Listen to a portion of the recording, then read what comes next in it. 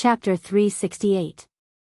Due to Assistant Minister Zhou Zhong's public confession, the left Assistant Minister Li Yi of the Ministry of Personnel, who was framed for treason 14 years ago, was finally vindicated today. A rank 4 official of the imperial court was exterminated because of false accusations. This was a great insult to the imperial court and the great Zhou. Although His Majesty had issued a decree to declare Lord Li's innocence, what had happened could never be undone. Outside the imperial city, the commoners were filled with righteous indignation when they saw the notice posted on the city wall. The culprits from back then could have been pardoned with the death exemption medallion.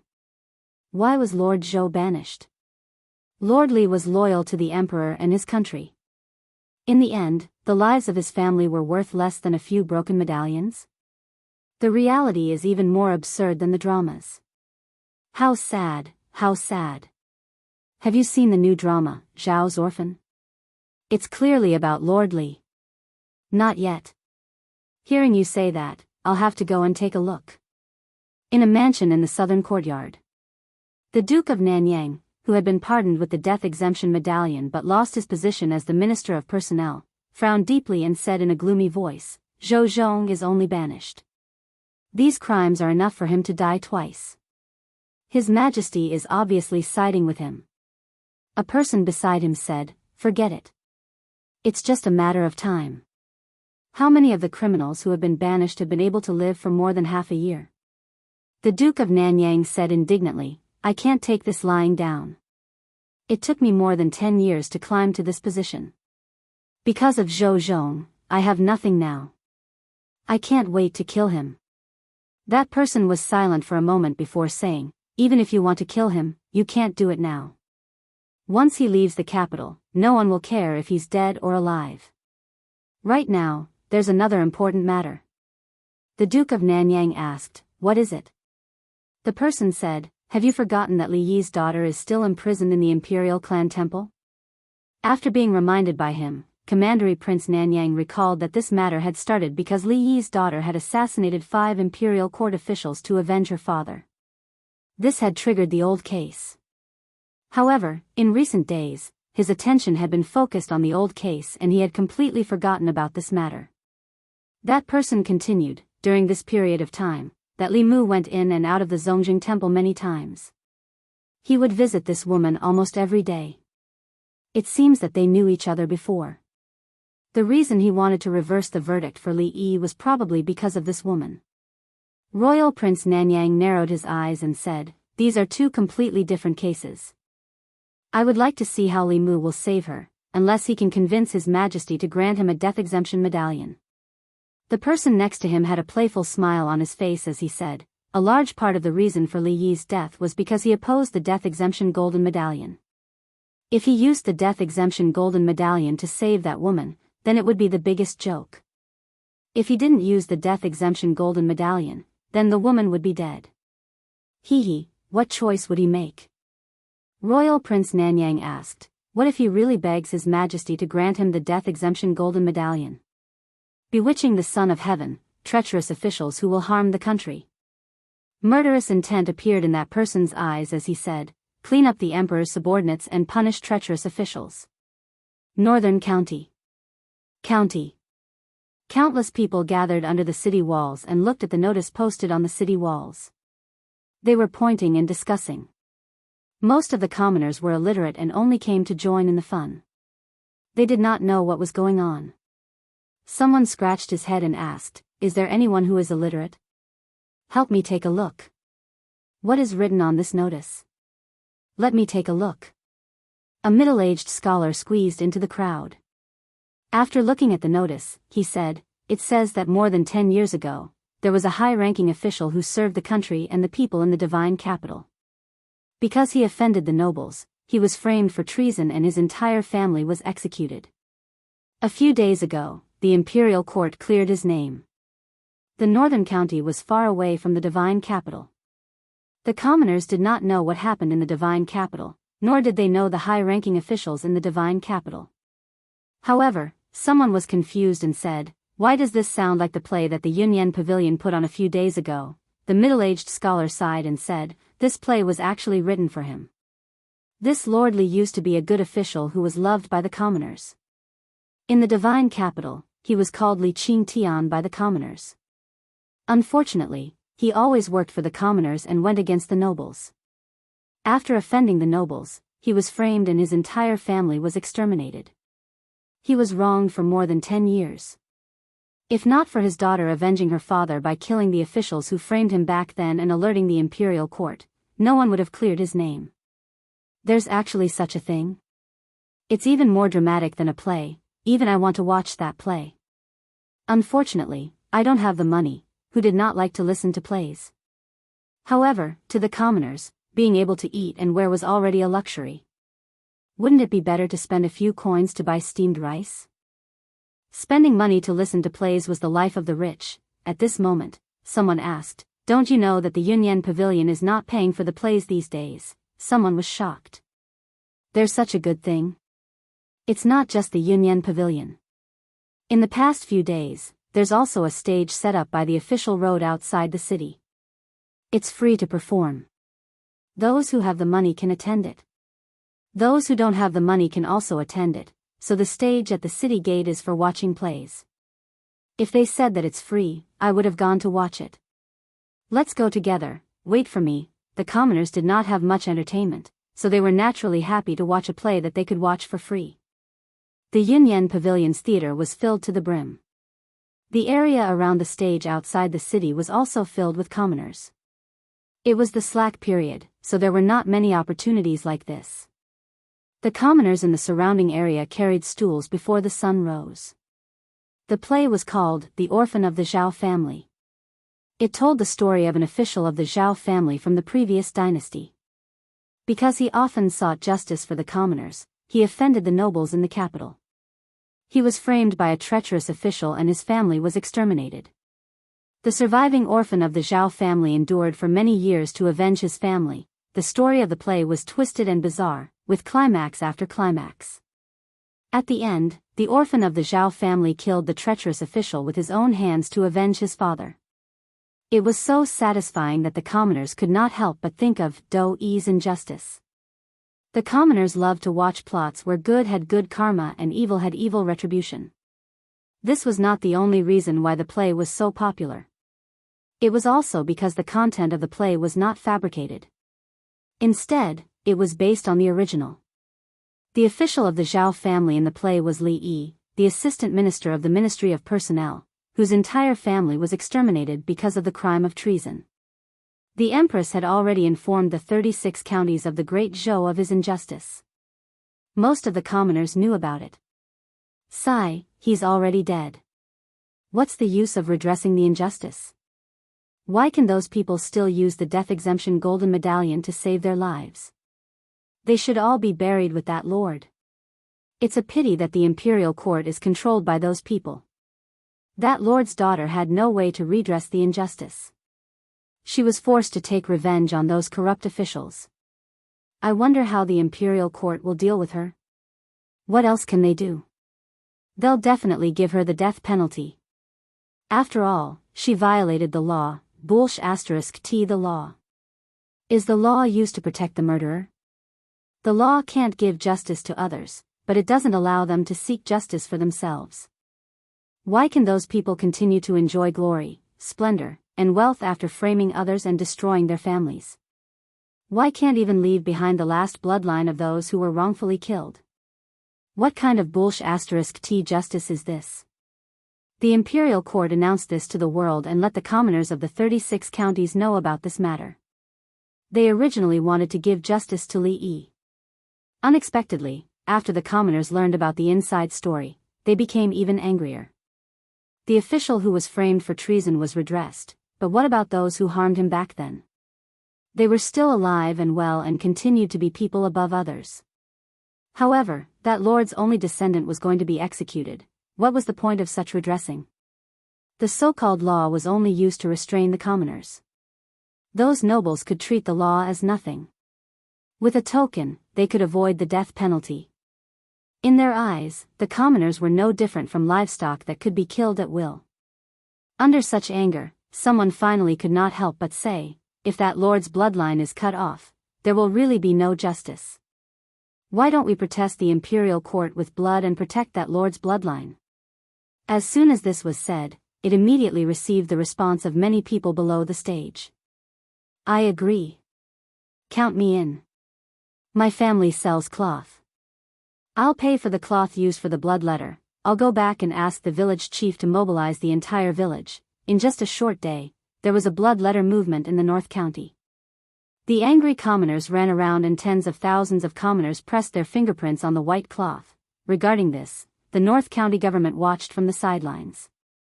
At the same time, in Yantai County, a few commoners walked out of the theater and discussed among themselves. So County Officer Yu is the prototype of the villain in the play. He really deserves to die. To think that I felt sad for him.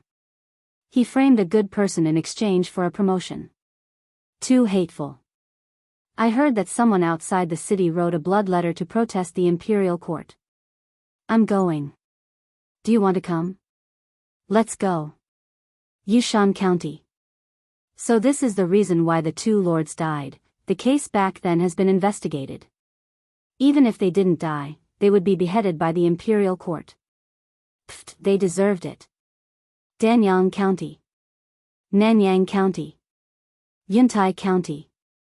In just a few days, similar things happened in the 36 counties of the Great Zhou.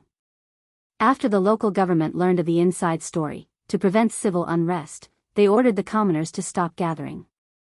However, the letter was secretly passed down from village to village, Shindu. After the case was revealed, the punishment for the people involved in the case back then was quickly implemented.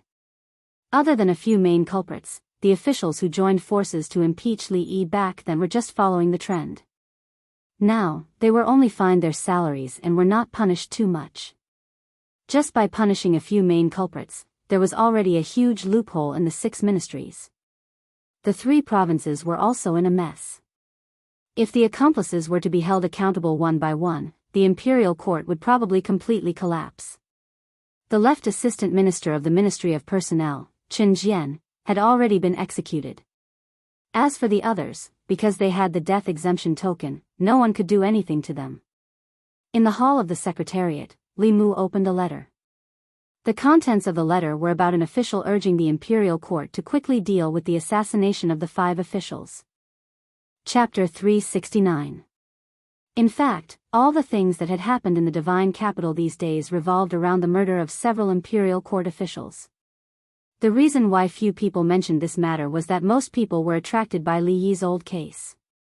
Now that the old case had been clarified, those who should be rehabilitated had been rehabilitated, and those who should be sentenced had been sentenced. The original case had been pushed to the forefront again. The headmaster had notified almost all the subsects to help Li Mu obtain the book of 10,000 people from the various counties. Based on the feedback from Mount Baiyun, the progress of this matter had been pushed forward by more than half. Now was not the time. Li Mu closed the memorial and put it aside. In the Commandery Prince mansion of Nanyang, Commandery Prince Nanyang looked at an official and asked, "Are you sure the memorial has been handed in? It has been 3 days. Why is there no news at all?" The official scratched his head with a puzzled look and said, "It has been handed in. I personally handed it in." "Is it still going through the process?" "The Central Secretariat is going through the process." "Why would it take so long?" Commandery Prince Nanyang looked at Xiao Ziyu and said, "Ziyu, you are the head of the Central Secretariat. Can't you urge him?" Xiao Ziyu shook his head and said, "Uncle, you don't know. I am in charge of the Ministry of Works. The memorials related to the Ministry of Justice are directly handed to Li Mu. After Li Mu deals with them, they will be handed to the assistant minister. If Li Mu doesn't put them in, the memorial can't be handed in at all." "Sure enough," Commandery Prince Nanyang said with a sullen face, "He and Li Yi's daughter are unclear. He will definitely cover for her. The memorial can't be handed to the Central Secretariat. It should be handed directly to His Majesty." The official nodded and said, "I will try." Changle Palace. Li Mu opened a memorial. It was still asking the imperial court to deal with Li Qing. Whether it was the handwriting or the content, it was exactly the same as what he saw 3 days ago. This official was rather persistent. Li Mu noted down the name of this official from the Ministry of Personnel, Wang Luan, and put the memorial aside. After calculating the time, he stood up and walked to the imperial kitchen. The empress took Xiao Bai to the imperial kitchen to admire the flowers. Before she returned, Li Mu had to prepare lunch. 3 days later. Royal Prince Mansion of Nanyang. Commandery Prince Nanyang paced around the room and asked, "Why is there still no news?" The official was also puzzled and said, "I don't know either." At this moment, a servant walked in and whispered a few words into Duke Nanyang's ear. Commandery Prince Nanyang was taken aback and asked, "Book of 10,000 people?" The servant nodded and said, "Someone from King Ping's mansion came to pass on the news. Someone is urging the people in the various counties to write a petition to plead for mercy for that woman." Commandery Prince Nanyang snorted coldly and said, "So that's what he's planning." If this matter attracted the attention of the people in the 36 counties and caused them to write a petition to the people, the imperial court might really compromise. After all, the people's hearts were the foundation for the continuation of the Great Show. If it was only the Luoyang, it would be fine. However, if the people of the 36 counties all pleaded for mercy for that woman, even the law would have to give in. If they also had the Book of 10,000 people when they were sentenced, then he would still be the Minister of Personnel now. If he couldn't get something, then no one else could. Commandery Prince Nanyang's expression was cold as he said, "Although I don't know who gave him the idea, it's impossible for him to save Li Yi's daughter. How dare he hold the people's hearts hostage and make the Ministry of Personnel send the consecrated department to destroy all the Book of 10,000 people." After all these years of operation, the Ministry of Personnel had been built into an iron bucket by him. The people in the Ministry of Personnel were all officials of the old party. Although he wasn't in the Ministry of Personnel, he still had absolute control over it. When the official named Wang Luan heard this, he bowed and said, "I'll make the arrangements right away." In a certain county, in front of a temporary stage built outside the city, an actor who had just finished his performance took out a roll of silk and said, "The Book of 10,000 people is only a few hundred people away. Everyone, please sign your names on this and do your part to protect the bloodline of the loyal officials." After listening to the play, the people were already enraged. They were filled with righteous indignation as they pressed their fingerprints on the silk. The material used to leave their fingerprints was originally made of cinnabar. However, some people directly bit their fingertips in anger and left their fingerprints on the silk. Not long after, the people gradually dispersed. An actor looked at the densely packed fingerprints on the silk and heaved a sigh of relief. He said, "It should be enough." Just as they were about to leave, a few powerful auras suddenly approached above their heads. Several figures floated down from the sky and said coldly, "The consecrated department is handling the case. Leave the Book of 10,000 people and we can let you go." 15 minutes later. The consecrated department's mouths were stuffed with rags and tied to a tree. The actors flew into the air and flew into the distance. "I didn't expect that we, the disciples of the Fulu school, would come out to perform. The person that the imperial court wants to execute is the disciple of the sect master, which is our martial uncle. In order to save martial uncle, this is something that should be done. Didn't you see that even our master has personally come? Let's not talk about it anymore. The Book of 10,000 people for this county has been collected. When we return and hand it in, everyone will be able to obtain an earth-ranked Fulu. Such a good thing should be given more." After many days, Li Mu once again saw Xianxia in his home. Xianxia stepped into the courtyard and waved his hand. Many bolts of cloth floated in front of Li Mu. These bolts of cloth were covered with red fingerprints. They were clearly ordinary cloth, but they emitted powerful auras, forcing Lu Hanyan, Wan Wan, and Xiao Bai to retreat. When the auras swept over Li Mu, they seemed to resonate with some aura on his body and gently passed through him. Xianxia said, "These are the Book of 10,000 people for the 36 counties." Li Mu put away the 36 bolts of cloth and said, "Many thanks, senior sister." Xianxia said, "Senior brother sect master said that if the great Zhou court does not distinguish between good and evil, then there is no need to stay in the divine capital. It is better to return to the Fulu school as soon as possible to raise your cultivation and prepare to succeed the sect master." Li Mu smiled and said, I believe in His Majesty. Although the great Zhou court was not worth it, within the divine capital, there was still someone like Li Mu who was worth it. In recent days, many officials in the imperial court had submitted memorials, requesting that Li Yi's daughter be severely punished. However, the memorials they submitted were like stones sinking into the sea. There was no response. During the morning court session, an official finally could not bear it anymore. An official from the Ministry of Personnel stood up and said, reporting to His Majesty, under the circumstances of Li Yi's case being unclear, Li Yi's daughter assassinated 5 officials of the imperial court. Such behavior is truly too vile. If she is not severely punished, it will not be enough to uphold the law and establish the prestige of the nation. As soon as he finished speaking, another person stood up. Zhang Chun looked at him and said, Sir, your words are incorrect. How could Lord Li's daughter not know whether or not he committed treason? Those 5 people were the main culprits who framed Lord Li back then. Even death could not wipe out their crimes. If they did not die, they should be executed today. The official from the Ministry of Personnel said, the nation has its own laws. If they are guilty, the imperial court will judge them. It is not up to her to execute them privately.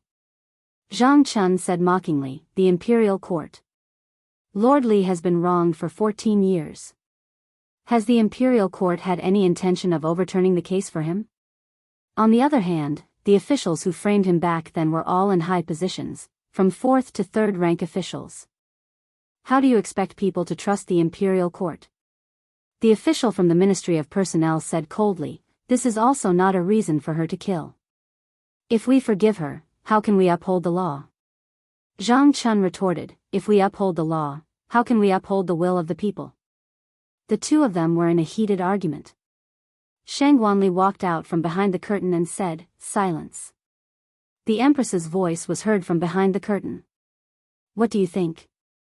As soon as she finished speaking, the hall fell into a brief silence. Usually, the highest-ranking officials would be the first to speak on this topic. However, people like the head of the Secretariat and the ministers of the 6 ministries would not quarrel with others in the imperial court. Most of the time, it was the officials below them who spoke on their behalf. After a brief silence, some officials stood up one after another. I think that Lord Wang of the Ministry of Personnel has a point. One case is another case. These 2 cases should not be mixed together. Lord Li Yi has been wrongly accused, but his daughter has indeed violated the law. Seeing these people step forward, many officials sighed in their hearts. Although that was the case, the imperial court still owed their family in Li Yi's case. If they still wanted to execute his daughter, then what was the point of overturning the case for him? However, because of Li Yi's overturning of the case, both the new and old parties were deeply involved. Even if they had different opinions, they did not dare to speak out. After another official seconded the motion, a figure finally walked out from the crowd. The officials in the imperial court all looked at him. These days, everything that happened in the imperial court was caused by Li Mu alone. This time, he was probably one of the people who wanted to protect Li Yi's daughter. Li Mu walked to the front of the hall and did not express his opinion. He only said calmly, I would like your Majesty and all the officials to see something first. With a wave of his hand, a pile of things suddenly appeared in the crepe myrtle hall. There were a total of 36 pieces of what looked like cloth and silk. They slowly flew into the air, then connected together and slowly unfolded. A shocking scene appeared in everyone's eyes. The 36 pieces of cloth connected together formed a huge canvas that was 200 feet long. The canvas was densely covered with blood-red fingerprints. As the canvas unfolded, an extremely powerful aura suddenly spread out. Under the impact of this aura, the officials in the hall could not help but retreat. Some even fell on their buttocks. Only a small number of people were able to remain standing under the impact of this aura. Behind Li Mu, several officials who had just stood up and suggested that Li Qing be severely punished retreated more than 10 steps. One of them even directly withdrew from the crepe myrtle hall. An official looked at the huge canvas in front of him and saw the faint smell of blood on it. He murmured, a blood letter of the people, a blood letter of the people condensed from the power of faith of the people. Li Mu stood in front of the canvas and slowly said, Lord Li was loyal and patriotic, but because of a scoundrel's framing, his entire family died in vain. The imperial court owes the Li family too much. The people of 36 counties, 360,000 people, plead your majesty for mercy. Chapter 370. In the crepe myrtle palace, the 36 scrolls of the Book of the People floated in front of the officials. Although there were no words on the unfurled white cloth, the fingerprints and palm prints represented the wishes of the people. The will of the people could not be deceived, nor could it be defied. This was the foundation of the great show. Under the pressure of the Book of the People, the officials who had just stepped forward to request the execution of Li Yi's daughter found it difficult to speak again. They could no longer speak. After Li Mu took out the Book of the People, if they spoke again, the opposition would not be from Li Mu, but from the will of the people. For the imperial court, in the face of the will of the people, there was nothing that could not be compromised, including them. The noisy imperial court suddenly quieted down. After a long period of silence, a figure slowly stepped forward. Zhang Chun bowed and said loudly, "Your Majesty, please have mercy." His voice echoed in the crepe myrtle palace. Soon, another official took a deep breath and slowly stepped forward. He bowed and said, "Your Majesty, please have mercy. Your Majesty, please have mercy. Your Majesty, please have mercy. Your Majesty, please have mercy." One figure, two figures, three figures. In the hall filled with the will of the people, more and more officials stepped forward. Finally, at the front of the crowd, the head of the secretariat held up his ceremonial tablet and said, "The will of the people cannot be defied." The former assistant minister of the Ministry of Personnel, Li Yi, suffered 14 years of injustice. The people pity him. This is Li Yi's death, and also the imperial court's death.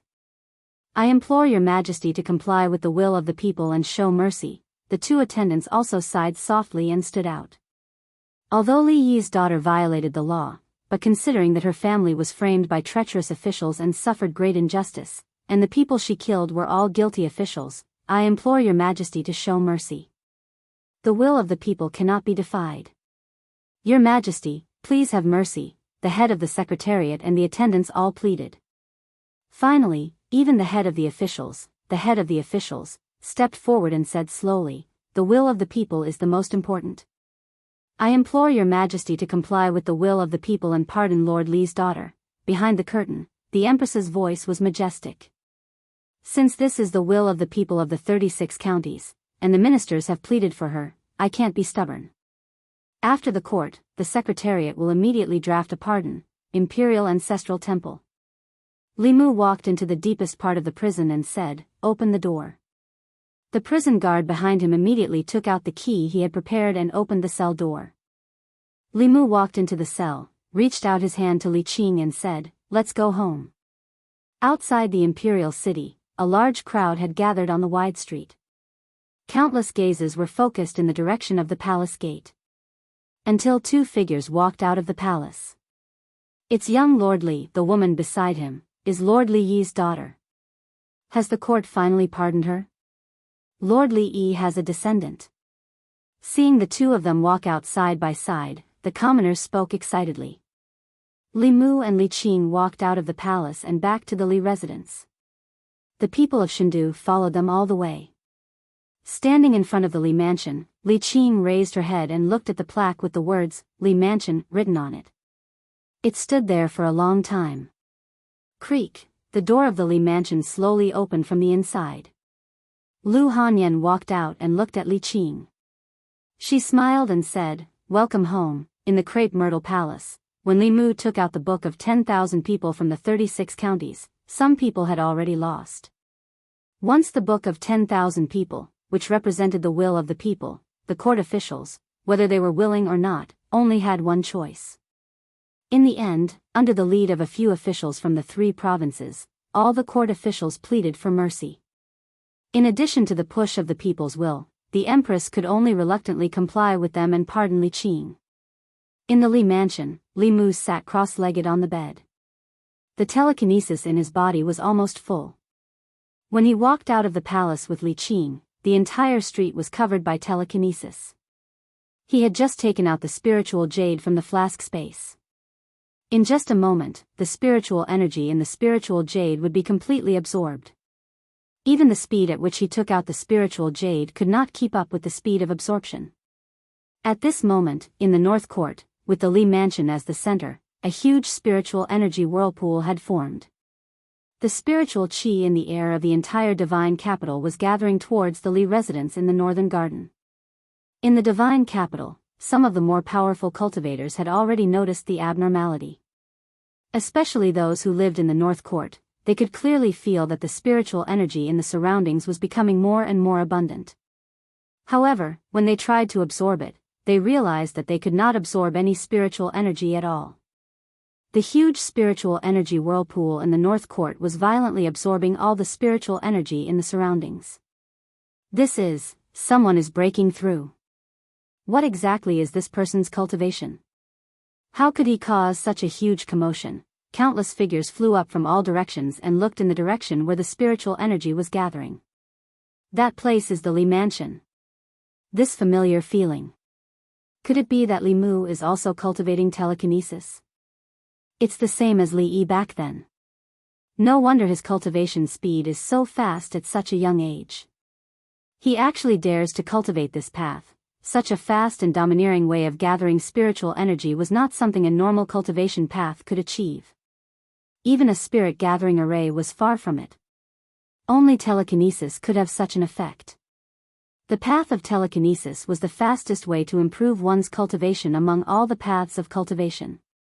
The reason why so few people cultivated it was not because they did not want to, but because it was too difficult. Telekinesis originated from the people. To win the people's trust, one had to stand on the people's side. However, the interests of the people and the interests of the people in power were often contradictory. To stand on the people's side was to stand on the opposite side of the people in power. To walk on this path, one had to dare to do what ordinary people did not dare to do. There had been people who had done this before, but they had all died. After that, very few people walked on this path. If Li Mu did not have the Empress's protection, he would have been like Li Yi back then. His entire family would have been executed countless times. It was also because of the Empress's protection that he could walk to this day and become a righteous person in the hearts of the people in the divine capital. He relied on the people's telekinesis to quickly break through. The spiritual energy vortex above the Li Mansion spun for more than 2 hours.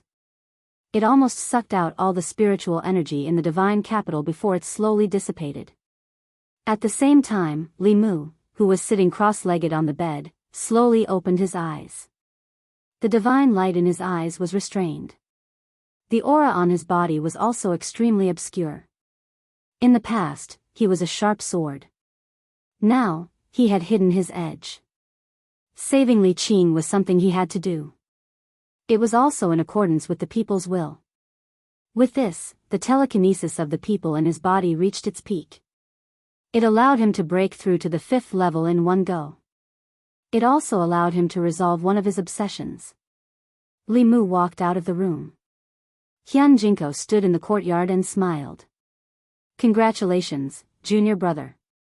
Li Mu clasped his hands and bowed to the two of them. Thank you for your help these days, senior brother and senior sister. Xianxia said, there's no need for thanks between fellow disciples. Yuzenzi said calmly, the disciples of the Fulu school are not to be bullied. Xianxia continued, junior brother, you just broke through. Your magic power is not stable yet. First stabilize your cultivation. As for other things, it won't be too late to talk about them later. Li Mu said, I'll stabilize it later. I still have something to do. I have to go out for a while. Outside the palace, Li Mu and Li Qing stood side by side as they watched Zhou Zhong walk out of the palace. His hands were shackled by iron chains and his dermic powers were also sealed. This chain would only be removed when he arrived at the place of exile. 2 Fifth Realm worshippers stood behind him. They would escort him all the way to the place of exile. Zhou Zhong looked at Li Qing with a gentle gaze.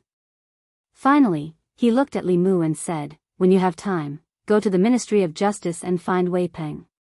He has something that I left for you. Wei Peng is a promising talent. With a little promotion, he can take on great responsibilities. Li Mu nodded and said, I understand. Zhou Zhong looked at Li Qing again and said, listen to Li Mu in the future. Don't be so rash. He knows how to protect you better than I do. Li Qing lowered her head and said softly, okay. Zhou Zhong finally looked at Li Mu and said, take good care of Qing. One of the worshippers said, it's time to go. Zhou Zhong's gaze swept across his face and said, let's go. After sending Zhou Zhong out of the city with Li Qing and back to her residence, Li Mu went to the Ministry of Justice. Soon, the director of the Ministry of Justice walked out of the office and sighed, Lord Li, Lord Zhou, I really didn't expect, Li Mu said, this might be the result that he wanted. Where's Wei Peng? I have something to talk to him about. The director of the Ministry of Justice sighed again and said, I'll go get him. After a while, Wei Peng walked out of a guard room. He seemed to know Li Mu's purpose and handed a wooden box to Li Mu. This wooden box was not locked. It seemed to be just a simple buckle. Li Mu tried to open it but found that he could not open it at all. He channeled his magic power and used the art of great strength but still could not open it.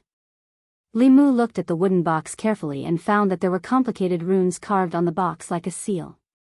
From the complexity of these runes, it would be very difficult for him to open it with his current magic power. Therefore, he took the wooden box and returned to the Li residence to let Xianxia and Xianxia take a look. Xianxia looked carefully and said, this is a seal rune. It can only be opened with brute force. If other methods are used, or if the runes are destroyed, I'm afraid the item in the box will also be destroyed. He tried to open the wooden box but still failed. Xianxia tried again, but it still ended in failure. She looked at the wooden box in her hand and said, this seal is too strong. I'm afraid only those above the 7th realm can open it. If you have time, go back to Mount Baiyun and ask senior brother Sect Master for help. Li Mu waved his hand, no need. After a while, Jianghu Palace. Li Mu took the wooden box and walked to Zhou Yi, saying, Your Majesty, I can't open this, crack. Zhou Yi took the wooden box and opened it easily. Li Mu leaned over and saw a book in the box. He took out the book, flipped through a few pages and slowly closed it. Chapter 371. In Jianghu Palace, Li Mu handed the booklet to Zhou Yi and asked, Your Majesty, how should we deal with these people? Zhou Yi flipped open the booklet and glanced at it a few times. Then, he asked Li Mu, what do you think? Li Mu thought for a moment and said, I think that the great Zhou's imperial court has been suffering from a chronic problem for a long time. The court officials have formed cliques for personal gain, and in order to suppress dissidents, they will do anything. If we want to cure this chaos, we need to use strong medicine. Your Majesty can also take this opportunity to support some of your trusted aides. Zhou Qiong rubbed the space between his brows and said to Li Mu, I'll leave this matter to you. Li Mu bowed and said, I obey. The booklet Zhou Zhong gave him recorded the crimes of many officials of the two parties over the years. Some of them were corrupt, some of them took bribes, some of them bent the law for personal gain, and some of them abused their power. These records filled the entire booklet. A month ago, Li Mu felt that the imperial court should still be stable. Over the past month, Li Mu gradually realized that the great Zhou's imperial court had a problem from the root. Rather than maintaining the stability on the surface and letting them slowly nibble away at the decaying great Zhou, it was better to cut the Gordian knot and use strong medicine to weaken the old and new factions. At the same time, power would gradually return to the hands of the Empress. When the Empress completely controlled the imperial court, whoever passed the throne of the great Zhou to would have nothing to do with the old and new parties. Even if the Empress didn't pass the throne to the Zhou clan or the Shao clan, it would be her own business to pass the throne to her own son. Or, if the Empress's cultivation reached the 8th level, then no matter how strong the old and new parties were, they wouldn't even have the right to protest under absolute power. In that case, who would dare to bully him in the entire Zhou province, let alone the imperial court? Unfortunately, this could only exist in Li Mu's imagination. The Empress' 7th level came more from her inheritance than from her own cultivation. Unless she encountered a greater opportunity, the 7th level was the peak that she could reach in this lifetime. At present, all the 7th realm powerhouses that Li Mu knew, including Xianxia, were promoted to the upper realm through inheritance. Zhou Yi leaned against the dragon throne and propped up his head. He said, I'm a bit tired. Here are a few memorials. Help me take a look. Li Mu moved a chair and sat in front of the table. He said, Your Majesty should rest first. When you wake up, the soup in the imperial kitchen will be almost ready. Although it was unlikely that a 7th realm cultivator would tire herself out, Li Mu didn't forget that the Empress' inner demon had yet to be removed. Suppressing the inner demon was an extremely taxing task. The exhaustion of mental energy was no less than fighting a battle with an expert of the same level. With Li Mu here, she didn't have to worry about court matters. Zhou Yi leaned against the dragon throne and closed her eyes to recover her mind. Suddenly, a cloud of fog appeared in front of her. When the fog dissipated, she was no longer in Jianghu Palace, but in the Imperial Garden. Zhou Yi quickly realized that this was a dream. As a 7th realm cultivator, she could control her body and consciousness. However, dreams didn't seem to have much to do with a person's consciousness. Instead, it was dominated by another consciousness. She wanted to withdraw her consciousness from the dream, but she heard a sound coming from the depths of the Imperial Garden. This made her change her mind. She was also interested in the contents of the subconscious fantasy. Thus, she walked along the path of the Imperial Garden and slowly walked into the depths. As she walked, the conversation in the depths of the garden gradually became clear. This orange is very sweet. It's a tribute orange from Jiangnan. Try it. I want you to feed me. Nonsense. Humph, you're not even willing to do this for me. You don't love me anymore, okay. Open your mouth. In the depths of the garden, there seemed to be a couple passionately in love. Zhou Yi had never experienced love, so she didn't feel envious. She just felt that even the fragrance of the flowers in the Imperial Garden couldn't cover up the sour smell in the air. Just as she was about to leave, the couple sitting in the pavilion suddenly turned around. In the pavilion, the other her was peeling the orange with a smile and sending the orange pieces into the mouth of the person in her arms. And the person nestled in her arms was actually Jianghu Palace. Zhou Yi, who was lying on the rocking chair, suddenly opened her beautiful eyes.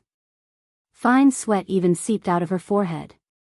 After Li Mu finished reading the last memorial, he inadvertently glanced over and found that the Empress had woken up. Then, he asked with some surprise, Your Majesty, are you very hot? Zhou Yi looked at Li Mu.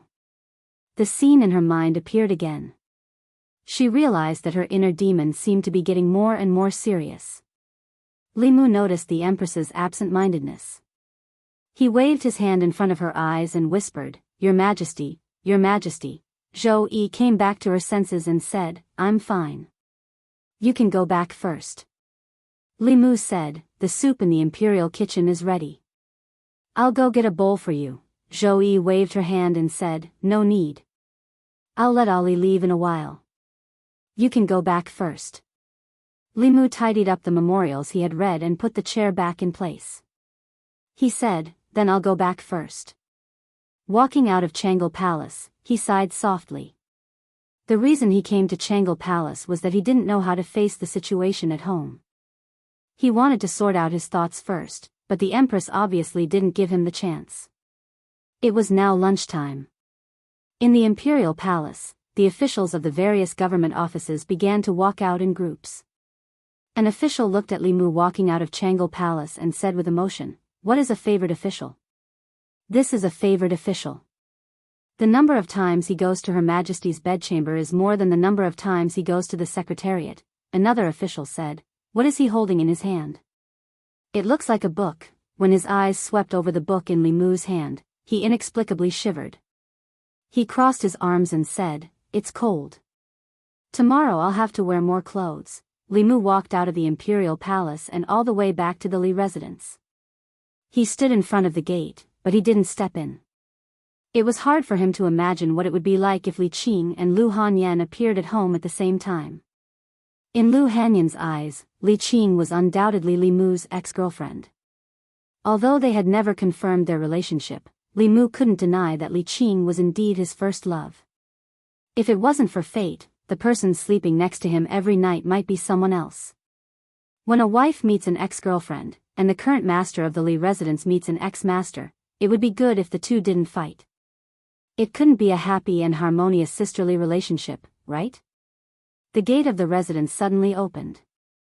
Xiao Bai ran out of the courtyard and asked in confusion, "Benefactor, what are you doing at the gate?"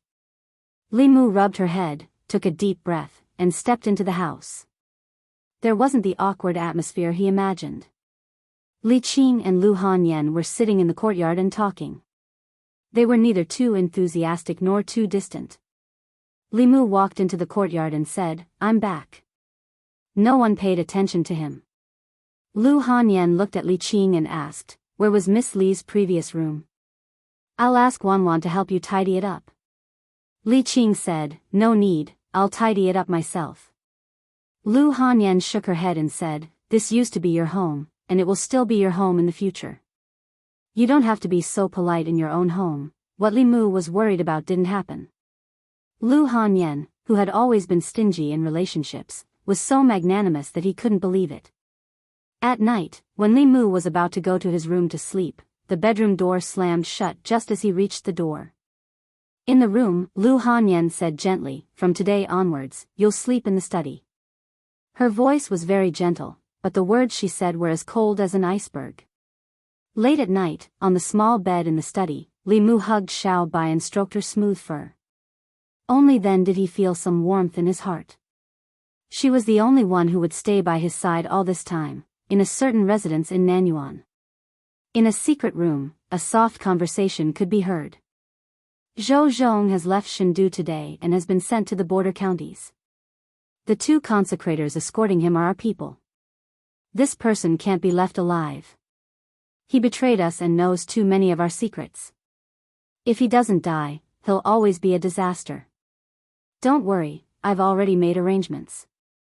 He won't be able to reach the border counties, in a certain county in Great Zhou."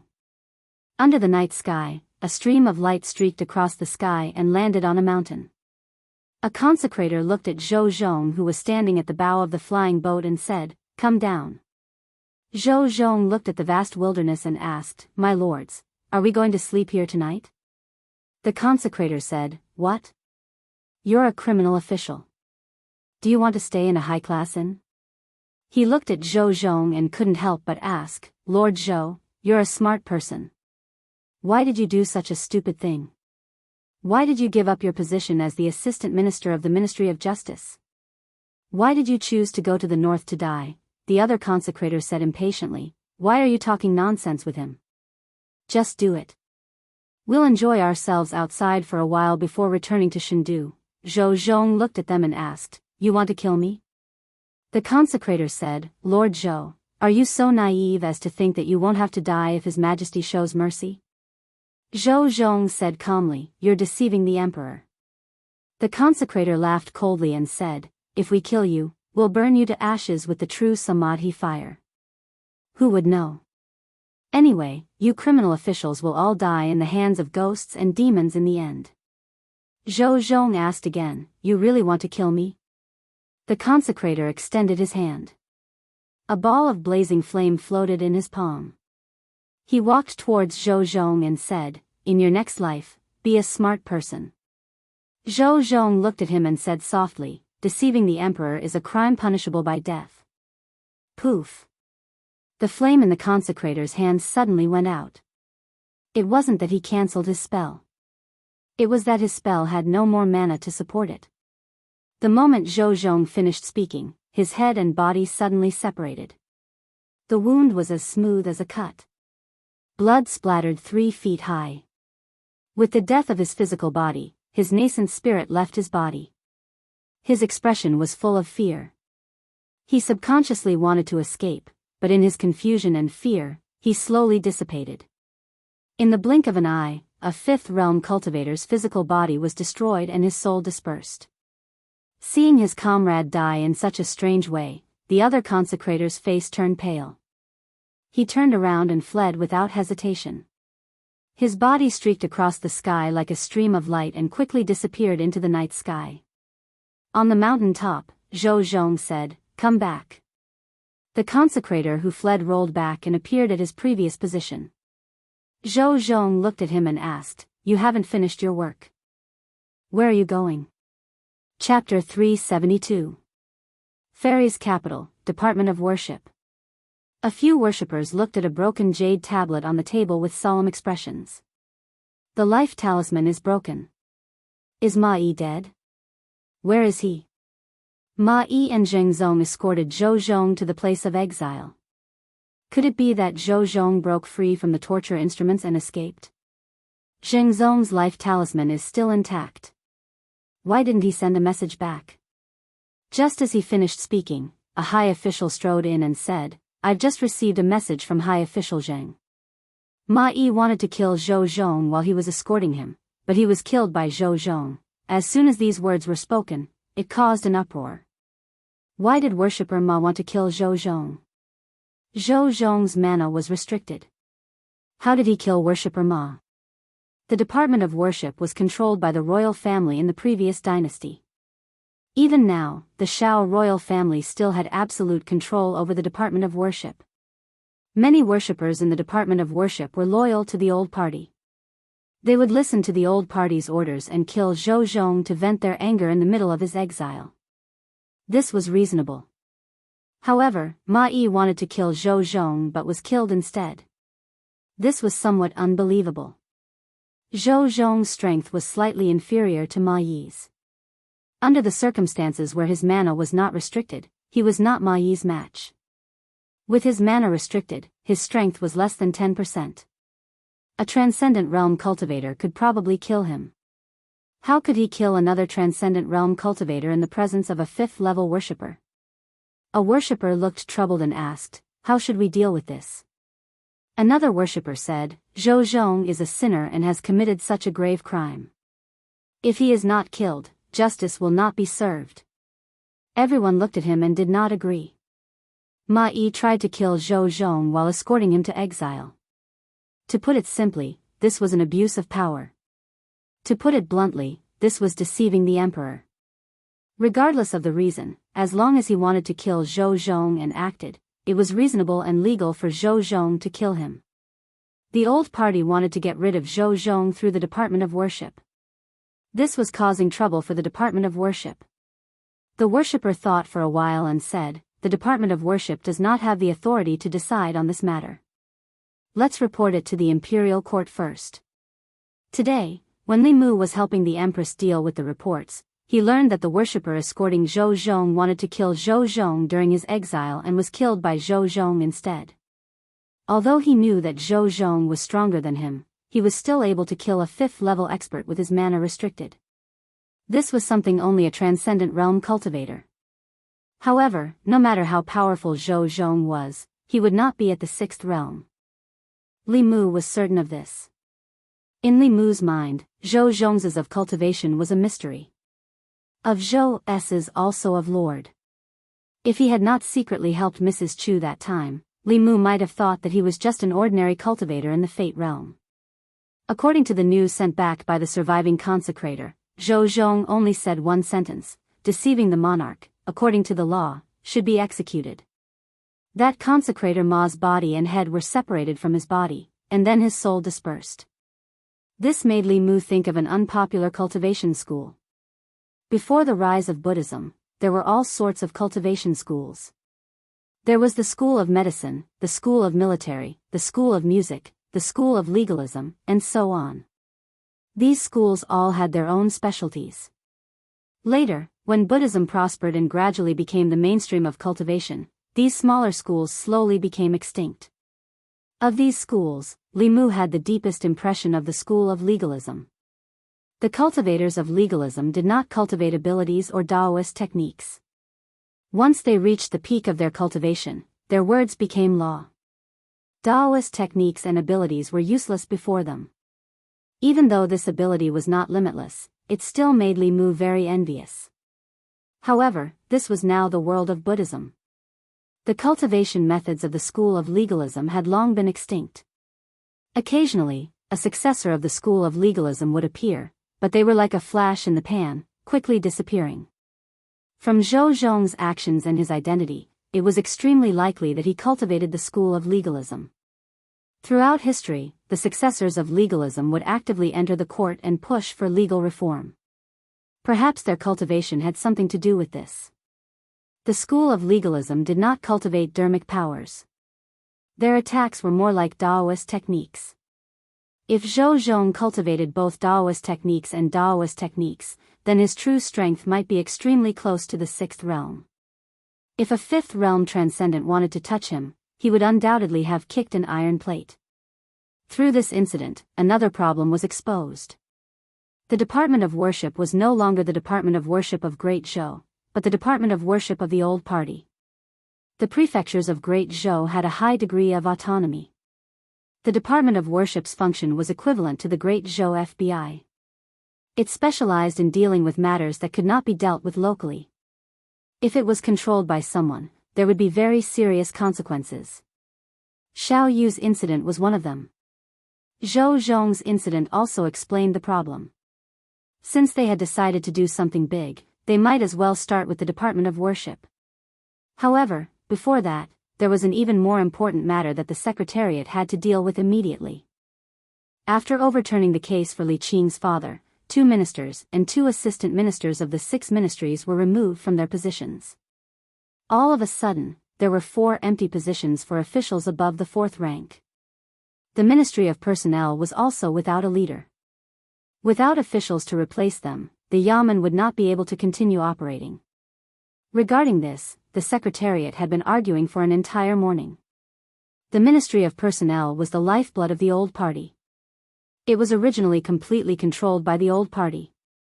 1 minister and 2 assistant ministers were all members of the Old Party. The minister of the Ministry of Personnel was the Duke of Nanyang. Through the Ministry of Personnel, the Old Party controlled the assessment, appointment, and dismissal of most officials in Great Zhou. They also indirectly influenced the Department of Worship. It could be said that they had grasped the lifeline of the imperial court. In the process of overturning the case for Li Yi, Li Mu, and Zhou Zhong had cut off the lifeblood of the Old Party.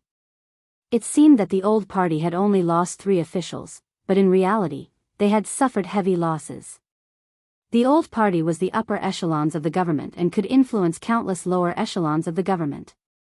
Without the Ministry of Personnel, the Old Party would lose half of their authority in the imperial court. Therefore, they hated Zhou Zhong to the bone and wished that they could get rid of Zhou Zhong on the way to exile him. This time, the position of the Minister of the Ministry of Personnel was contested by Xiao Ziyu, who represented the royal Xiao family, and Zhou Xiong, who represented the Zhou family, for the entire morning. They argued until their faces were red and their necks were thick, but no one gave in to the other. It was impossible for them to give in. In terms of power, the Minister of the Ministry of Personnel was the most powerful among the 6 ministers. The Old Party wanted to take back the position that originally belonged to them, and the new party would not let go of this one and only opportunity. If they obtained the Ministry of Personnel, they would be able to suppress the Old Party. Compared to them, the others did not speak much.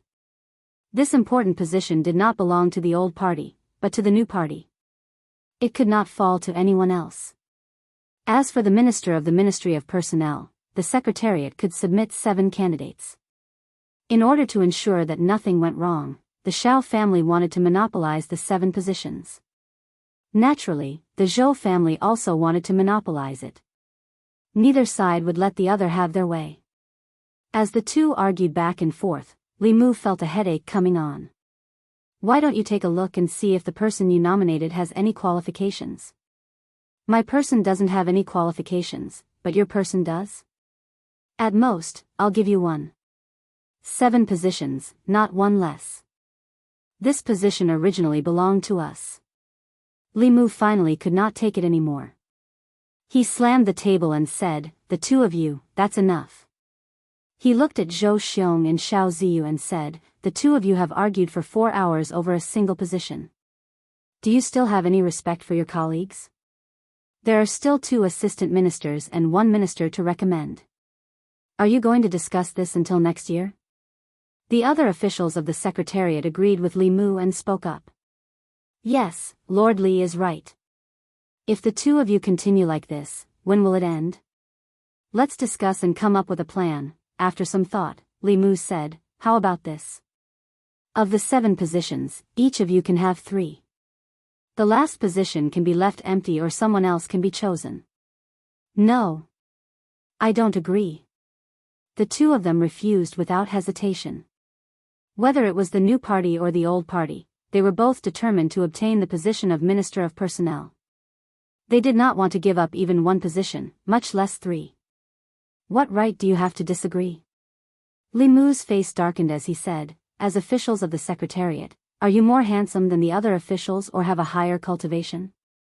Why should the two of you decide on 7 positions? By allowing the two of you to discuss this, we are giving you face. If you don't want it, then we won't give it to you. For these 7 positions, the 6 officials of the Secretariat will each recommend 1 person, and the last one will be decided by Assistant Minister Lu. Are the two of you satisfied? Zhou Xiong and Xiao Ziyu were speechless. The other 3 officials of the Secretariat felt extremely satisfied. Li Mu's words had spoken out what they had been thinking for many years. There were 6 Imperial Secretariat officials in the Central Secretariat. Everyone had the same rank and status. Due to the influence of the old and new factions, they usually gave these 2 people more power to speak. If they continued to push their luck, then they would be asking for more face. Which of the officials of the Secretariat did not come from an illustrious clan? They were not inferior to the Shao clan or the Zhou clan. For thousands of years, the dynasties of this land had, at some point in time, shared the same surname as them. Who did not have some pride in their hearts? Not long after Li Mu's voice fell, Wang Shi of the Secretariat said, I agree with what Sir Li said. Zhang Huili continuing to argue like this is not a solution. If the two of you do not agree with Lord Li's initial proposal, then we will each nominate 1 person. Wouldn't this be fairer? Song Liangyu looked at the two and asked, Lord Xiao, Lord Zhou, what do you think? Xiao Ziyu and Zhou Xiong thought quickly. The second situation was naturally the one they did not want to see the most. If each of them could only nominate 1 person, then there was not even a 20% chance. If each of them nominated 3 people, then the chance was close to 50%. They were clear about this. The two of them looked at each other and said at the same time, then let's follow Lord Li's initial proposal. The two of them each wrote 3 names on the paper. Xiao Ziyu asked, the nomination of the last person, that is none of your business. Li Mu waved his hand and said, out of the 7 spots, the 2 of you have taken up 6. The 5 of us do not even have a chance to nominate 1 person? Zhou Xiong and Xiao Ziyu did not speak. The last person to nominate was just to make up the numbers. As long as it was not someone from the opposing faction, they had no objections. Zhou Xiong was still worried and added, the position of Minister of Personnel is very important. Zhang Chun does not have enough experience. If Lord Li wants to nominate him, I'm afraid it is against the rules. Do you think that I am like the two of you who only know how to suppress dissidents and appoint people based on favoritism? Li Mu looked at him with disdain and said, besides, even if it is a nomination, the final decision is made by His Majesty. Do you think that I can make the decision for the Minister of Personnel? Chapter 373. The position of Minister of Official Personnel Affairs was extremely important. Even if Li Mu was a favored official, the Empress would not let him make the decision. However, Xiao Ziyu was still worried. He asked, if I may ask, who would you like to nominate? Li Mu actually wanted to nominate Zhang Chun. After all, he owed old Zhang a lot of favors. If he became Minister of Official Personnel Affairs, he would have the right to apply for a 5-sectioned house from the imperial court. He would have servants and maids. However, the Minister of Official Personnel Affairs was a 3rd-rank official. He was now a 5th-rank official. No matter how he skipped a rank, he could not let the Shindu medallion directly promote him to Minister of Official Personnel Affairs. If it was not Zhang Chun, it did not matter who else was. Li Mu thought for a while and said, Lu Qing, the Assistant Minister of Rights. It was sad to say that after being in the imperial court for so long, others had formed cliques and cliques, but he did not even have anyone to do so. In fact, when it came to nominating for the position of Minister of Official Personnel Affairs, he could only think of Lu Qing, the Assistant Minister of Rights. Xiao Ziyu looked at Li Mu in surprise and said, "The Assistant Minister of Rights has just been promoted. Isn't it too frequent to promote him to Minister of Official Personnel Affairs in such a short period of time?" Li Mu looked at him and said, "Why don't we give this opportunity to Lord Xiao?" Before Xiao Ziyu could answer, Zhou Xiong immediately said, "Lu Qing is Lu Qing then. He's currently at rank 4. It's fine as long as he has the qualifications to be nominated for rank 3. You're meddling too much, aren't you?" Lu Qing had just been promoted to Assistant Minister of the Ministry of Rights not long ago. In principle, it was impossible for him to be promoted to Minister of the Ministry of Personnel in the near future. In this way, the uncertainty of the last position could be eliminated. Wasn't nominating Lu Qing much better than Li Muzhen nominating a capable and experienced official? Although Zhou Xiong did not like Li Mu, he would not blindly oppose him at a time like this. Li Mu looked at the other 3 officials of the Secretariat and asked, "I am just randomly nominating someone. Do the other 3 have any thoughts?" The other 3 secretaries shook their heads in unison. Wang Shi said, "Let's listen to Sir Li." Both the new and old parties were determined to win the position of Minister of Personnel. It was useless for them to nominate him.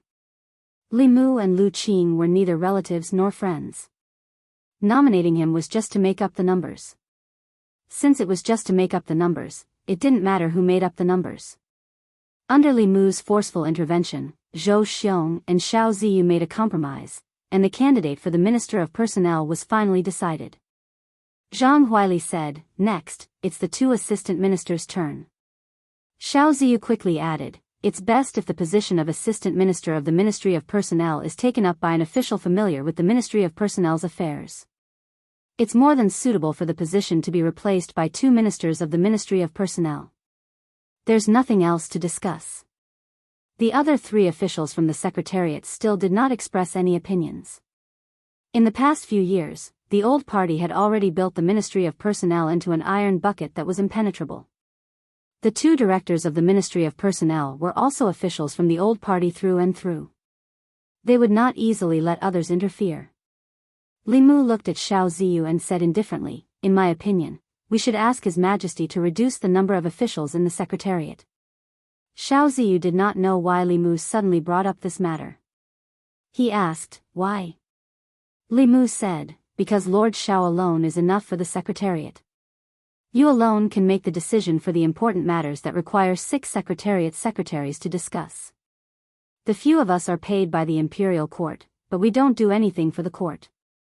We really feel guilty." Xiao Ziyu's face turned red. Li Mu was blatantly saying that he acted arbitrarily. Zhou Xiong was somewhat gloating. He said, "Lord Xiao is too domineering.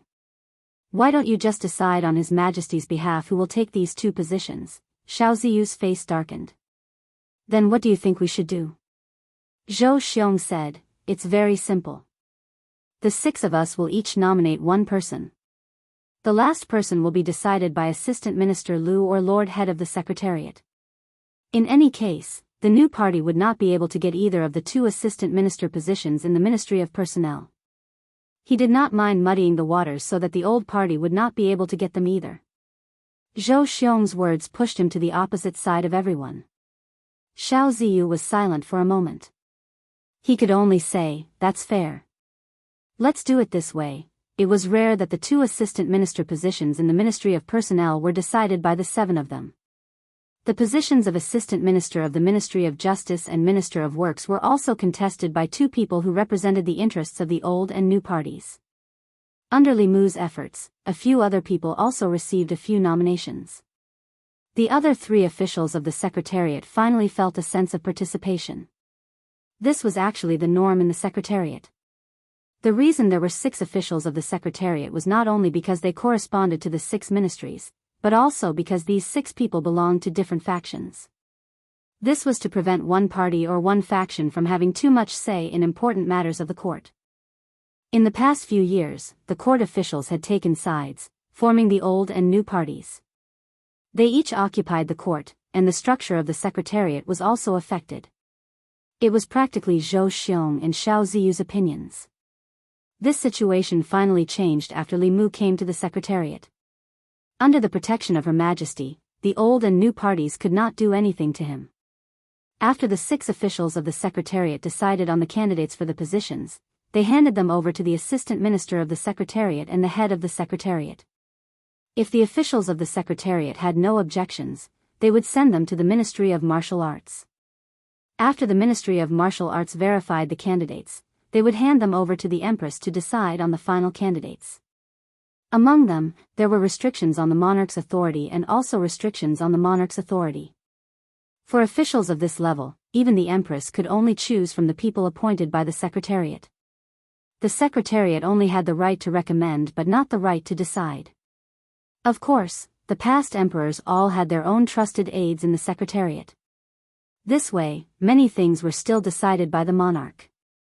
Li Mu tidied up the memorials and sent them to Changle Palace. He placed them on the table in front of Zhou Yi and said, "Your Majesty, these are the candidates for the Minister of Personnel, the Assistant Minister of the Ministry of Justice, and the Minister of Works. The Secretariat has already chosen them. Please take a look." Zhou Yi flipped through the memorials on the top, picked up the red brush, and asked, "Who do you think is qualified for the position of Minister of Personnel?" Li Mu said, "This is a matter of great importance. Your subject does not dare to speak carelessly." Zhou Yi thought for a moment and was about to circle a name when Li Mu coughed softly. Zhou Yi paused. The tip of the brush brushed past that name and stopped above another name. Li Mu coughed again. The tip of the brush continued to slide down. Cough. Cough. Cough. After several coughs, when the tip of Zhou Yi's brush stopped at the last name, Li Mu finally stopped coughing. Zhou Yi circled the 2 words, Lu Qing. Li Mu smiled and said, "Your Majesty is wise. Although Lu Qing's qualifications are somewhat lacking, he does not form cliques and does not pursue personal interests. This can prevent one clique from controlling the court through the Ministry of Personnel and causing chaos in the court." After Zhou Yi circled Lu Qing's name, he handed the brush to Li Mu and said, "You can choose the rest." Li Mu took a step back and said, "Your Majesty, you cannot do this. If others know, they will think that your subject is taking advantage of your favor and interfering in the government. Your Majesty should choose." Zhou Yi glanced at him and said, "You are one of my people. Your thoughts are my thoughts. Tell me what you think." Li Mu no longer hid anything. He walked to her side and said, "Your subject knows that your Majesty does not want to be emperor and does not want to be trapped in the imperial palace. However, your subject believes that if your Majesty wants to leave the court, the first thing your Majesty should do is take control of the court. For these important positions, your Majesty should consider placing officials loyal to your Majesty and not officials from the old or new cliques." Zhou Yi said lightly, "Right now, I feel that there is nothing bad about being emperor." Li Mu lowered his head and glanced at her. Right now, she felt that being emperor was not bad because he had helped her do the things that an emperor should do. He had also helped her worry about the things that an emperor should worry about. Apart from showing her face at the morning court every 3 days, had she ever fulfilled any of the duties an emperor should have? Li Mu dared to complain about this in his heart. If he said it out loud, the Empress might come to find him in his dreams tonight. Li Mu cleared his throat and said, "As for these candidates, I can give your Majesty some suggestions. The Minister of Personnel is Lu Qing. As for the 2 assistant ministers, one can be given to the Wang family. As for the other, I recommend Zhang Chun.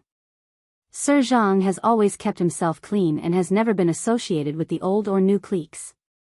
As long as your Majesty gives him a house with 5 courtyards and a few maids, he will work for your Majesty. As for the Assistant Minister of Justice, I recommend the former Minister of Justice, Yang Lin. Although he seems to be from the old clique, there is still room to rope him in. Letting him be the Assistant Minister of Justice can also appease the old clique and lessen their unbalanced mentality of losing the Ministry of Personnel. Finally, the Minister of Works. Although this position is not as important as the Minister of Personnel, it is best to have it in the hands of one of our own. For this position, I recommend the North County Governor, Qin Jingyuan. After Zhou Zhong's matter, the 6 important positions were empty. This affected the hearts of countless people in the imperial court. To quickly calm the hearts of the people, the Secretariat immediately recommended a batch of officials to become the candidates for those important positions. Amongst them, who the 3 officials of the Ministry of Personnel would end up in was something that both the old and new cliques cared about. The final result would affect which party would control the Ministry of Personnel in the future and influence the imperial court to the greatest extent. The Secretariat did not have to wait for long before the Jianghu Palace had a result. The current Assistant Minister of Rights, Lu Qing, was moved to the Minister of Personnel. Zhang Chun, Imperial Clan Temple Governor, was moved to the left Assistant Minister of Personnel. At the same time, he held the positions of Imperial Clan Temple Governor and Imperial Clan Temple Governor. Wang Xing was moved to the Ministry of Personnel as the right Assistant Minister. The Minister of Justice, Yang Lin, was promoted to Assistant Minister of Justice. The person who was chosen to be the Minister of Works was even more surprising. It was the North County Governor, Qin Jingyuan. Very few people in the imperial court knew this name. Apart from the selection of the Assistant Minister of the Ministry of Justice as expected, the final selection of the other important ministers were all shocking. The Secretariat. Looking at the name list that returned from Jianghu Palace, the names behind the few important positions were actually the officials that Li Mu used to make up the numbers. Xiao Ziyu and Zhou Xiong reacted at the same time. Not good. We fell into a trap again. Chapter 374. Xiao Ziyu and Zhou Xiong looked at each other. Only when they saw the name list did they realize that Li Mu had set a trap for them from the very beginning. He was best at hiding his true intentions. On the surface, he seemed to be doing it for the good of everyone, but behind his back, he had a secret that no one knew. When everyone was discussing the imperial examination system, Li Mu had made a huge contribution. Everyone thought that he was working for the Empress. No one expected that his series of actions, which seemed to be preparing for the imperial examination, was actually to trick the Assistant Minister of the Secretariat, Cui Ming. Judging from the result, Li Mu was not trying to mediate between the two at all. His true motive was to promote his people to high positions and weaken the power of the two parties at the same time. I was careless. I forgot. This little fox is cunning. How could he do such a thing without a motive? At this moment, the two of them, who belonged to different camps, felt a sense of sympathy for each other and shared a common hatred for the enemy. However, in the next moment, the two of them snorted coldly at the same time and walked out of the Secretariat. Not long after, in the southern park, Duke Manor of Nanyang. The veins on Duke Nanyang's forehead throbbed. He gritted his teeth and said, "That damned Li Mu. He won't let us have what he can't have." Xiao Ziyu thought for a while and said, "The most important thing is that the position of Minister of Personnel was not taken advantage of by the Zhou clan. Perhaps we can try to rope in Lu Qing. As far as I know, he hasn't been roped in by the Zhou clan. That's because the Zhou clan can't rope him in." Duke Nanyang said in a deep voice, "Do you think we haven't tried to rope in Lu Qing? When he was promoted to Assistant Minister of Rights, we tried to rope him in, but he ignored us. In the past 9 years in the imperial court, he has always been a loner and doesn't get close to anyone. He goes straight home after leaving the court. I invited him to banquets several times, but he rejected me." Xiao Ziyu shook his head and said, "Such a person can actually become the Minister of Personnel." An important position like the Minister of Personnel had always been fought for by different factions. For an official who had no faction and no backing, it was already a stroke of luck for him to become an assistant minister. It was almost impossible to be promoted to a minister based on luck alone. The position of Minister of Personnel could no longer be forced. He could only helplessly say, "Fortunately, nothing has happened to the Ministry of Justice. The Department of Worship is also under our control." At the same time, in the study of the Zhou family's minister Zhou Zhong, the 4 Zhou brothers fell into silence. The Zhou family didn't suffer too many losses this time. Among the 6 ministries, the Ministry of Works had the least power. Thus, whether it was Zhou Ting's resignation as assistant minister or Zhou Chuan's dismissal, it didn't affect the Zhou family too much. The Xiao clan, on the other hand, had lost the Ministry of Personnel. Their lifeline had been cut off. However, this was not entirely good news for the Zhou family. In the past, the Empress didn't care much about the fight between the old party and the new party, and she wouldn't intervene. But now, she was deliberately suppressing the new party and the old party. This time, she appointed several important official positions, avoiding the officials of the new party and the old party. She intended to cultivate her own forces, which was more significant than suppressing the other two parties. Could it be that she's really cultivating her own forces? Zhou Chuan's face was full of doubt. He asked, in the past, she only wanted to condense the next strand of Emperor's qi as soon as possible and pass down the throne. She didn't care much about the fight between the two parties. Could it be that her thinking has changed? Zhou Ting said indifferently, it's very possible. Ever since she began to favor Li Mu, she's changed more and more. Zhou Xiong said with incomparable certainty, I'm very sure that Li Mu must be behind Her Majesty's actions. This time, from the beginning to the end, was a trap set by him. I suspect that he wants to support his own party. No matter what, Li Mu must be taken seriously, the Ministry of Rights. In the assistant minister's office, Lu Qing was packing his things. From tomorrow onwards, he would take up his post at the Ministry of Personnel as Minister of Personnel. The Minister of Rights walked into the office and clasped his hands in greeting. Congratulations, Lord Lu. Lord Lu's promotion speed is really fast. Rather complicated emotions flowed in the depths of his eyes. In the short span of half a year, he had personally witnessed Lu Qing rise from a small minister counselor of the Ministry of Rights to a physician, assistant minister, and now, Lu Qing had become the Minister of Personnel. He held real power in his hands, and his status was firmly above his own. As Lu Qing's superior, he had mixed feelings. Lu Qing also sighed emotionally. Yes, I also didn't expect this place to rise so quickly, Northern Court. Li Mu stood at the entrance of his house, watching Zhang Chun move in. This time, not only had old Zhang been promoted, his residence had also been changed from 3 entrances to 4 entrances. In addition, the Empress had also rewarded his family with 2 servant girls and 2 servants. The distance between the Zhang residence and the Li residence had also become closer. At the housewarming banquet, he patted Li Mu on the shoulder and said, between us, there's no need to say anything unnecessary. Come, let's drink this cup. There weren't many people at the banquet. Other than Zhang Chun's family, there were also Zhang Shan, Li Si, Li Mu, and Li Qing. Since the last time he came to Luoyang, Zhang Shan hadn't gone back. He had never been to Luoyang before and was shocked by the prosperity of the streets. He had already asked Lu Hanyan for permission to open a branch here. Coincidentally, Lu Hanyan also had the same idea, so he stayed for the time being. After a few cups of wine, Zhang Shan looked at Li Qing and asked, Boss, what do you plan to do next? Will you continue to stay in Luoyang? Li Si kicked him under the table, but it was too late. Li Qing was silent for a moment, then said, in 2 days, I should return to Mount Baiyun. Li Si's lips moved slightly. He wanted to say something, but in the end, he didn't speak. He poured a cup of wine and said to Li Mu, here's to you. The wine cups clinked. He gave Li Mu a meaningful look and said, you guys have gone through a lot of trouble to get to where you are today. You must cherish the people in front of you. Zhang Shan raised his wine cup and said, that's right. You and the shopkeeper have gone through a lot of trouble to get together. You must cherish her in the future. Li Si poured another cup of wine and said to Li Qing, here's to you, boss. I hope you can think carefully before you make a decision in the future. Don't regret it in the future. Zhang Shan agreed and said, that's right.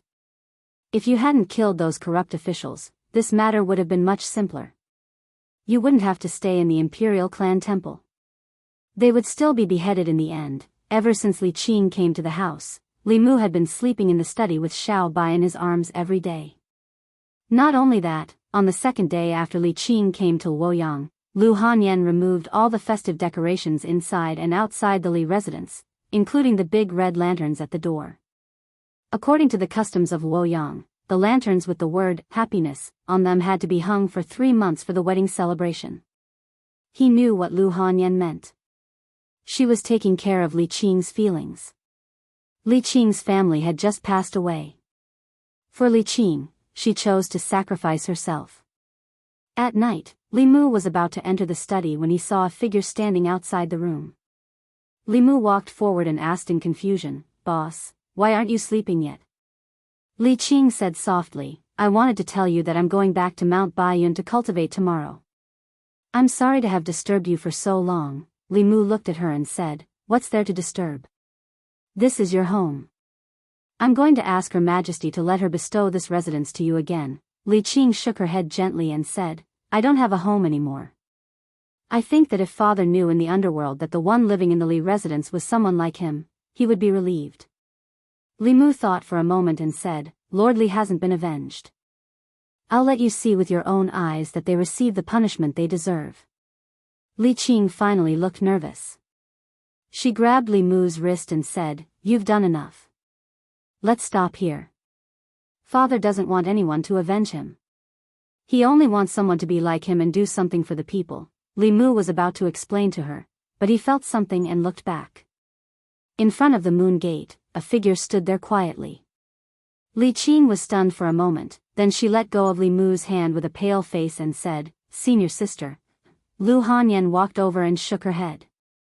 "Junior sister, you don't need to explain. I heard everything." Li Qing lowered her head and said, "I hope senior sister can persuade him." Lu Hanyan glanced at Li Mu and said to Li Qing, "Junior sister should also understand him. He won't change his mind so easily." Li Mu said, "Don't worry." Her Majesty agreed. "There won't be any danger." Lu Hanyan said to Li Qing, "With Her Majesty protecting him, junior sister doesn't need to worry." Li Qing looked at Li Mu and didn't say anything. She said softly, "Then I'll go back to my room first. You should rest early." Lu Hanyan suddenly said, "Junior sister, wait a moment." Li Qing turned around and asked, "Senior sister, is there anything else?" Lu Hanyan said, "There's a question I want to ask junior sister." Li Qing said, "Senior sister, ask away." Lu Hanyan looked at her and asked, "Does junior sister also like Li Mu?" Chapter 375. Li Mu had already prepared to return to his room to sleep. When he heard Lu Hanyan's words, he suddenly quivered and hurriedly said, "What are you talking about?" Lu Hanyan glanced at him and said, "Men shouldn't interrupt when women are talking." A trace of nervousness and panic flashed in the depths of Li Qing's eyes. However, after she met Lu Hanyan's gaze, that trace of panic gradually turned into calmness and indifference. She remembered what Li Si said before she left Xianxia County. Li Si said that in terms of relationships, it was always easier to take a step back than to take a step forward. If she took a step back now and regretted it in the future, she would have to take more than one step forward. By the time she regretted it, someone would have already walked in front of her. In fact, she regretted it, but it was already too late because someone had already walked in front of her. Li Qing looked at Lu Hanyan and said calmly, "Yes, I have liked him since a long time ago. However, senior sister, don't worry. I won't fight with you for anything. I will leave tomorrow morning." She wanted to deny it against her will, but if she denied it this time, she would never have the chance to say it again. Li Mu looked at Li Qing with an indescribable feeling in his heart. Lu Hanyan sighed softly and said, "Actually, the one who should leave is me. This is your home. The person he liked in the beginning was also you. I just took advantage of the situation." Li Qing shook her head and said, "This is my own choice. I should also bear the consequences. The person who has always been by his side is you. This is no longer my home. Its owner is you. I hope that the two of you can be united and grow old together." Lu Hanyan asked, "What about you?" Li Qing thought for a moment and said, "I will stay in Baiyun Mountain and repay the sect's kindness." Lu Hanyan was silent for a moment and said, "The one you should repay the most is not the sect, but a certain someone." Li Mu looked at Lu Hanyan. For a moment, he couldn't figure out her routine. Li Qing nodded and said, "If you need me to do anything, I won't refuse." Lu Hanyan looked at her and said, then give yourself to me. Li Qing looked at her with a stunned expression. Li Mu looked at her, dumbfounded. Li Qing came back to her senses and said in disbelief, what are you talking about? Lu Hanyan's expression was melancholy, and her tone was somewhat helpless. She continued, although I don't want to share my husband with others, it's not that I can't accept it if that person is you. After all, you're in front of me. A man can't forget the first woman he likes in his entire life. While he's with other women, he still has to think about an outsider. Why not let him think about his own sisters? You're not the first, and you're not the only one. Li Qing's lips moved. Her thoughts were in a mess. Lu Hanyan looked at Li Qing and said, of course, you can also refuse. That way, I won't feel guilty towards you at all. It's not that I stole your husband. It's you who didn't want him, and you didn't want him twice. In the future, don't go around telling people that I, Lu Hanyan, am not moral. After Li Qing came back to her senses, her pale face had turned red. She whispered, give me some time. After saying that, she quickly turned around and hurried into her room. Li Mu looked at Lu Hanyan in front of him and opened his mouth. Lu Hanyan glanced at him and said, I'll give you an hour at most. Then come to my room. Seeing her turn around and leave, Li Mu was stunned for a long time. In the end, he pinched his thigh to make sure that what had just happened was not a dream. If this was not a dream, then happiness came too suddenly. After coming back to his senses, he slowly walked to the door of Li Qing's room. Her door was not closed. Li Mu walked in and saw her sitting on the edge of the bed with her head bowed. Li Mu did not say anything. He just silently walked to her side and sat down. The two of them sat in silence. After a while, Li Qing slowly leaned her head on Li Mu's shoulder. This was the closest she had been to Li Mu since they met. Li Qing softly said, actually, when we were in the Imperial Clan Temple, I wanted to lean on you like this. Li Mu put his arm around her shoulder and said, you can lean on me for a lifetime. Li Qing did not say anything else. She quietly leaned on him for a while and then said, go to senior sister's place. Right now, she needs you more than I do. Li Mu nodded slightly and said, I'll watch you rest. Li Qing lay on the bed and covered herself with the quilt. She looked at Li Mu and said, go. Li Mu walked out of her room and helped her close the door.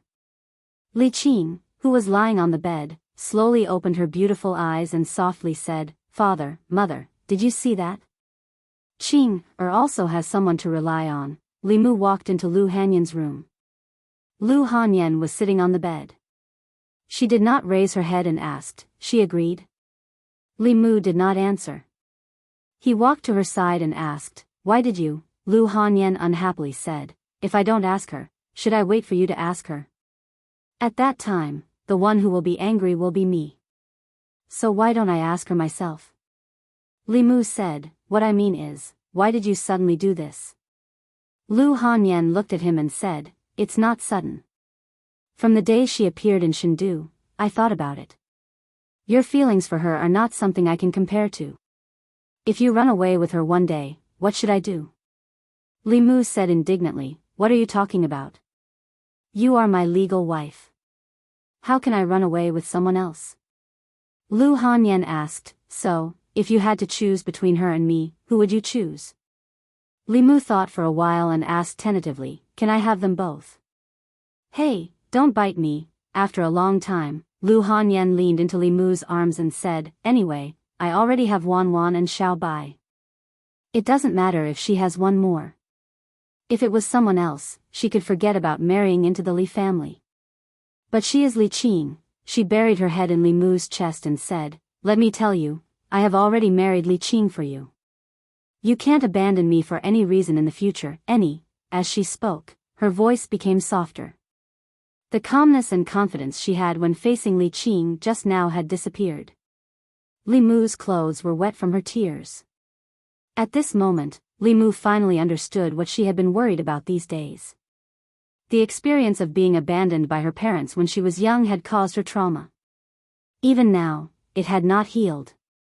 Li Mu hugged her tightly and said seriously, I will never abandon you, never, Jianghu Palace. Zhou Yi read several memorials. Suddenly, she raised her head and asked, where is Li Mu? Didn't he go to the minister's department today? I didn't see him in the morning court. Mr. Mei said, I really didn't see him today. Zhou Yi thought for a while and put down her brush. She said, he didn't go to court for no reason. I want to see what he is doing. She flicked her finger and a picture appeared in front of her. In the picture, it seemed to be a street in Chengdu. The street was full of people. There was a beautiful woman on each side of Li Mu. He was holding the woman on the left and the woman on the right. Mr. Mei looked at the picture in front of him and said in surprise, isn't that woman Li Yi's daughter? He and Li Mu, Zhou Yi snorted and said, I knew it. Their relationship is not that simple. He goes to Zongjing Temple every day more frequently than he comes to Jianghu Palace. He didn't want the palace maids I gave him before. I thought he didn't like women. Now it seems that all men in the world are the same, Mr. Mei said awkwardly, he is so outstanding. Naturally, there are more people who like him. It's understandable that both parties are willing. Zhou Yi waved her hand to disperse the picture. She was a little annoyed. Li Mu had another wife. This meant that he would come to Jianghu Palace less often. It was only the first day, and he didn't even go to court. On the streets of Chengdu the people looked at the three figures in front of them and whispered. Isn't that Li Yi? Who is he with? The one on Li Yi's left is Madame Li. The one on the right seems to be Li Yi's daughter. Why is Li Yi holding her hand? Is there a need to ask? Li Yi overturned the case for Li Yi and saved Miss Li from prison. She was touched and wanted to marry him. It's normal, this is also a good story. It can be written into a play. They are a perfect match, no wonder Li Yi said he wouldn't let Li Yi have no descendants. So this is what he meant. Now, Li Yi really has a descendant. Chapter 376. In the past 3 days, Li Mu had developed a feeling that life was more beautiful than this. He even thought of resigning from his position and living in seclusion. Returning to Baiyun Mountain, he could focus on cultivation and enjoy the happiness of having 2 wives. Wouldn't that be perfect? The reason why he gave up on this idea was because he thought of the Empress. Even if he were to leave, it would be after helping the Empress clear all obstacles and repaying her for recognizing his worth. Of course, he also wanted to take revenge on his father-in-law. Although the case had caused a stir and the whole country knew about it, the outcome was not satisfactory. The main culprits were all pardoned by the death exemption medallion. Only one of them received the punishment he deserved. As for the other accomplices, the 3 provinces only fined them a few months of their salary to maintain the stability of the court. It seemed that the price of framing a 4th-rank official was only a few months of salary. As far as they were concerned, this matter was already over. But for Li Mu, it was just the beginning. He stretched out his hand. The ring on his finger flashed and a booklet appeared in his hand. It was the evidence of the crimes of some of the officials of the old party that Zhou Zhong had collected over the years. Most of these people were the ones who joined forces to frame Li Yi. As the assistant minister of the Ministry of Justice and deeply trusted by the old party, it was easy for him to use his position to collect the evidence. The crimes of these people varied. Li Mu took out a piece of paper and wrote down a series of names. After thinking for a while, he circled one of them. Wang Luan, who was the minister of the Ministry of Personnel at that time, was the one who submitted many memorials asking for Li Qing to be severely punished. Li Mu was not holding a grudge, but there were so many people that he had to start with. He left the secretariat, walked out of the palace gate, and walked toward the Ministry of Justice. In the assistant minister's office of the Ministry of Justice, Yang Lin leaned comfortably on a chair and sighed in his heart. He had thought that he would have to endure for many more years to reach the position of assistant minister before he retired. But who would have thought that the Ministry of Justice would undergo such a great change? Countless people were eyeing the position, but in the end, he took advantage of it. Yang Lin's gaze inadvertently looked out of the window. A figure flashed by outside the window. Yang Lin immediately stood up from his chair and walked to the door. Lord Li, do you have any instructions for the Ministry of Justice? Although his rank was already higher than Li Mu's, in the imperial court, rank did not represent everything.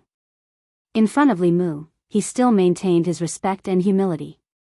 Li Mu handed him a document and said, "There is a case here. The Ministry of Justice should deal with it as soon as possible." The Central Secretariat had to do with national policies or important decisions. They needed to be reviewed by the Minister of Ceremonies and the Minister of Ceremonies to guide the 6 ministries in their implementation. For such small matters, the Central Secretariat officials had the power to directly order the Ministry of Justice. Yang Lin took the document. After reading it, he said in shock, "This is the Ministry of Personnel's physician, Lord Wang Luan." Li Mu looked at him and asked, "Why? Does the Ministry of Justice's handling of cases vary from person to person?"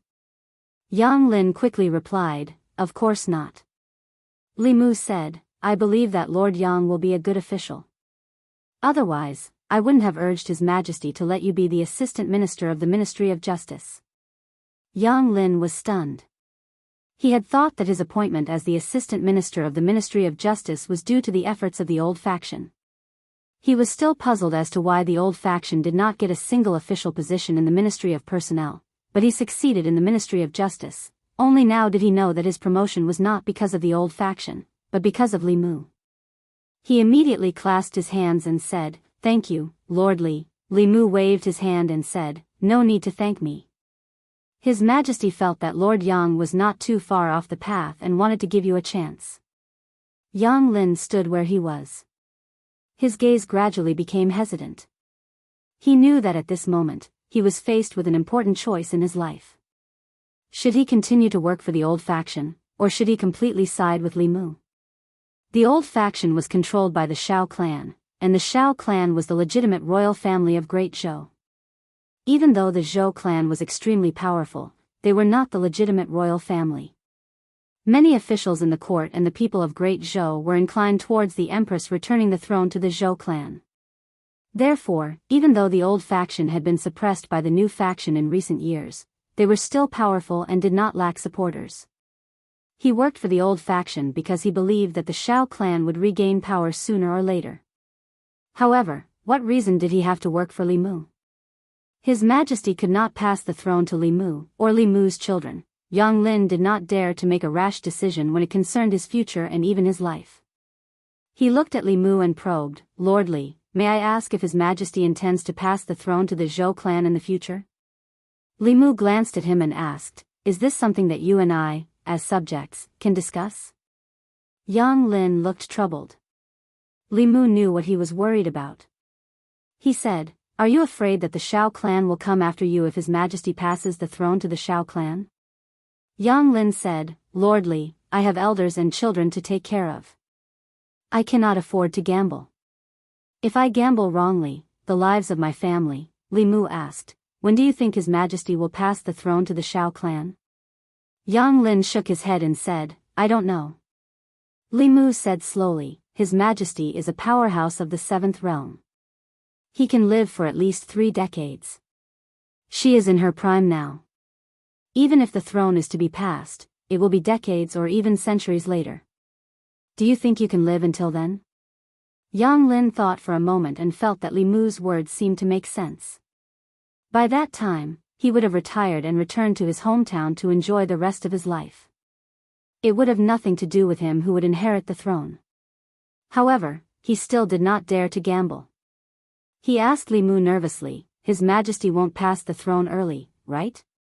Li Mu glanced at him and said, "Do you think His Majesty will suddenly pass the throne?"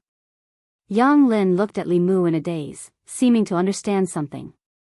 If it was said that His Majesty had such thoughts in the past, he would not find it strange. In the past, His Majesty did not care about the court at all. He did not care about the struggles between the old and new parties. He let nature take its course. However, the appointments of the officials from the Ministry of Personnel and the Ministry of Justice showed that His Majesty was already deliberately suppressing the old and new parties and taking back power. Could it be that His Majesty had other thoughts? Li Mu looked at him and said, "I know that it is very difficult for Lord Yang to make a decision. I will give you 3 days to think about it. After 3 days, whether we are friends or enemies will depend on your choice." Yang Lin's expression was bitter. Did he have any other choice?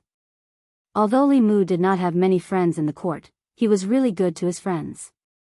In just half a year, Zhang Chun had been promoted from the Divine Capital Commandant to the left Assistant Minister of the Ministry of Personnel. He was a real minister with real power.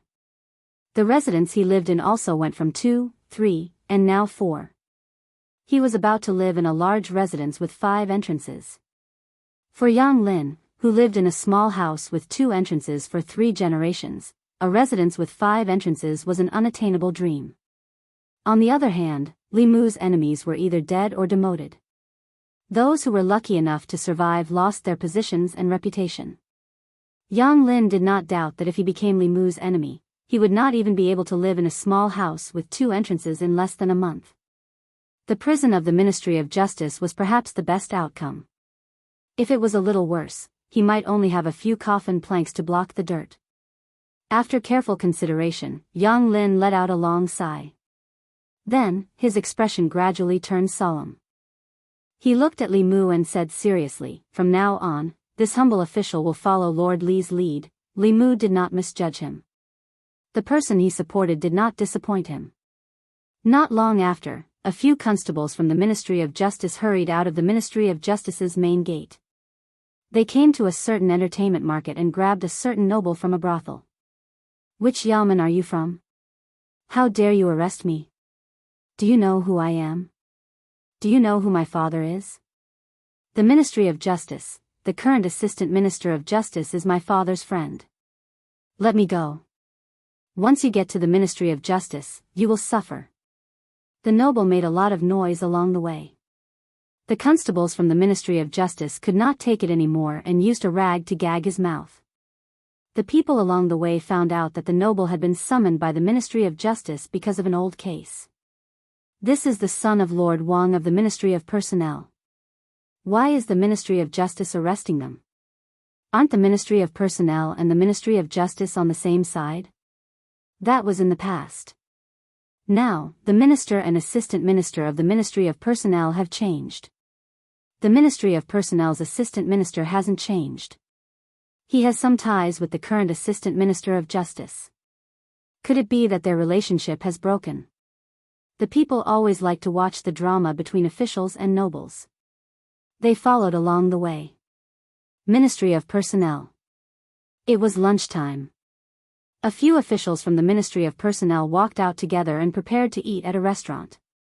When they passed by the Ministry of Justice, they saw a large group of people gathered outside the Ministry of Justice. They were discussing and pointing inside. One of the officials from the Ministry of Personnel lamented, "The Ministry of Justice is really busy. They can't even rest during lunchtime." Another official from the Ministry of Personnel said, "When we were on our way here, we heard from the people that some official's son was arrested. The Ministry of Justice took him out of the brothel directly. It seems like the crime is not small." When they heard that some official's son had committed a crime, the officials from the Ministry of Personnel were instantly interested in watching the drama. The Ministry of Personnel's physician Wang Luan chuckled and said, "I wonder which family's son is from. He keeps causing trouble for his elders. It's time to teach him a lesson." He looked into the Ministry of Justice's main hall and saw a figure kneeling in the hall. The figure looked so familiar.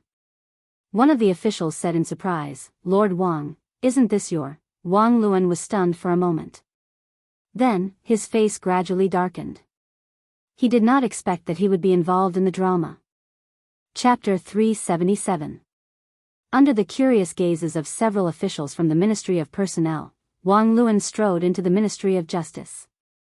He met Yang Lin at the Assistant Minister's office. Wang Luan looked at Yang Lin and frowned. "Lord Yang, what's going on?" Yang Lin said helplessly, "You'll have to ask young Master Wang. 3 years ago, he pursued a married woman. In order to force the woman to submit, he beat her husband until he was severely injured. In the end, he even used his power to fabricate a crime and sent her husband to prison. Today, the Ministry of Justice has ordered the Ministry of Justice to reopen the case. After the Ministry of Justice investigated, they found that it was true." Wang Luan gritted his teeth. "Wasn't the case from 3 years ago already closed?" Yang Lin said, although the case from 3 years ago was closed, the Ministry of Justice felt that the Ministry of Justice had handled the case unfairly and requested a retrial. I couldn't do anything about it. Wang Luan asked, can't the original verdict be upheld? Yang Lin shook his head. No.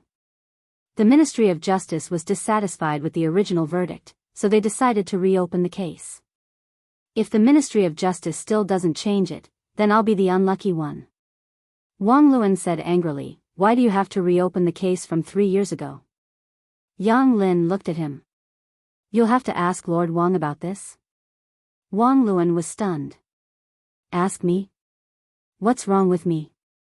Yang Lin sighed and said, that day, I told you not to meddle in that matter, but you sent several memorials in a row, insisting that Li Yi's daughter be killed. Now, that woman has become one of Li Mu's lovers. If he doesn't take revenge on you, who else can he take revenge on? Wang Luan said, I didn't follow the royal prince's orders. Yang Lin said, that's why your son is here today. Wang Luan took a deep breath and asked, then what will happen to my son? Yang Lin shook his head. It's hard to say. He caused serious injuries, slandered and framed innocent people, and sent them to prison. He'll be punished for several crimes. Your Wang family might have to pay a lot of money. You won't be able to avoid prison, Wang Luan said, I know that the law can be bent. Lord Yang, with our relationship, you have to help me.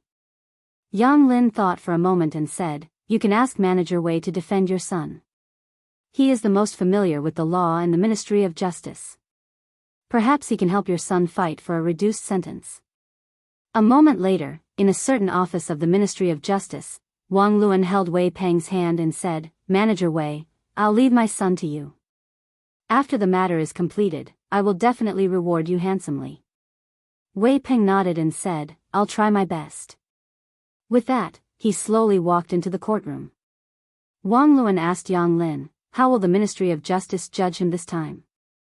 Yang Lin thought for a moment, then said, inflicting serious injuries and setting someone up to be imprisoned for 3 years. The fine is at least 200 taels of silver, and this is under the condition that the other party is willing to forgive you. In addition, at least 5 years of imprisonment is unavoidable. As for how much you can reduce, it will depend on Manager Wei's performance. About 15 minutes later, Wei Peng slowly walked out of the court. Wang Luan asked, what were the results? Wei Peng said, forget it. Wang Luan was pleasantly surprised. His sentence has been waived. Wei Peng said, the fine is waived. He was only sentenced to 20 years of imprisonment. Wang Luan was stunned for a moment. When he came to his senses, he grabbed Wei Peng's collar and said through clenched teeth, what did you say? Just how did you argue? Yang Lin hurriedly said, Lord Wang, watch your actions. Your actions. He had just finished speaking when several figures walked into the Ministry of Justice. They looked at Wang Luan and asked, are you the director of the Ministry of Personnel, Wang Luan? Wang Luan was furious. He said unhappily, I am. Who are you people? Crack. 2 of them pressed down on Wang Luan's arms. Another person put shackles on his wrists and said, the Imperial Clan Temple has investigated. In the past few years, you have abused your power for personal gain many times. When evaluating officials, you were severely unfair. In addition, in order to get your son off the hook, you used your position as the director of the Ministry of Personnel to put pressure on the Ministry of Justice. This is also a serious violation of the law. Come with us to the Imperial Clan Temple. Wang Luan said in horror, what are you saying? I am an official of the Imperial Court. You have no right to do this. You still know that you are an official of the Imperial Court? The official from the Imperial Clan Temple glanced at him. He waved his hand and said, knowingly breaking the law. This is an additional charge. Take him away. Seeing Wang Luan being taken away, Yang Lin sighed and said, I told you long ago not to stand up for others when you shouldn't. You just wouldn't listen. Outside the Ministry of Justice, the officials from the Ministry of Personnel were dumbfounded. Everything was fine in the morning. They had just come out for lunch and the director was taken away. The onlooking commoners were also discussing. This family, both the father and son, were arrested. What a sin! The father committed a sin, and the son committed an even greater sin. They could have been released after a few years as compensation. Now, they have been locked up for 20 years. When will they be released? Manager Wei's defense is really amazing.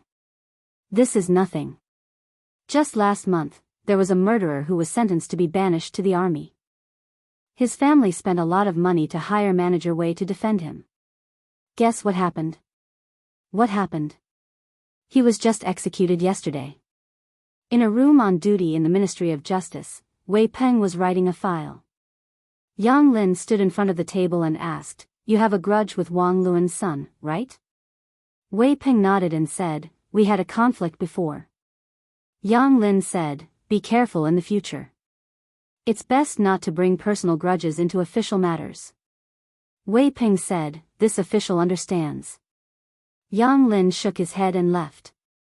Because of the delay just now, the brush in Wei Peng's hand had been suspended in the air for too long.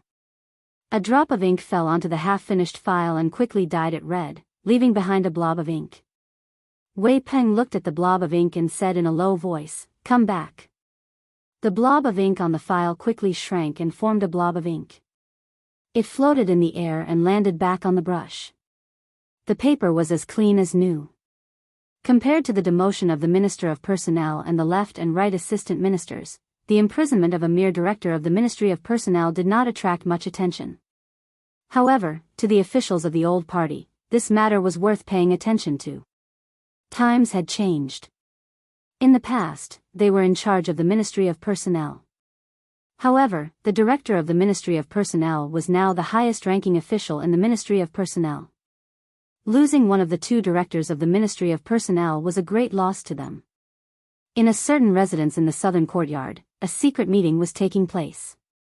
Why did something suddenly happen to Wang Luan? I've asked Yang Lin. He's under the orders of the Secretariat. It should be Li Mu who's behind this. Wang Luan once received my order to persuade the imperial court to execute Li Mu's daughter. Now, I heard that Li Yi's daughter is living in Li Mu's house and is very close to him. Perhaps she has already become his woman. He's taking revenge. After a long silence, someone sighed and said in an unwilling tone, "In my opinion, we shouldn't provoke Li Mu for the time being. He has the Emperor's protection and doesn't reveal any flaws. We can't do anything to him and there's no need to fight to the death with him. Don't forget that we only have one opponent. As long as we defeat the Zhou family, no one will be a threat to us." Someone sighed and said, "Now, I'm afraid it's not about whether we should provoke Li Mu or not, but whether he should provoke us. If Li Yi's daughter is already his woman, then Li Yi is his father-in-law. It's very likely that he wants to avenge Li Yi. Hasn't he already overturned the verdict for Li Yi? Overturning the verdict is not revenge. Judging from Wang Luan's case, this person will seek revenge for the smallest grievance. Since he took action against Wang Luan so quickly, I'm afraid he won't let the others off easily." As soon as he finished speaking, someone knocked on the door from outside. He walked over and opened the door. A servant whispered a few words to him. When he walked into the room, his face was very gloomy. He said, "In addition to the left physician of the Ministry of Personnel, Wang Luan, the right physician of the Ministry of Personnel, Shui Yan, was also taken away by the people of the Imperial Clan Temple, Pa. Preposterous." Commandery Prince Nanyang slapped the table and stood up abruptly. He said angrily, "What is he trying to do?" In the Li residence, Li Mu held Li Qing's hand and said, "Those people from back then, don't even think about escaping." Lu Hanyan glanced at Li Mu and coughed softly. Li Qing let go of Li Mu's hand in a panic. Although the three of them had reached a tacit understanding on some matters, she was much more thin-skinned. In a situation where there was a third person present, she was still not used to being intimate with Li Mu. Li Mu held Li Qing's hand in his left hand and Lu Hanyan's hand in his right. It was not easy to enjoy the happiness of having two wives. If they could not be impartial, it was only a matter of time before the harem caught fire. Lu Hanyan looked at Li Qing and asked Li Mu, "When do you plan to officially welcome her into the Li residence?" We have to prepare in advance. Li Qing shook her head and said, there's no need to go through so much trouble. Although Lu Hanyan and Li Qing were both women, their understanding of marriage was completely different. Lu Hanyan's heart was still that of a secular woman. She hoped to have a romantic and ritualistic wedding. Li Qing entered the Fulu school when she was very young. She had the carefree and casual nature of a cultivator. When cultivators practiced dual cultivation, as long as the two of them were willing, they could enter the bridal chamber at that time and skip all the tedious procedures. Lu Hanyan shook her head and said, that won't do. If others know, they will think that I have mistreated you. Li Qing insisted, there's really no need. As long as the three of us can be together forever, that's enough. 3. Lu Hanyan looked at Li Qing and seemed to realize something. She looked at her with a strange expression and asked, Junior sister, you don't think that Wan Wan and Xiao Bai are just our maids, do you? Chapter 378. Li Qing went back to her room alone to calm down. Lu Hanyan had a gloating expression on her face. Li Mu smacked her butt and said, you did it on purpose, didn't you? Lu Hanyan smiled and said, I just wanted her to experience my feelings. Besides, she will find out sooner or later. If I don't tell her, will you tell her yourself? The eldest madam of the Li family did it for revenge. Because of Li Qing, she had cried a lot in the past. Li Qing had wronged her, so she wanted to use Wan Wan and Xiao Bai to take revenge. She was still the petty Lu Hanyan. But she was also the Lu Hanyan that Li Mu liked. For many things, it was more appropriate for her to speak to Li Qing than Li Mu. After thinking this through, Li Mu put his arm around her and rubbed the place where he had just hit her. He said, does it hurt? Lu Hanyan blushed and slapped his hand away. She said, behave yourself. Wan Wan and Xiao Bai are still over there. Li Mu looked over. The two girls who were sitting together on the swing immediately covered their faces with their hands. Their eyes peeked through the gaps between their fingers. Li Mu moved his hand away and said angrily, children shouldn't poke their noses into adult affairs. I'm not a child anymore. I'm not a child anymore. Wan Wan and Xiao Bai tried to defend themselves. Li Mu waved his hand and said, go back to your room to play. Although they were not young in some areas, they were still under 18 years old. As long as they were not over 18 years old, in Li Mu's eyes, they were different from Lu Hanyan and Li Qing. Li Mu could hold Xiao Bai's original body, but as long as she transformed, he would feel guilty. Wan Wan was the same. She had not changed much in the past 2 years. She was still greedy and playful. The only change was that her eyes were more seductive. As long as one looked into her eyes, one's soul would be sucked in. Little White and Wan Wan were soul seducers and soul catchers respectively. When the two beauties worked together, even Li Mu could not withstand them sometimes. Li Qing was alone in the room. Lu Hanyan was full of satisfaction after getting her revenge. She went to the great music bar to find her friends. She planned to buy the whole place and was discussing the price with the owner. Li Mu had nothing to do, so he watched Wan Wan and Xiao Bai play aeroplane chess in the courtyard. Before the game, they had agreed that the loser would have to warm the bed next time Li Mu slept in the study. Li Mu watched for almost an hour. They were still playing aeroplane chess. While he was bored to death, something in the space of the flask heavens suddenly moved. Li Mu stretched out his hand, and the spiritual snail appeared in his hand.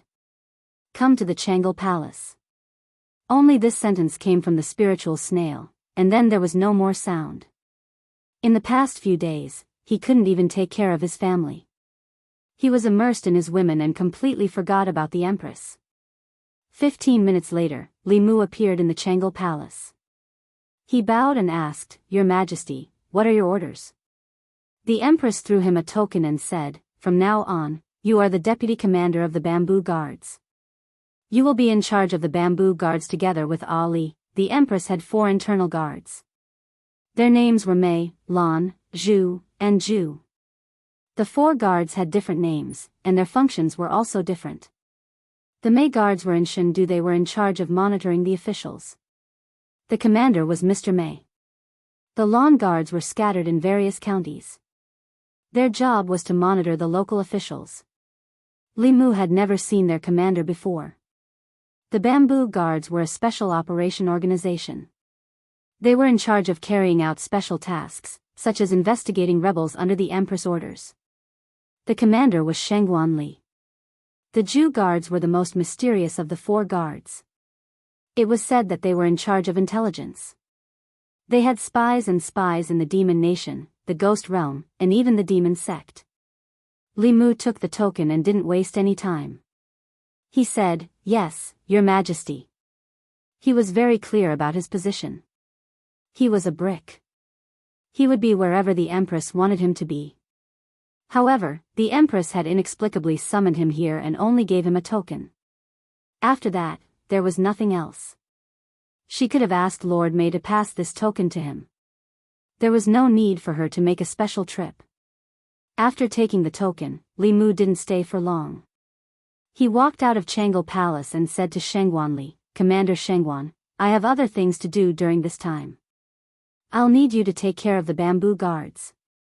Shengguan Li said lightly, "When you're not here, I'm the only one in charge of the Bamboo Guards." Since Shengguan Li didn't have any objections, Li Mu could focus on his own matters. After leaving Jianghu Palace, he went straight back to Jianghu Palace. Zhou Yi looked at the pile of memorials on the table and said, "Look, there's only one more woman by their side, and they don't even care about national affairs. They don't go to the imperial kitchen, and they don't come to Jianghu Palace. I should forbid them from taking concubines."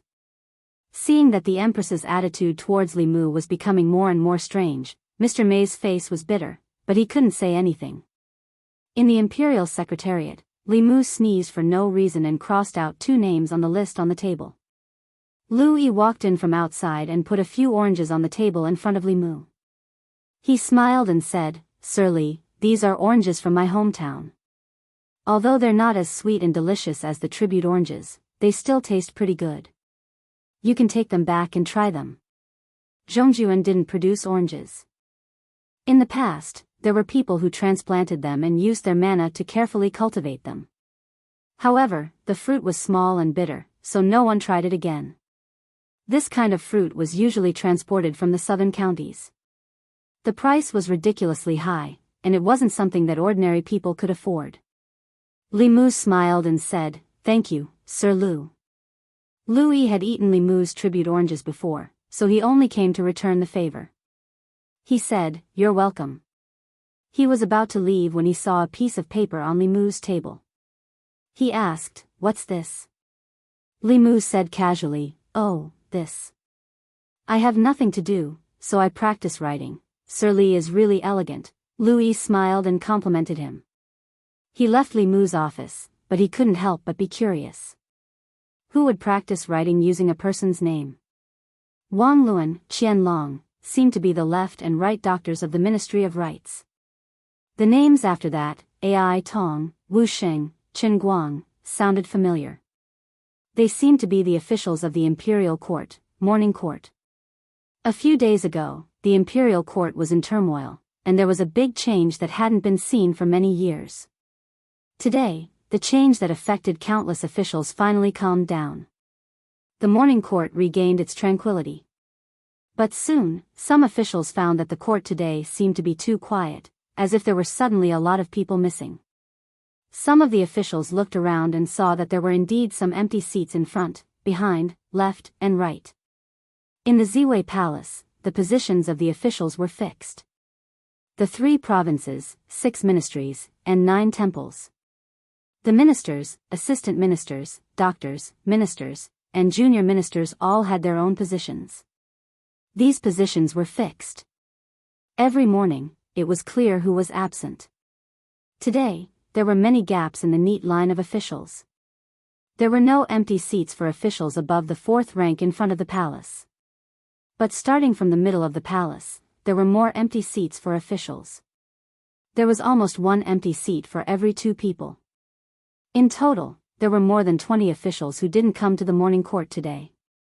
Even if they asked for leave, it was impossible for 20 officials to ask for leave at the same time. Moreover, the officials in those officials' offices didn't have the approval of their superiors. What's going on? Where did Lord Ai go? Why didn't Lord Wu come? Lord Shen just took a concubine yesterday. Did he get up late? Lord Wang and Lord Xian didn't come. Lord Wang and Lord Xian were arrested yesterday. What happened to the others? Were they arrested too? Ai Tong, Wu Sheng, Chen Guang, Lu Yi stood in front and listened to the officials' discussion behind him. He was a little confused. The names of these absent officials sounded familiar, as if he had seen them somewhere. Soon, he remembered where this inexplicable sense of familiarity came from. Weren't these people the officials Li Mu used to practice calligraphy? But even if Li Mu used their names to practice calligraphy, it shouldn't be to the extent that they disappeared. Could it be that he wasn't practicing calligraphy, but using a divine ability? He had never heard of a divine ability that could make people disappear just by writing their names. Combined with the strange situation in the court, Louis quickly understood. That piece of paper wasn't used by Li Mu to practice calligraphy. It was a list of names. On that list were the names of the former Right Assistant Minister of the Ministry of Personnel, Gao Hong, the former Minister of the Ministry of Personnel, Duke of Nanyang, Xiao Yun. Louis finally realized something and was shocked. He turned around to look at Li Mu. Li Mu grinned at him. Louis immediately turned around and broke out in cold sweat. His mind was racing. His name didn't seem to be on that list. It shouldn't be. He even treated Li Mu to oranges. Southern Court.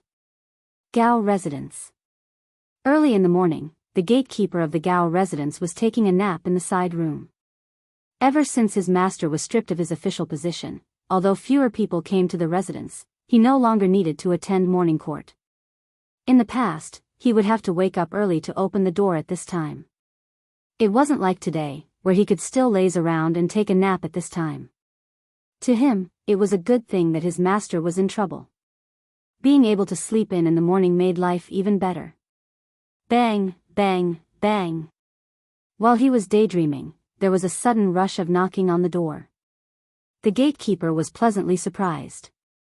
After a shiver, he was no longer sleepy. He walked to the door and shouted angrily, "Why are you knocking so early in the morning when someone died in the house?" This person was extremely rude when knocking on the door. Normal people would pay attention to the gentle knocks and pauses when knocking on the door. Only those who were announcing a death would knock so quickly. The knocking stopped and a voice came from outside, "I'm here to visit Lord Gao." Hearing the words "I'm here," the gatekeeper was already looking down on him. His anger hadn't subsided and he asked coldly, "Do you have something to say?" The person outside was stunned for a moment, then said, No," the gatekeeper said coldly, "If you don't have an appointment, bring the invitation when you do." The person outside said, "But I really have something urgent," the gatekeeper said, "No matter how urgent it is, you still have to make an appointment. This is Lord Gao's rule." The person outside the door said, "Can you make an exception?" The gatekeeper said rudely, "I can't make an exception." The person outside the door finally became angry and said coldly, "If you can't make an exception, then forget it. Men, prepare the explosive talismans." Chapter 379. Boom. The 2 explosive talismans pasted on the gates of the Gao mansion exploded under the control of his transcendence energy. With a loud bang, the 2 gates of the Gao mansion collapsed. The gatekeeper of the Gao mansion stood in the courtyard and stared at the collapsed gates in a daze. His mind was blank. His master was a respected figure in the fairy's capital. Even if he was no longer the assistant minister of the Ministry of Personnel, he was still the elder brother of concubine Gao, a relative of the royal family. Who would be so bold as to blow up the gates of the Gao mansion? Zhang Chun stood outside the gate and waved at the officials of the imperial clan temple. "Follow me in and arrest the guilty official." The loud noise at the gates had already alerted the people of the Gao mansion. In a split second, more than 10 maids and servants rushed out from various places. As soon as they arrived at the front courtyard, they saw the collapsed gates of the Gao mansion. The former Right Assistant Minister of the Ministry of Personnel, Gao Hong, rushed out of the inner court. Seeing that the main gate of his residence had been blasted open, he was enraged. He glared at Zhang Chun, his eyes almost popping out of their sockets as he snapped, "Zhang, what are you doing?" Gao Hong hated Zhang Chun to the core.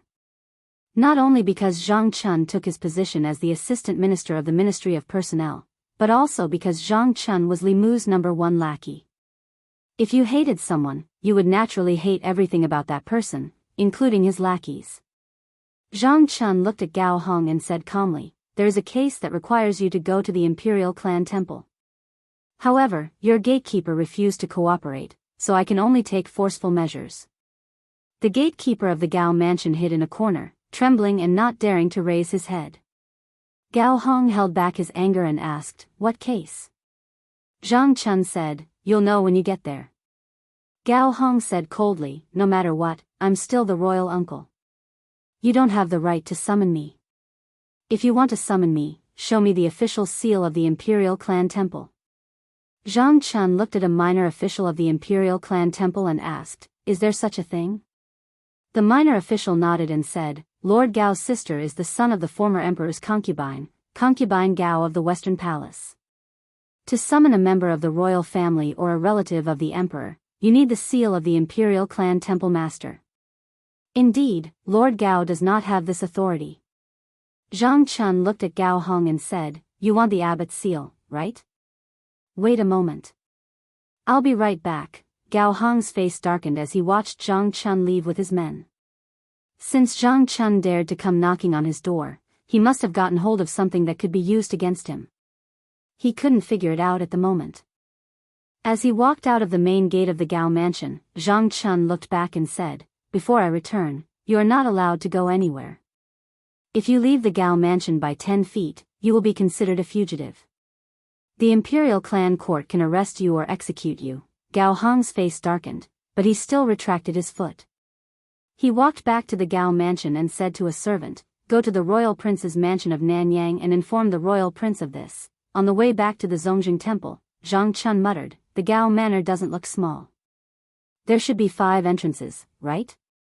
A minor official beside him said, "The Gao residence is a standard 7-section mansion." 7. Zhang Chun thought about how his mansion only had 4 entrances, and there were only 2 maids and 2 servants. Just now in the Gao residence, there were almost 20 maids and servants who rushed out in an instant. Zhang Chun's heart was filled with envy. At this moment, the minor official continued, "That's nothing. The royal prince of Nanyang's mansion is the bigger one. It has 10 entrances and 10 entrances. He has 13 wives and concubines, and each of them has their own independent courtyard. Each of them has a senior maid and 4 junior maids. There are artificial mountains, ponds, and beautiful pavilions in the mansion." Zhang Chun thought about his dream of living in a 5-section mansion before he retired. He shook his head and said, "The layout is too small." The group walked through the palace gates and returned to the Zongjing temple. They didn't know that the imperial court was in an uproar. The number of officials in the imperial court was mysteriously reduced by more than 20. The morning court could no longer be held.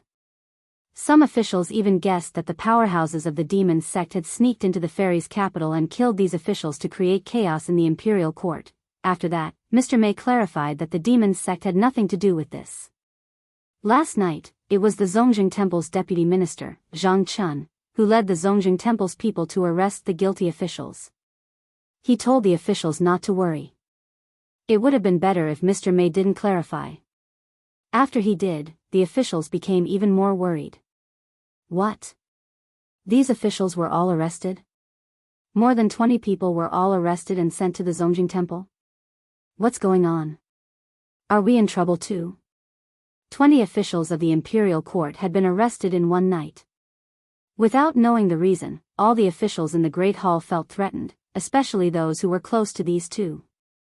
They were even more frightened. At some point, an official seemed to realize something. He mumbled, these people are all accomplices in Li Yi's case." His words woke everyone up. The officials counted the people who were absent today and were shocked to find that all of them were related to Li Yi's case. A few days ago, when Li Mu overturned Li Yi's case, they were accomplices. However, they didn't receive any heavy punishment. They were only fined a few months to a year's salary. Everyone thought that it was the end. They didn't expect that it was just the beginning. Without any warning, those officials were all caught in one fell swoop overnight. Zhang Chun, the left assistant minister of the Ministry of Personnel, who was also the Zongjing Temple's deputy minister, did it himself. There was no need to guess who was behind this. Zhang Chun was Li Mu's #1 henchman. He always fought for Li Mu in the imperial court. He must have been allowed to do this by Li Mu. Obviously, Li Mu didn't just want to overturn Li Yi's case. He also wanted to avenge Li Yi. As for the reason, everyone knew very well. Everyone in Fairy's capital knew that Li Yi's daughter was one of Li Mu's lovers. Not only did she live in his house, but they often walked hand in hand when they went out. They were very close. Li Mu overturned Li Yi's case because Li Yi was wronged and died. He wanted to avenge Li Yi because Li Yi was his father-in-law. Everyone's gaze shifted to where Li Mu was, only to find that there was no one there. Li Mu didn't even come to the imperial court today. Nonsense, this is simply nonsense. The left servant walked out and said in a deep voice, "What is the imperial court trying to do by arresting more than 20 officials for no reason?" Many people looked at Prince Shou in front. Prince Shou shook his head and said, "Don't look at me. I don't know anything." Some people in the imperial court shook their heads and sighed. Prince Shou was a prince and the head of the imperial court. He couldn't even control a minister. He was useless, Mr. Mei said. Yesterday, before Zhang Chun brought people to arrest them, he said that the imperial court has enough evidence. The left servant said with a dark face, "What evidence does he have to arrest more than 20 officials?" Mr. Mei said faintly, "The inner guards don't interfere with the imperial court.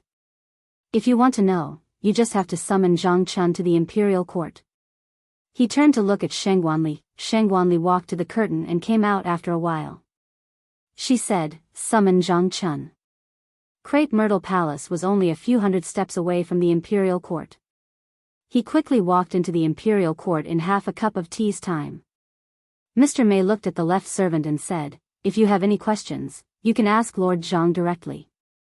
The left servant looked at Zhang Chun and asked coldly, "Assistant Minister Zhang, you arrested more than 20 officials in the middle of the night and caused chaos in the imperial court.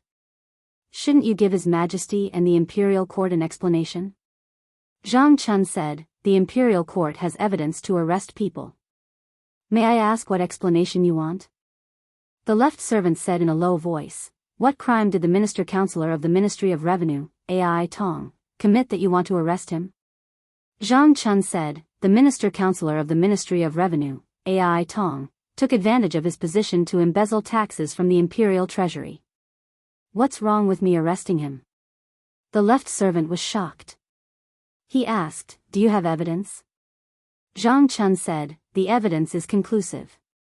The left servant said, "Minister of Imperial Treasury, Wu Sheng." Zhang Chun said, "Minister of Imperial Treasury, Wu Sheng, used his power to threaten and sleep with young girls. The youngest of those girls was only 8 years old.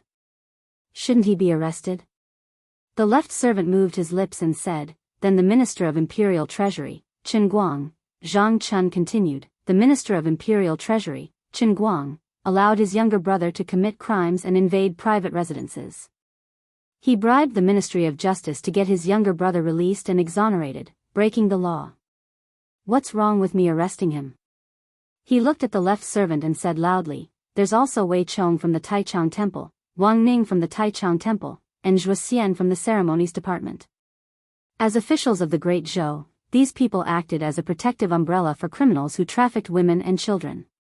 Shouldn't they be arrested?" He listed the crimes of these more than 20 people one by one. The officials in the court were shocked. They had never heard of such things before. Since Zhang Chun dared to arrest them, then the Imperial Clan Temple might really have evidence of the crimes of so many officials. But how did they find out about these hidden things? Among the officials, some of them realized something. They lowered their heads and squeezed out 2 words from between their teeth, Zhou Zhong. Chapter 380. In the Imperial Kitchen. Ever since Lu Hanyan and Li Qing opened their hearts to each other, Li Mu didn't want to go home. He didn't want to leave home. Of course, because of this, he came to the palace less often, and he hadn't been to the imperial kitchen for a long time. When it was only Lu Hanyan and the Empress, Li Mu could still take care of them. But when Lu Hanyan came to Shen, Du and Li Qing moved in, the number of people who needed to be with him increased from 1 to 3. Li Mu was a little busy. This made him realize that he still had a lot of shortcomings in terms of time management. Mr. Lu Sun once said that time was like water in a sponge. If he could make use of the time he spent standing in a daze in the morning court, he could at least cook a bowl of piping hot noodles for the Empress after the morning court. Mr. May once mentioned by accident that the Empress liked to sleep in, so she often didn't eat breakfast in the morning. After the court, it was still early before breakfast time, so she might as well eat something to fill her stomach. Li Mu knew why the Empress liked to sleep in. It was because she couldn't fall asleep at night, so she would cook conch porridge with Li Mu in the middle of the night, or enter his dreams to teach him how to cultivate. As a cultivator in the upper 3 realms, she wouldn't feel tired even if she didn't sleep for a month. But cultivators were still people, and nothing could replace the joy and happiness brought by sleeping. Of course, that was in the past. At that time, Li Mu and she were both single. Now, Li Mu had his wife in his arms every night. Unlike the Empress, who had nothing to do during the long nights, he couldn't sleep beside Lu Hanyan and talk to another woman all night, even if that woman was Lu Hanyan's idol. While he was cooking the noodles, several imperial chefs were watching. Finally, one of them couldn't help but ask, "Lord Li, is there some secret to your cooking? Why can't we use the same ingredients and the same steps to make your dish taste the same?" Regarding this point, Li Mu also did not know. With the same ingredients and steps, the food made by these imperial chefs would definitely be better than his. Perhaps the Empress was used to eating the food and liked his taste. After cooking the noodles, Li Mu calculated the time and arrived at Jianghu Palace just as the morning court session was about to end. Soon, a figure walked out from the back of the hall. Zhou Yi looked at Li Mu and said, "Is it because I spoil you too much that you are becoming more and more unruly? You even dare to sneak out of the morning court. What's that smell?" Her throat moved, and her tone instantly softened as she asked, "Did you cook noodles?" Li Mu said, "I guess that your Majesty probably didn't eat breakfast today, so I went to the imperial kitchen to cook a bowl of noodles." Zhou Yi slowly sat down, thought for a moment, and said, "You are the deputy commander of the bamboo guards and also responsible for internal affairs. If there is an emergency in the morning court session, you can leave first. I won't blame you. Okay, give me the chopsticks." Watching the Empress eat the noodles in small bites, Li Mu asked, "Your Majesty, how is the situation in the court?" Zhou Yi slowly finished a mouthful of noodles, and then said, "You don't know what the result of the trouble you caused will be. The court officials are all in danger, and the court is in chaos. The trouble was caused by you, so you are responsible for pacifying it." Li Mu said, "These more than 20 guilty officials deserve to be punished. Although it will cause chaos for a short period of time, as long as it's properly arranged, it won't affect the court too much. Your Majesty, you can quickly promote some experienced officials without any background to replace their original positions in the departments of those guilty officials. This way, the impact can be minimized and the normal operation of the Yamen can be maintained. At the same time, Your Majesty can also publicize the crimes of these officials, and use this to win over the people." After Lord Li Yi overturned the case, the people of the 36 counties will greatly increase. After punishing these corrupt officials, Your Majesty's reputation will reach the peak, and you will not be inferior to the previous wise emperors of Great Zhou. It will only be a matter of time before you surpass Emperor Wen. Zhou Qiong didn't seem to be interested in Li Mu's pancake at all. Her mind was completely focused on the bowl of noodles in front of her. She was puzzled. The same noodles and the same side dishes. Why was it that the imperial chef's dish didn't taste as good as Li Mu's? She waved her hand and said, "Just do as you said. Go and arrange it." Walking out of Jianghu Palace, Li Mu's heart was slightly heavy. He was a little worried. If the Empress favored him so much and let him make all the decisions, the court officials might be jealous and label him as a favored official who caused chaos. They might band together and get rid of him. No, he had to go back and fix the law bell as soon as possible. If the worst happened, the safety of his family would be guaranteed. When the time came, as long as the law bell covered the Li residence, there would be time to slowly shake people off. Li Mu returned to the secretariat.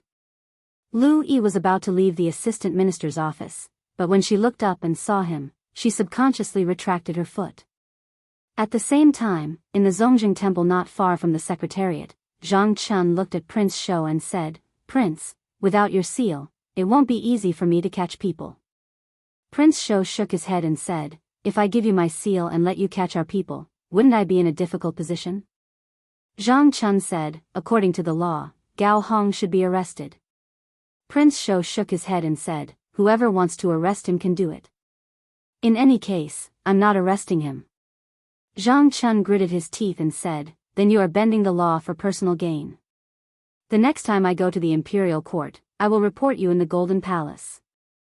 As an official of the Zongjing Temple, you are bending the law for personal gain and shielding your accomplices. Your crime is not light." Prince Shou said angrily, "Are you threatening me?" Zhang Chun said indifferently, "This is persuasion." Prince Shou suddenly sighed and said, "You are threatening me with impeachment. If I arrest Gao Hong, they can't blame me. Show me the official document and my seal." Not long after, Zhang Chun brought people out of the Zongjing Temple and came to the southern courtyard, in front of the Gao residence. The morning court had already ended, and Gao Hong had already received news that Zhang Chun was not targeting him. Last night, more than 20 officials in the imperial court were arrested by the Zongjing Temple. Without exception, these 20 people were all officials of the old party. Gao Hong found it hard to believe that the Zongjing Temple had something on all of them.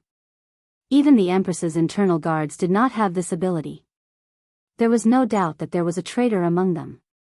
As for who the traitor was, it couldn't be any more obvious. Gao Hong gritted his teeth and said, "Zhou Zhong, you should be hacked into pieces." As the assistant minister of the Ministry of Justice, Zhou Zhong had gained their trust over the years. The Ministry of Justice had also become a shelter for the old party officials.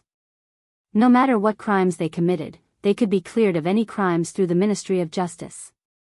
Zhou Zhong had helped the old party officials time and time again, and his status in the old party had also risen. At the same time, Zhou Zhong also had many things on them. Facts had proven that the more they valued someone, the deeper they were hurt. In just a month, Zhou Zhong had betrayed them twice. Previously, when he turned himself in and overturned Li Yi's case, he had already caused the old party to lose an arm. This time, although the officials he targeted were not high-ranking, the scope was huge. The old party would probably suffer another blow. However, this was not necessarily a bad thing. After this, the higher-ups would probably not tolerate Li Mu anymore. Even if it went against the emperor's will, they would resolutely get rid of him. Before that, he just needed to wait for news. Gao Hong did not receive any news, but Zhang Chun did. Looking at the official seal of the Imperial Clan Temple, Gao Hong said in disbelief, "You stole His Highness's seal." "Bullshit." Zhang Chun glared at him and said, "Do I need to steal it? I just need to tell him that you, Gao Hong, are guilty." If he didn't seal it, he would be bending the law for favoritism and covering up for his accomplice. "I will have the Imperial Court impeach him, and he will confess everything." Gao Hong's lungs were about to explode. He gritted his teeth and said, "Coward." Zhang Chun waved his hand and said, "If you want to scold him, go to the Imperial Clan Temple and scold him in front of him." "Lord Gao, do you want to leave by yourself, or do we have to escort you?" Gao Hong snorted and said, "I'll leave by myself." He looked coldly at Zhang Chun and said, "Just you wait. Li Mu won't be able to jump around for long. When the time comes, the first one to die will be you." Zhang Chun glanced at him and said, "You might not be able to wait until that day." After having two people send Gao Hong to the Imperial Clan Temple, Zhang Chun waved his hand and said to the others, "Go to the next house." A moment later, at the Commandery Prince Mansion of Nanyang. The people of the Imperial Clan Temple knocked on the door for a long time, but no one answered. A low-ranking official helplessly retreated and said, "Lord, there's no one." Zhang Chun said indifferently, "Put on the explosive talisman." The two low-ranking officials stuck a few pieces of fulu on the door of the commandery prince mansion of Nanyang. Zhang Chun used his magic power to control the fulu from a distance, and a powerful wave of spiritual energy erupted from the pieces of paper. However, as soon as the wave of spiritual energy was produced, a wave of water appeared on the door of the commandery prince mansion of Nanyang. Wherever the wave of water passed, the waves of spiritual energy produced by the fulu were easily wiped out. A low-ranking official said, "The protective formation." He walked to Zhang Chun and said, "Lord, the protective formation here is too strong. We can't break it."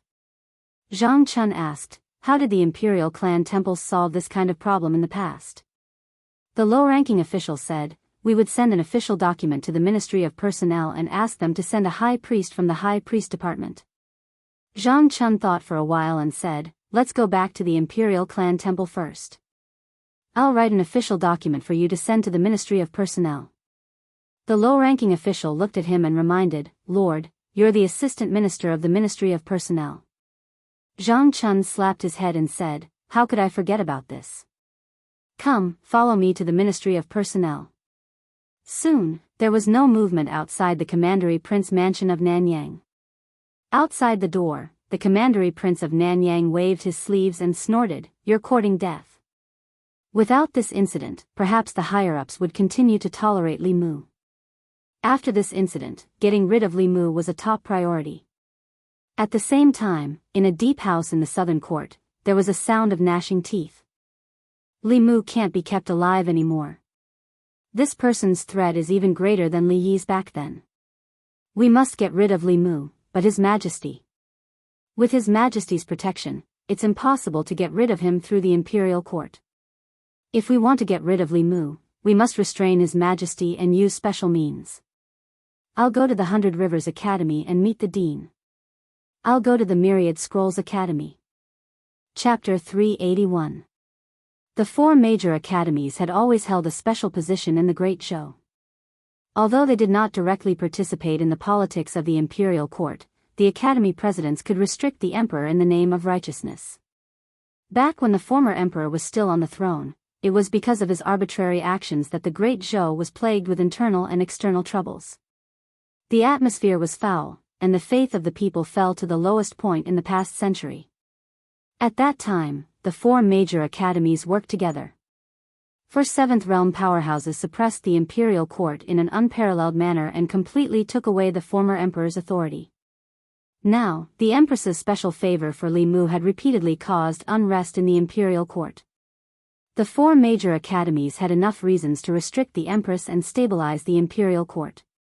If Li Mu had obediently been her favored official, it would have been fine. The old party would not take the risk of offending the empress and attack him just because she doted on him. However, his existence had already greatly damaged their vitality and strength. If this continued, even if the old party did not perish at the hands of the Zhou clan, they would perish at the hands of Li Mu. Li Mu must be eliminated. For this, they did not hesitate to force the emperor to abdicate. 100 Rivers Academy. A middle-aged man in luxurious clothes looked at Vice Academy President Chen and said, "I want to see the Academy President." Vice Academy President Chen asked, "The Academy President is currently in seclusion." "What is the matter, Your Highness King Ping?" King Ping said solemnly, "This is a matter of great importance. The Academy President must come out of seclusion." Vice Academy President Chen said, "What exactly is the matter? Can you tell me first?" King Ping said in a deep voice, "The favored official Li Mu has bewitched the emperor and caused chaos in the imperial court. His Majesty has been bewitched by him and indulged him in every possible way, allowing him to wreak havoc in the imperial court. If this continues, the consequences will be unimaginable. I would like to ask the Academy presidents to persuade His Majesty to punish the demonic official Li Mu and return peace to the imperial court." Vice Academy President Chen glanced at him and shook his head. However, what the Academy sees is not so. Li Mu is called Xingtian by the people of Fairy's capital and is extremely loved by the people. Outside, he single-handedly dealt a heavy blow to the 10 demonic sections. Internally, He overturned the case of the favored official who was wrongly killed more than 10 years ago and punished the lawless officials in the imperial court. Because of what he has done, the people's faith in the great Zhou has reached its peak in 50 years, far surpassing the time of the emperor. It is inevitable that His Majesty's favor. Although he is a favored official, Your Highness. King Ping opened his mouth and said, there is one thing that I hope Your Highness can understand. Vice Academy President Shen looked at King Ping and said slowly, the Academy is the Academy of the Great Zhou, not the Academy of the Shao clan. If the Emperor is muddle-headed, the Academy should work together to support him. This is our duty. If the Emperor is wise, the Academy should do its best to assist him. This is also our duty. Whether His Majesty is wise or muddle-headed, it is not up to you to decide. It is up to the people to decide, King Ping said, but the Imperial Court, Vice Academy President Shen said, without destruction, there can be no construction. A piece of good wood will not go bad just because a few worms have crawled on it. However, if they are allowed to gnaw on it, the good wood will eventually turn rotten one day. This is all I have to say. Take care of yourselves. With that, he put his hands behind his back and slowly left. King Ping stood where he was and his expression changed for a while. Finally, he revealed a helpless expression. After a while, he left the 100 Rivers Academy and returned to King Ping's residence. Several people who were waiting in the residence immediately came up to him and spoke. How was it? What did the dean say? Brother Wang, say something. King Ping looked at everyone and sighed. Let's drop this matter. Don't mention it again. Why? Could it be that the Academy doesn't agree? While everyone was asking, another figure walked in from outside. The Duke of Jianghu had just walked into the courtyard when he shook his head and said, I didn't see the dean. I don't think we can count on the Thousand Scrolls Academy. Among the 4 great academies, the White Deer Academy belonged to the Ministry of War and could never be counted on. As for the other 3 great academies, the 100 Rivers Academy and the Thousand Scrolls Academy supported the Shao clan. The Azure Cloud Academy stood on the side of the Zhou clan. If even the 100 Rivers Academy and the Thousand Scrolls Academy could not be won over, then there was no need to mention the Azure Cloud Academy. At least 3 deans were needed to persuade the Empress. Even if they managed to win over the Azure Cloud Academy, it would be useless. One of them looked at the Duke of Jianghu and asked, what did the Thousand Scrolls Academy say? The Duke of Jianghu shook his head and said, they said that the Academy is not a tool for us to fight for power. They only want to ensure the continuation of the Shao clan's royal family. If the Empress wants to pass the throne to a disciple of the Zhou clan, they will do their best to stop it. Apart from that, the Academy will not participate in any court battles. After saying that, he looked at King Ping and asked, what did the 100 Rivers Academy say? King Ping said, they told us to take care of ourselves. No one spoke again. The courtyard fell into a long silence. The meaning of take care of ourselves was that the 100 Rivers Academy would not help them this time. All along, they had thought that the Zhou clan only had one advantage over the Shao clan, and that was that the Empress's surname was Zhou. Regardless of whether it was the control of the imperial court, the local area, or the number of academies behind them, they were stronger than the Zhou clan's new faction. In fact, if it was not for the former emperor's incompetence that caused the wrath of the people and made the Azure Cloud Academy's dean extremely disappointed in the Shao clan, there might be 3 or even 4 academies behind the Shao clan. It was only now that they realized that although the 2 academies behind them were inclined to let the Shao clan return to the orthodox lineage in the future, that was a matter for the future. At present, they still acknowledged the Empress. In fact, it was not just the academies. Even everyone present was convinced by the current Empress. She had shown great talent in cultivation since she was young. Otherwise, she would not have been valued by the former emperor and become the crown princess and empress. The fact that she could be acknowledged by the emperor's qi and successfully advance to the 7th realm proved this point. At that time, no one in the Shao clan could withstand the emperor's qi and forcefully break through. The royal clan would not have an additional 7th realm powerhouse, but a useless person whose foundation was destroyed. One had to know that she was only 25 years old back then. Since ancient times, no one in the Shao clan had been able to inherit the emperor's qi and advance to the 7th realm at the age of 25. Obviously, the academies would not stand against the empress for this matter. The Duke of Jianghu asked, "What do we do now?" After a long silence, King Ping shook his head and said tiredly, "Let's leave it at that." Although he did not say much, everyone could hear the intention to retreat from his words. The Shao royal clan did not retreat when facing the new faction that was at the peak of their power. Now that they were facing a lone official, they had the intention to retreat. After failing to defeat Li Mu after using countless methods openly and secretly, they chose to avoid him. The Li residence. Li Mu had just learned from Zhang Chun that the Duke of Nanyang's residence was covered by a powerful formation and the officials of the ancestral temple could not enter. As the assistant minister of the Ministry of Personnel, he mobilized the consecrated department to help, but was rejected by the consecrated department. The consecrated department was a special department in the imperial court. It was not an official office. The consecrators in it were powerhouses recruited from all over the country at great cost by the imperial court. Their relationship with the imperial court was a cooperative relationship, not a subordinate one. The consecrated department existed in the previous dynasty and had always been under the control of the old faction. Ever since someone tried to assassinate Zhou Zhong in the consecrated department, Li Mu decided to find an opportunity to reorganize the department. However, he had been busy with other things these days and delayed this matter. Now, he was almost done with the matters at hand and could start to clean up the consecrated department. Before that, he had to help Zhang Chun solve the current problem. There were not many powerhouses in the ancestral temple. They could not be compared to the consecrated department and could not break the formation of the Duke of Nanyang's residence. Li Mu walked out of the residence and said, "Let's go.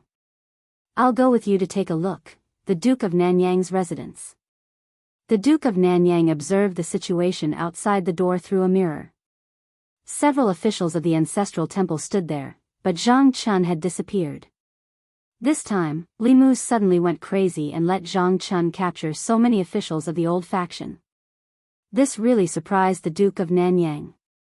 After the surprise, he was delighted. The reason why the higher-ups tolerated Li Mu was that although Li Mu had damaged the interests of the old faction, it was not to the extent that they would completely fall out with the Empress and get rid of Li Mu at all costs. Now it was time. Because Li Mu's actions had shaken the foundation of the old faction in the imperial court.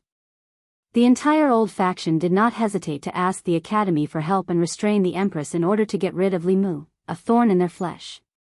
In the end, Li Mu was killed by his arrogance. What the Duke of Nanyang had to do was wait. He was waiting for the higher-ups to make a move. When Li Mu died, Zhang Chun and the others would be like chickens and pottery dogs, unable to withstand a single blow. While the Duke of Nanyang was waiting, he saw the figures of Zhang Chun and Li Mu appear in the mirror. When he saw Li Mu, a trace of impatience appeared on his face. He gritted his teeth and said, "Why haven't you made a move yet?" Then, he saw Li Mu and Zhang Chun outside, trying all kinds of methods to break the array of the Duke of Nanyang's residence. The Duke of Nanyang sneered. This array was set up by the array masters of the Spirit Array sect. Even a 6th realm expert would have to spend some effort to break it. Li Mu and Zhang Chun were overestimating themselves. Outside the Duke of Nanyang's residence, Li Mu also discovered the extraordinariness of this array. This array could absorb attacks from the outside world and even turn the attacks or the spirit qi in the Fulu into one's own. It was not an ordinary defensive array. It might have been set up by an array master. Although Li Mu had the memories of the 1,000 illusions venerable master, he knew that most of those arrays were evil arrays. He did not have a deep understanding of the orthodox arrays. This almost eliminated the possibility of him using ingenuity to break this array. Since he could not use ingenuity, he could only use brute force. Li Mu whistled, and the Dao bell flew out of his ear. In the blink of an eye, it grew to the height of a human. Li Mu pointed at the array outside the Duke of Nanyang's residence and said, "Crash into it." Buzz, the Dao bell responded with a buzz. Then, it flew high into the air and swooped down, crashing heavily into the defensive array. A burst of light flowed on the array. It resisted stubbornly for a few breaths before the light on it quickly dimmed. Zhang Chun strode forward and slammed the door a few times. He shouted, "Xiao Yun, Duke of Nanyang, the Imperial Clan Temple is handling a case. Hurry up and open the door. Don't hide inside. I know you're at home. Hurry up and open the door." Chapter 382. Zhang Chun pounded on the door like he was announcing a funeral, but no one responded. He channeled his mana into his palms and slammed them down. The two doors collapsed inwards, and Xiao Yun, the Duke of Nanyang, appeared in front of him with a gloomy face. Zhang Chun stared at the Duke of Nanyang unhappily and asked, "The Imperial Ancestral Temple has summoned you to close your residence. Are you resisting arrest?" The Duke of Nanyang, the former Minister of Personnel, had fallen to the point where his residence was broken down and humiliated. The Duke of Nanyang could no longer suppress the anger in his heart. He wanted nothing more than to kill Li Mu and Zhang Chun. Thinking that the two of them would not last long, he forcefully used his mana to suppress his anger. He looked at Zhang Chun and said coldly, "Why would the Imperial Ancestral Temple come to my residence for no reason? I thought it was a bold bandit who attacked my residence."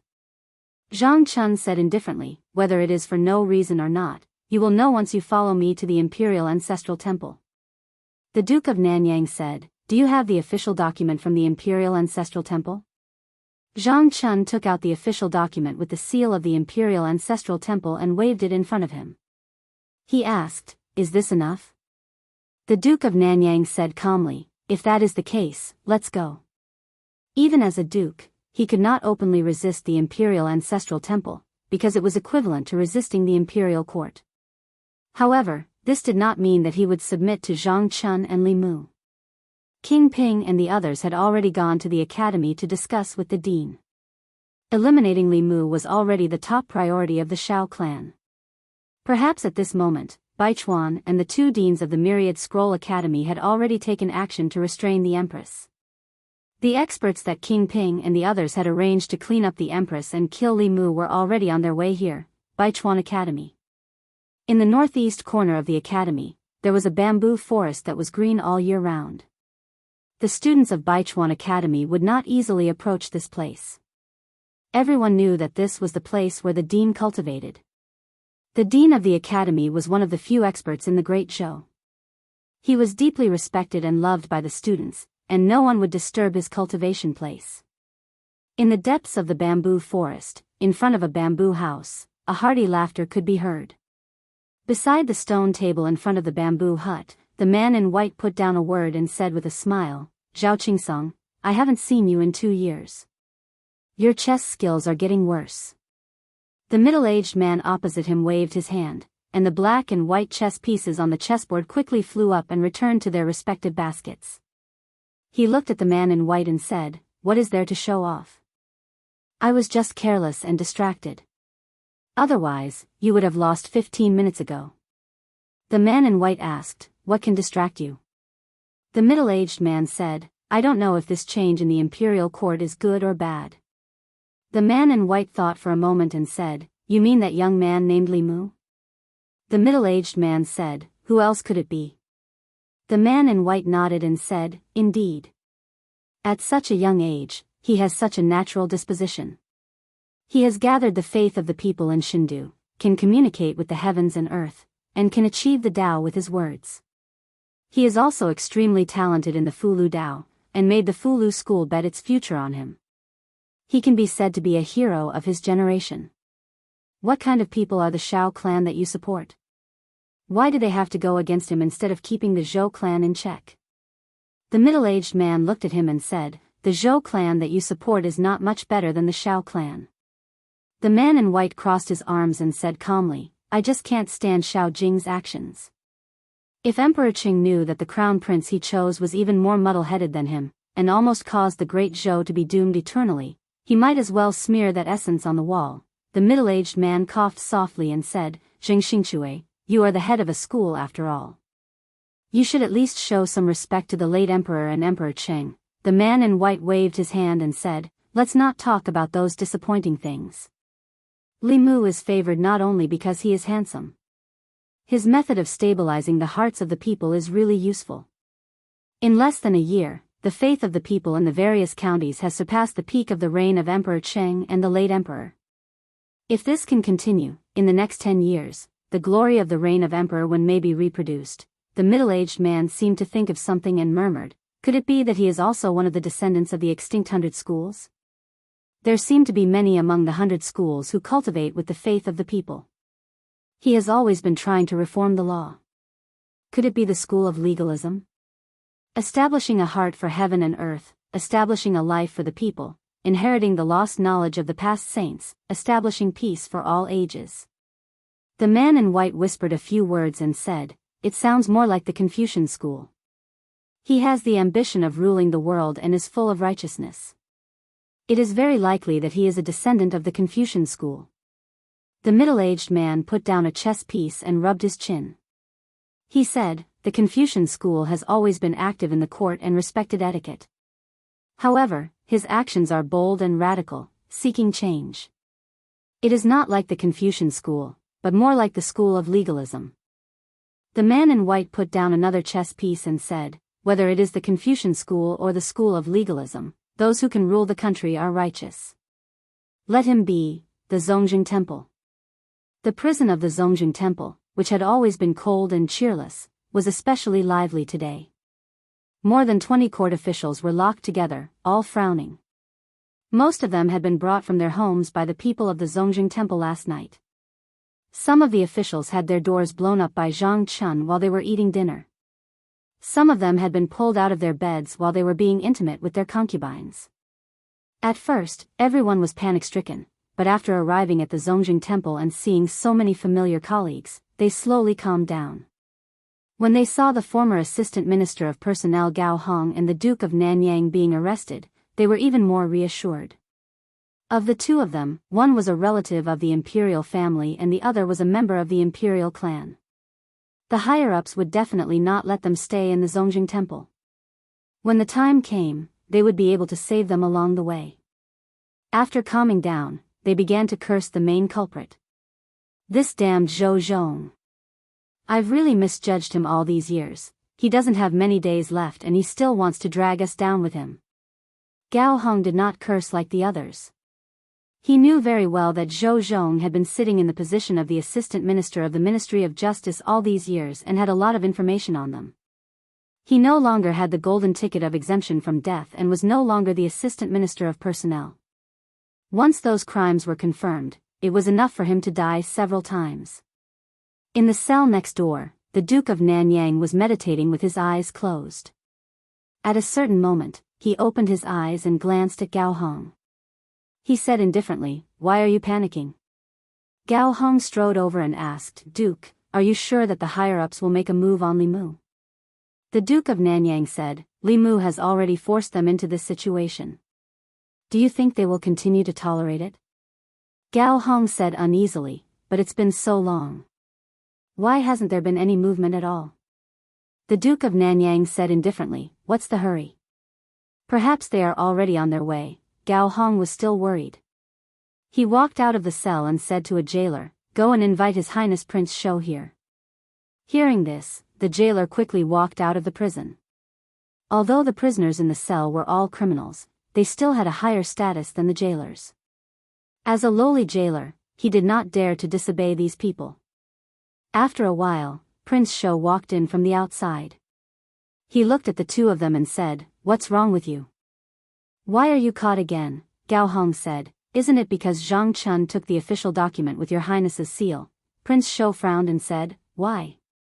Are you blaming me? Zhang Chun threatened me. If I didn't do it, I would be bending the law.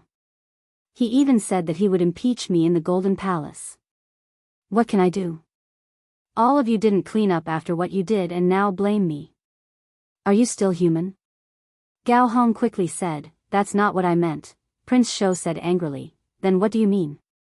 The Duke of Nanyang finally opened his mouth and said, "Now is not the time to talk about this. We want to ask your highness Prince Shou to go out of the palace and ask about the situation. Why haven't they made a move on Li Mu?" Prince Shou glanced at them and said, "Wait here. I'll go and ask." Half an hour later, in the southern court, Prince Ping's residence. Prince Shou sipped his tea and looked at Prince Ping. He asked, "What about the Duke of Nanyang, Gao Hong and the rest? Should I let them go?" Prince Ping stretched out his hand and said, "No." Prince Shou was stunned and asked, "Then what should I do?" Prince Ping took a deep breath and said, "According to the law, those who should be demoted will be demoted and those who should be killed will be killed." Prince Shou spat out his tea and wiped his mouth with his sleeve. He asked, "Then what about the Duke of Nanyang?" Prince Ping shook his head and said, "Without the death exemption token, he can't be saved." Prince Shou was stunned and said, "Aren't you going to join forces with the academy to make a move on Limu?" Prince Ping said, "Limu is not our enemy. The Zhou family is. There's no need to take the risk." Prince Shou said, "But that's not right. If Limu makes a move, Xiao Yun will die." Prince Ping leaned on the chair and slowly let out a sigh of relief. He said, "He asked for it. 36 dukes. Even if one is gone, there are still 35, smack." Prince Shou stood up abruptly and pointed at Prince Ping. He said angrily, "How can you do this? Do you have any humanity left? Those are our beloved friends." Prince Ping also stood up and said coldly, "What do you know? We're looking at the big picture." Prince Shou stared at him for a long time and finally sat back down. He leaned weakly on the chair and said, "The blood flowing in his body is the same as ours." Prince Ping said, "It's because the blood flowing in his body is the blood of the Xiao family. When necessary, he should sacrifice himself for the Xiao family, ancestral temple." After 2 hours, Prince Shou reappeared in the heavenly prison. Gao Hong and the Duke of Nanyang were already anxious from waiting. The Duke of Nanyang was still able to maintain his calm while Gao Hong grabbed the bars of the cell and looked in a certain direction. When he finally saw the chubby figure of Prince Shou, he asked anxiously without waiting for Prince Shou to come closer, "Your Highness, how is it?" Prince Shou patted his shoulder and said, "Don't worry, it's fine." Gao Hong let out a long sigh of relief. Then, excitement appeared on his face as he asked, "When will Limu die?" Prince Shou let out a sigh of relief and said, "When I save you." Gao Hong finally relaxed and sat down slowly. He leaned against the wall and said, "I can't wait any longer." Prince Shou was silent for a moment. Suddenly, he looked at the two of them and said, "Are you hungry? What do you want to eat? I'll get someone to send it in." Chapter 383. The officials who were locked up in the Zongjing Temple lived a life of luxury at home. Naturally, they weren't used to the food of the Zongjing Temple. As the head of the Zongjing Temple, Prince Shou took this into consideration and sent them food from the restaurant outside the palace. In the prison, the officials were eating heartily. "This pork shoulder is from the Wafting Fragrance restaurant. It's definitely from the Wafting Fragrance restaurant. The smell of the wine can't be wrong. The food of the Zongjing Temple is really hard to swallow. The Wafting Fragrance restaurant is the best. Thank you, Your Highness." Prince Shou. Other than having their freedom restricted, the 20 officials didn't suffer much in the Zongjing Temple. Prince Shou arranged a single cell for each of them and changed the bed sheets. In order to protect their privacy, he even had people separate the cells with curtains. 3 meals a day, breakfast, lunch, and dinner. 2 hours in advance, the prison guards would send the menus from the various restaurants in the divine capital. Each of them could order 4 dishes, 1 soup, and a pot of wine. If they were hungry in the middle of the night, they could even order supper. For this, Prince Shou specially invited the chefs of the Wafting Fragrance restaurant to the Zongjing Temple to be on standby. Even if these officials had more needs in the middle of the night, the chefs would have to crawl out of bed to satisfy them. In terms of food, the food these officials usually ate at home wasn't as good as the food in the Zongjing Temple. Not only that, Prince Shou even considered their physical needs and used his sedan to secretly bring the girls from the brothels outside the palace into the Zongjing Temple to comfort these officials at night. This made the officials in the prison change their impression of Prince Shou. Other than his stupidity and cowardice, Prince Shou still had his shining points. Despite the risk of being impeached by the censor, he still took care of these criminal officials meticulously. This wasn't something that anyone could do. It was really good to have one of their own in the Zongjing Temple. In the courtyard of the Zongjing Temple, Zhang Chun watched as the prison guard sent the food made by the wafting fragrance restaurant's chefs into the prison. He looked at Prince Shou and said slowly, "Your Highness, isn't this a little too much?" "Too much?" King Shou glanced at him and said, "How is this going overboard? When you took special care of Li Yi's daughter, did I say anything overboard? Why are you like this?" Zhang Chun was stunned. "I just covered her cell with a curtain and changed her bed." King Shou said, "I also covered up their cells and changed their beds." Zhang Chun looked at the busy figures in the kitchen of the Zongjing Temple and said, "But you brought the chef of the restaurant into the palace. Isn't that too much?" King Shou said, "Is this too much?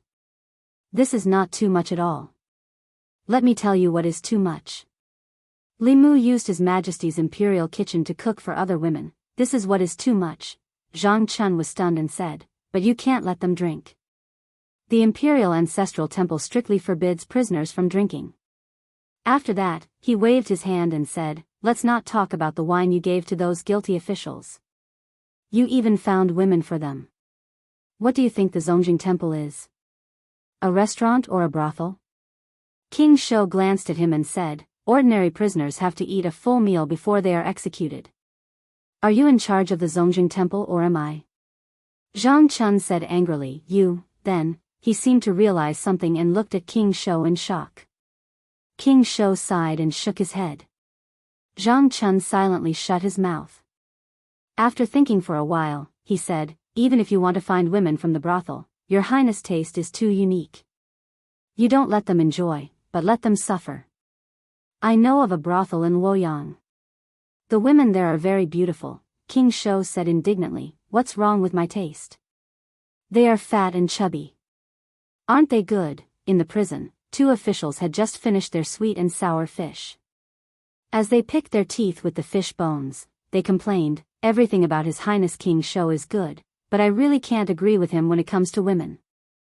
I can't even bear to touch the women he finds." King Shou walked in and said, "If you're not satisfied, I'll give you a beautiful one tonight." The official smiled and said, "Thank you, Your Highness." King Shou walked to the innermost cell and asked Commandery Prince Nanyang, "Are you used to it?" Commandery Prince Nanyang said, "Not really, but thank you for taking care of me." At first, Commandery Prince Nanyang looked down on King Shou. Although King Shou was one of the 7 one-word princes and his status was much higher than his, everyone in Luoyang knew about King Shou's cowardice and incompetence. Now, although his evaluation of King Shou's cowardice and incompetence did not change, he did not hate him as much. King Shou squatted at the door of the cell and said, "Nanyang County is such a good place. Why did you come to Luoyang in the first place?" Commandery Prince Nanyang smiled and said, "Nanyang is good in every way except for one thing. It's not Luoyang." King Shou murmured, "Luoyang, what's so good about Luoyang?" Commandery Prince Nanyang said, "Power, wealth, women, cultivation resources. Luoyang has everything you want. It's thousands of times better than Nanyang County." King Shou sighed and said, "Although Luoyang is good, it's also dirty." Commandery Prince Nanyang did not hear what King Shou said clearly and asked, "Brother, when will you let us out?" King Shou said, "You know what you've done. If I let you go just like that, I won't be able to answer to the people and the imperial court. Instead, the new party will have something to use against you. Therefore, we still have to put on a show." Commandery Prince Nanyang asked, "How do we put on a show?" King Shou said slowly, "You'll still be sentenced to death. Then, you'll be sent outside to be executed. Of course, this is all an act. The executioner's knife won't really cut you down. The dean will use his great power to create an illusion to make the people think that you're really dead. After that, you'll have to appear in Luoyang with a new identity." Commandery Prince Nanyang frowned and said, "So troublesome?" King Shou said helplessly, "Do you think what you've done is a small matter? According to the crimes that Zhou Zhong has confessed, each and every one of you will be beheaded. This is the only way to save your lives. From today onwards, Commandery Prince Nanyang is dead. You'll have a new identity. At that time, we'll find a way to let you enter the imperial court again. After that, you'll get back everything you've lost." Commandery Prince Nanyang had a thoughtful expression as he carefully considered King Shou's words. Indeed, since Li Yi's case was overturned, Commandery Prince Xiao Yun was no different from a dead man in the Great Zhou. His official position was revoked and he would never be employed by the imperial court again. Instead of using the useless identity of Commandery Prince Nanyang, he might as well change his appearance and start a new life. If King Shou really let him go so easily, Commandery Prince Nanyang would be suspicious. Li Mu and the Zhou clan were watching. If he let them go, King Shou wouldn't be able to bear the consequences. However, his plan was so meticulous that it wasn't possible for him to be deceived. It was most likely a decision made by the higher-ups. At this moment, King Shou continued, "I need all of you to act out this scene. Don't mess it up. Otherwise, all your previous efforts will be wasted and no one will be able to save you." Commandery Prince Nanyang no longer had any doubts. He nodded and said, "I understand." King Shou patted him on the shoulder and said, "Remember, even if a knife is placed on your neck, you must remain calm. This is because the executioners this time are all our people. Oh right, remember to tell the others. Otherwise, if they mess it up, everyone will be implicated and Li Mu won't be able to get rid of them." Commandery Prince Nanyang said, "Don't worry. If anyone dares to mess it up, I'll take their life." In the court of the Zongjing Temple, Zhang Chun looked at the few guilty officials kneeling before him. He picked up a document and read it aloud. Minister Councillor Ai Tong of the Ministry of Revenue. During his reign, he coveted a huge amount of tax from the national treasury. According to the law of the Great Zhou, he is sentenced to death by beheading. Minister Wu Xing of Guanglu Temple. According to the law of the Great Zhou, he is sentenced to death by beheading. Wei Chong, Wang Ning, and Zhuo Xian. As officials of the Great Zhou, they participated in the trafficking of women and children and acted as a shield for evil forces. They are sentenced to death by beheading. Minister Chen Guang. They are sentenced to death by beheading. When Zhang Chun announced the sentence, there was no fear on the faces of the officials in the court. Some of them even looked at each other and laughed. It wasn't that they weren't afraid of death. It was just that King Shou had already made it clear to them that this was just an act. When the time came, not only would they not die, but they would also usher in a more glorious life with a new identity. The death penalty documents of these officials had already been reviewed multiple times. After Zhang Chun announced the sentence in the court, more than 20 people were escorted to the execution ground. King Shou stood outside the Zongjing Temple and nodded at all the guilty officials who walked out of the temple. After receiving that hint from King Shou, everyone felt more at ease.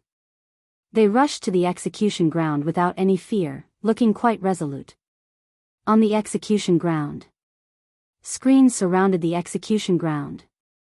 The people below the execution ground couldn't see the specific situation on the execution ground. This time, those who were to be executed were all officials of the imperial court. There were even relatives of the emperor. The scene of their execution couldn't be seen by the people. Li Mu held Li Qing's hand and stood in the crowd. The main culprits and accomplices who framed her father back then were almost all here. Li Mu promised her that all the culprits of the case back then would receive the punishment they deserved. Behind the screens, more than 20 people knelt there. There was still no fear on their faces. Some of them even looked back at the executioner with a smile. Even though the executioner was used to big scenes, he still felt goosebumps from the strange gazes of these people who were about to die. Zhang Chun sat at the executioner's seat. He looked up at the sky, grabbed a bunch of sticks, and threw them out. He said, "The time is up. Start the execution." The executioner's knife was raised high and quickly brought down. Looking at the heads rolling next to him, one of the officials sighed in his heart. A 7th realm cultivator was indeed a 7th realm cultivator. This kind of realistic illusion almost fooled him, let alone the people. There were also a few people whose expressions changed when they noticed the blood of the people next to them splattering on them. However, the executioner behind them didn't give them time to think. With a slash of the knife, the heads were separated from the bodies and their souls scattered. Before and after the execution ground was completely silent. In the past, before the execution, the prisoners would cry and howl. This was probably the quietest execution that the people of the fairies' capital had ever seen. King Shou stood outside the execution ground and sighed deeply. He muttered, "In your next life, be a good person." Chapter 384. The execution was very strange. Even the people outside the execution ground could tell that something was wrong. They had seen executions in the past. It was normal for the prisoners to cry and scream before they died.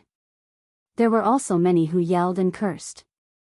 However, this time, there were no cries and no cursing. The execution platform surrounded by screens was silent. More than 20 people were calmly going to their deaths. It was so quiet that it was eerie. Soon, the cheers of the people drowned out the silence. Good execution. They are all criminals who wronged Lord Li back then. These people deserve to die. Lord Li can rest in peace now. At the front of the crowd, Li Qing held Li Mu's hand tightly and said, "Let's go." The two of them turned around. The people took the initiative to open a path for them. They walked slowly. The people behind them watched them leave. They clasped their fists and said, "I wish Lord Li and Miss Li a long and happy life together, grow old together, may you have a child." More than 20 guilty officials were beheaded, and the people all clapped their hands in joy. These people were not only accomplices in framing Lord Li Yi, but they themselves were also guilty of many crimes. Their death was a good thing for the country and the people. After the execution, some of the commoners even spat on the execution platform as they left, their faces filled with joy. King Shou sighed and said to a servant beside him, "Don't remove the screens yet. Inform their families to come and collect the bodies." The servant nodded and said, "Yes." King Shou put his hands behind his back and shook his head as he walked away. He said softly, "It's good that they're dead. There's no more trouble after they die." Zhang Chun walked behind him and said, "These people have committed countless crimes. It's too easy for them to die like this." Although these criminals were dead, they still thought that it was a trap. After today, they would reappear in the divine capital with a new identity. Although they died in the end, at least they didn't feel fear or pain before they died. King Shou said casually, "In life, there are some things that shouldn't be taken too seriously. It's fine if it's not too bad." The news that more than 20 officials from the old party, including Commandery Prince Nanyang and the elder brother of the concubine dowager, had been beheaded at the street corner quickly swept through Luoyang and shocked countless people. Are they really dead? No one saved them? The Shao clan hasn't done anything. Are they just going to be abandoned like that? What are they afraid of, and what are they afraid of? You still don't understand. They're obviously afraid of Li Mu. At the Zhou family's banquet, Zhou Chuan's face was pale. Qin Jian was dead, Gao Hong was dead, and the Duke of Nanyang, Xiao Yun was dead. Of the 7 main culprits back then, only he, the Duke of Zhongyong, and the Duke of Peace and Peace were left. Li Mu didn't even spare the accomplices, so how could he spare the main culprits? In particular, the death of the Duke of Nanyang had made him even more terrified. Even the Shao royal family could not escape Li Mu's punishment, let alone him. Zhou Chen lowered his head to eat, but his forehead was full of cold sweat. He knew what his father was worried about. The Duke of Nanyang and those people were dead. Perhaps his father would be his next target. More than half a year ago, Li Mu was still a small official in a remote county. Unexpectedly, in just half a year, he had grown into an existence that even the old party did not dare to provoke. The Shao royal family was not as fearful of the Zhou family as they were of Li Mu. Just before he came to Luoyang, Zhou Chen had tried to send an assassin to finish him off, but it had ended in failure. If Li Mu knew that he was the one who sent that assassin, wouldn't he be reduced to the same fate as those people this morning? In the Zhou family, while Zhou Chuan and his son were in shock, Li Mu was also hesitating in the Li residence. Until today, most of the people involved in the case back then had received the punishment they deserved. No accomplices had escaped, and there were still 4 main culprits in Luoyang. These 4 people were the Marquis of Zhongyong, the Earl of Ping'an, the Marquis of Yongding, and Zhou Chuan of the Zhou family. The first 3 bigwigs of Luoyang were involved in Zhou Zhong's scheme. They had no enmity with Li Yi. Zhou Zhong knew that he could not change the overall situation, so he deliberately lured them into the trap in order to get the 3 death exemption tokens in their hands. Before Zhou Zhong lured them in, Li Yi's fate was already sealed. These 3 people were just Zhou Zhong's pawns. Although they had bad records, there was no need to kill them. As for Zhou Chuan, although Li Mu wanted him to pay the price, there were 2 problems in front of him. First, the booklet that Zhou Zhong gave him contained evidence of the crimes of the old party officials. There was nothing about Zhou Chuan, so Li Mu could not overthrow him through the law. Second, Zhou Chuan was the Empress's uncle. Li Mu had already killed one of her younger brothers. He did not know how the Empress would feel if he killed another of her uncles.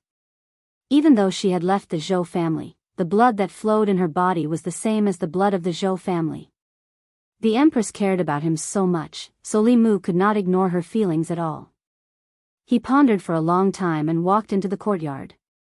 He said to Lu Hanyan and Li Qing, "I'm going to the palace. You don't have to wait for me to eat today." After informing them, Li Mu left the Li residence and went to the palace. He first went to the imperial kitchen and made a few dishes that the Empress liked. Then, he took the food box and went to Changle Palace. In Changle Palace, Zhou Yi looked at the unusually sumptuous meal on the table. Finally, he looked at Li Mu and said, "What's the matter? Speak."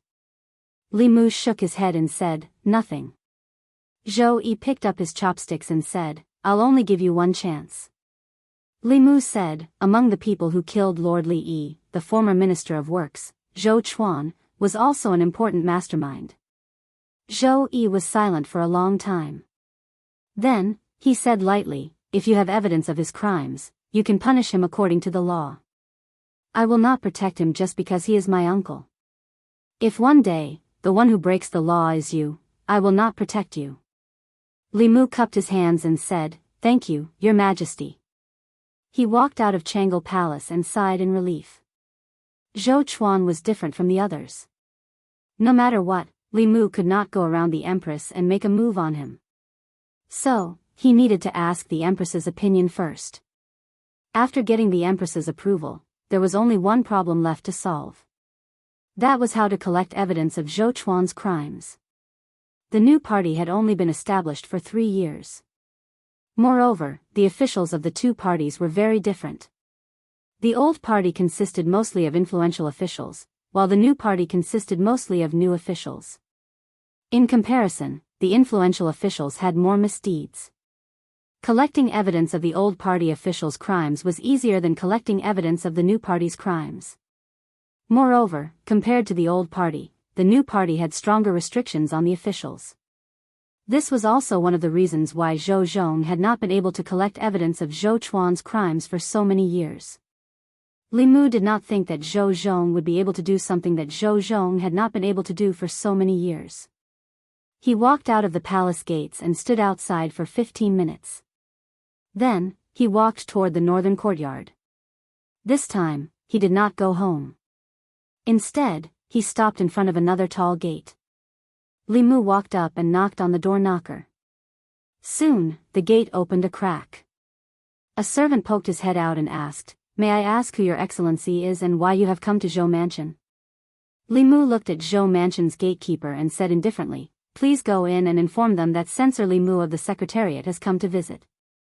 A moment later, Zhou Chuan frowned and anxiously paced around the hall. He muttered, "Li Mu, what is he doing here? I won't see him. Let him go back." Zhou Xiong stretched out his hand and said, "No, if word gets out, outsiders will think that our Zhou family is afraid of Li Mu. Let him in." Zhou Chuan said, "Second brother, but it's fine.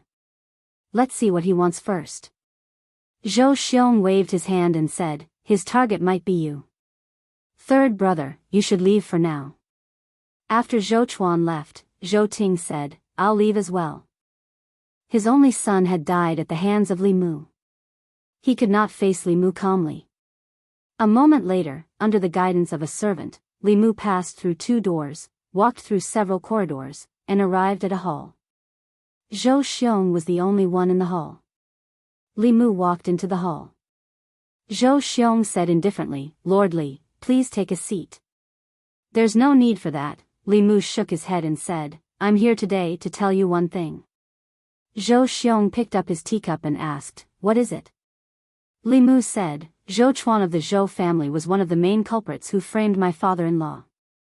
Zhou Xiong said in a deep voice, that case is over. Li Mu said, that's what Duke Nanyang and Gao Hong thought too. Duke Nanyang and Gao Hong had just been executed. This was a blatant threat. Zhou Xiong slammed his teacup on the table and said loudly, Li Mu, what are you trying to say? Li Mu said indifferently, let Zhou Chuan ask to be exiled and this matter will end here. Zhou Xiong was stunned for a moment before he became furious. He stood up and gritted his teeth, you're dreaming. Li Mu shook his head and said, if it weren't for His Majesty, I would do it myself. At that time, it won't be as simple as being exiled. Don't force me. Zhou Xiong wanted to throw his teacup at Li Mu's face. He came to the Zhou family and asked the Zhou family to ask to be exiled. Who was the one forcing who? Zhou Xiong said angrily, what right do you have to say that? Li Mu looked at him and said, when I was in the northern county, I was assassinated. Don't think that I don't know that the mastermind behind the assassination was Zhou Chuan's son, Zhou Chen. Crash. Zhou Chen, who was eavesdropping in the back hall, was shocked when he heard Li Mu's words. He couldn't help but take a few steps back and knocked over a chair. He picked up the chair with a pale face and his body trembled slightly. In the front hall, Zhou Xiong said flatly, you're slandering me. Li Mu smiled and said, whether it's slander or not, you'll know when you get to the Imperial Clan Temple. I still have a lot of evidence of your Zhou family's crimes. At that time, it won't just be Zhou Chen's case. Zhou Chuan, Zhou Ting, and the other officials of your new party won't be able to escape. The fate of those officials on the execution ground today will be your fate. Zhou Xiong's face turned red. He pointed at him and said angrily, you. Li Mu looked at Zhou Xiong and said calmly, Chen Jian's grave is already covered in grass. Gao Hong and Prince Nanyang's bodies have just turned cold. I only asked Zhou Chuan to be exiled because of His Majesty. I have no interest in the fight between the old and new parties. However, if I don't punish Zhou Chuan and avenge my father-in-law, I won't be able to answer to my wife. Zhou Chuan's request to be exiled is my limit. I'll give you 3 days to think about it. Chapter 385. After saying those words, Li Mu turned and left the Zhou family. After he left, a few figures walked out from the back hall. Zhou Xiong looked coldly at Zhou Chen and asked, is what Li Mu said true? Zhou Chen nodded and said fearfully, but back then, when I hired the assassin, I did not reveal any of my identity. Zhou Xiong sat in his chair and said weakly, how much leverage does he have on the Zhou family? Most of the conflicts in the imperial court could not be seen in the open. These conflicts in the dark were filled with blood and filth, and could not be shown in front of others. With the Shao clan's existence, the Zhou family could not avoid such filthy matters. Once they were exposed and seriously investigated, there was no doubt that the fate of the old party officials would be the fate of some of the new party members. Zhou Chuan said, I'm guessing that Li Mu is lying to us. Even the old party does not have any evidence. How would Li Mu know? Zhou Xiong looked at him and asked, what if? He looked at Zhou Chuan and said, even if he does not have more leverage, just the crime of assassination is enough to send your son to his death. Zhou Chen trembled and hugged Zhou Chuan's thigh. He said fearfully, Father, I don't want to die. I'm your son. You have to save me, Pa. Zhou Chuan slapped him away with a gloomy face and did not say a word. Li Mu's request for Zhou Chen and the other members of the new party to be spared was that Zhou Chuan himself had to request to be banished to the army. The place of banishment was either the demon nation or the ghost realm. Any sinner who went to such a place would have a slim chance of surviving. Some would even die 10 times out of 10. This unfilial son wanted him dead. At that moment, Zhou Chuan regretted giving birth to this son for the first time. At that moment, a figure slowly walked in from outside. Zhou Xiong stood up and said, Big brother. Zhou Jing said, I know. Zhou Xiong thought for a moment and asked, Big brother, can you divine if Li Mu is bluffing? Does he really have leverage on us? Zhou Jing shook his head and said, he has a magic treasure that can shield him from the heavenly secrets. I can't calculate anything related to him. Even if I didn't have that item, I might not be able to calculate these things. Zhou Xiong sat back down and asked worriedly, what should we do now? If Li Mu had come to the Zhou family to spout nonsense without any basis, there was a 90% chance that he was bluffing. However, he had directly pointed out the secret things that Zhou Chen had done, which made Zhou Xiong feel uncertain. If what Li Mu said was true, then they would have to give up on Zhou Chuan and be banished to the army. If they don't do as Li Mu said, Zhou Chen will die. Not only that, there is a certain possibility that the other officials of the new party will also be implicated. If Li Mu really has something on them, within the scope of the law, Li Mu could do whatever he wanted. This was something that everyone in Luoyang was aware of. How arrogant was the Shao royal family? They were even capable of doing things like forcing the emperor to abdicate the throne. However, in the end, they still had to watch the heads of over 20 officials from the old faction fall to the ground. Even the Duke of Nanyang could not be saved. Once Li Mu made public the evidence in his hands, the new party would probably follow in the footsteps of the old party. If Zhou Chuan did not leave, Zhou Chen would definitely die. Perhaps even more people would die. If Zhou Chuan asked to be banished, only 3 of the 4 brothers of the Zhou family would be left. This was a dilemma that only the head of the family, Zhou Jing, had the right to make. In the hall, everyone's gaze was on Zhou Jing. Zhou Chuan could not help but say, even if Li Mu really has something on us, can we trust what he says? What if he goes back on his words? Zhou Jing looked at him and said, no matter what decision you make, the Zhou family will agree. Zhou Chuan's voice gradually became softer as a bitter smile appeared on his face. If his eldest brother was not threatened by Li Mu, he would have clearly told him that the Zhou family would not be threatened and would not agree to Li Mu's request. Other than that, any decision he made would actually lead to another choice. Sacrificing him in exchange for the stability of the Zhou family and the new party. It turned out that he had been abandoned like the commandery prince of Nanyang. Zhou Chuan took a deep breath and said, let's do as Li Mu says. For the Zhou family, for the new party, and for our great cause. Zhou Jing was silent for a moment before he said, the family will prepare some things for you so that you can protect yourself. When the time is right, you can return to Luoyang. Zhou Chuan cupped his fists and said in a deep voice, thank you, eldest brother. The third of the 4 brothers of the Zhou family, the former Minister of Works, Zhou Chuan, felt guilty for framing Li Yi. Although he had been pardoned by the death exemption medallion, he still asked to be sent to prison and left Luoyang. This became another eye-catching event after the execution of the commandery prince of Nanyang and the others. Back when they framed Li Yi, they were all sentenced to death. Later, they were all pardoned by the death exemption medallion. The common people thought that this would be the end. They did not expect that it was only the beginning. After the commandery prince of Nanyang, Xiao Yun, and old concubine Gao's elder brother, Gao Hong, were pardoned by the death exemption medallion, they were sent to the execution ground for other crimes. In the end, they could not escape death. Although Zhou Chuan did not die, the crime of being sent to prison was not much different from delaying the execution of the death penalty. It was just that he would die a little later. At this point, all the main culprits and accomplices in Li Yi's case had paid the price with their lives. The other 3 fish that escaped the net, the Marquis of Zhongyong, the Earl of Pinghan, and the Marquis of Yongding, disappeared from Luoyang overnight after hearing and witnessing these things. Someone saw them leave Luoyang with their family the night before the execution of the commandery prince of Nanyang. Li residence. After Li Mu heard these things, he heaved a long sigh of relief. He pulled Li Qing into his arms and whispered in her ear, it's all over. Li Qing was silent.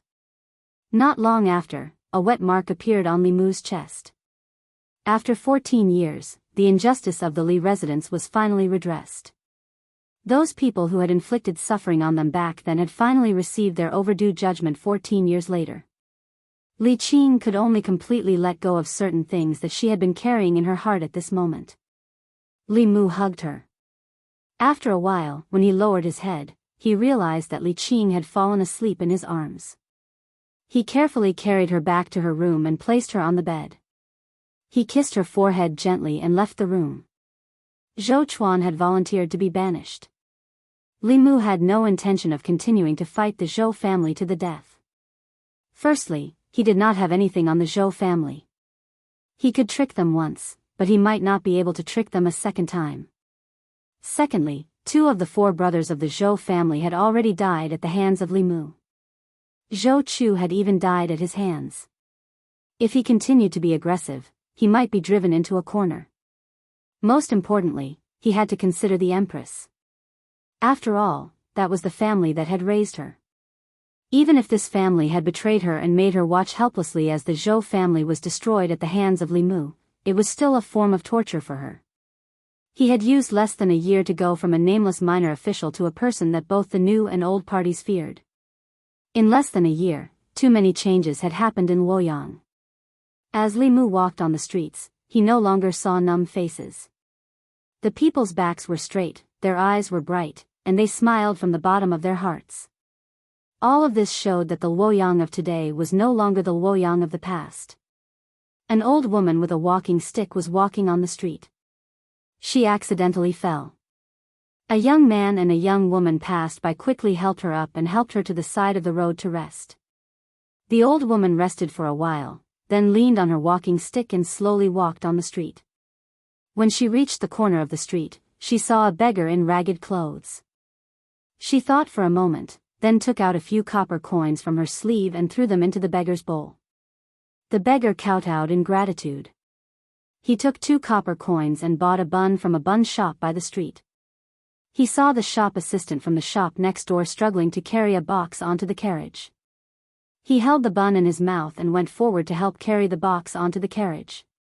The shop assistant took a deep breath. Just as he was about to thank the beggar, he realized that there was no one behind the box. At this moment, a man in green walked over and asked, "Brother, may I ask where Restaurant Rui is?" The shop assistant smiled and said, "I happen to have something to do near Restaurant Rui. Follow me." The man thanked him and followed the shop assistant to Restaurant Rui. He happened to see a young man and a young woman's kite hanging on a tree. The 2 of them stood under the tree and waited. The man leaped up and easily plucked the kite. He smiled and handed it to the young man and the young woman. He said, "Go over there and fly it in an empty place." Li Mu was greeted by the people along the way. He could clearly feel the changes in Luoyang half a year ago. Li Mu was not the only one who could feel the changes. The people of Luoyang could feel it too. In the past, there was no good or evil in Luoyang. There was no right or wrong. It was chaotic and dark. Until half a year ago, a ray of light shone through the darkness.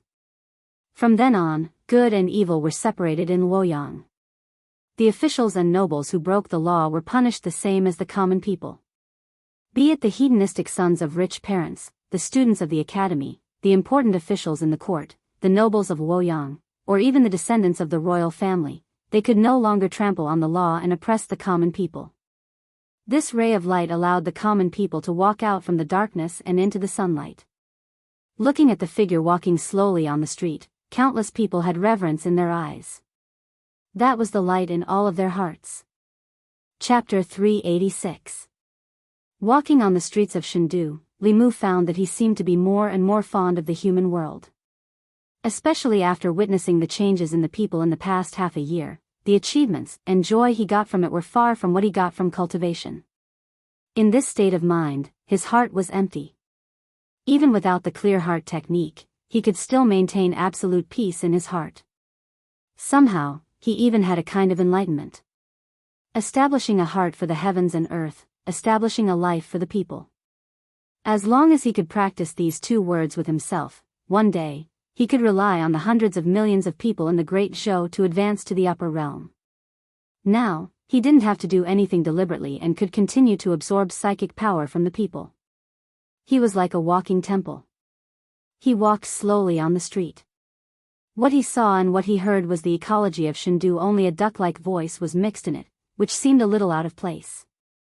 Fortune-telling, fortune-telling, infertility treatment, ensuring the birth of a fat baby. You're not allowed to be free, you're not allowed to be free. This voice was a little familiar. Li Mu looked in the direction of the voice and saw a sloppy Taoist priest squatting at a corner of the street. In front of him was a Bagua diagram, and beside him was a flag with the words, Divine Strategy, written on it. The Taoist priest's spiritual sense was very sharp.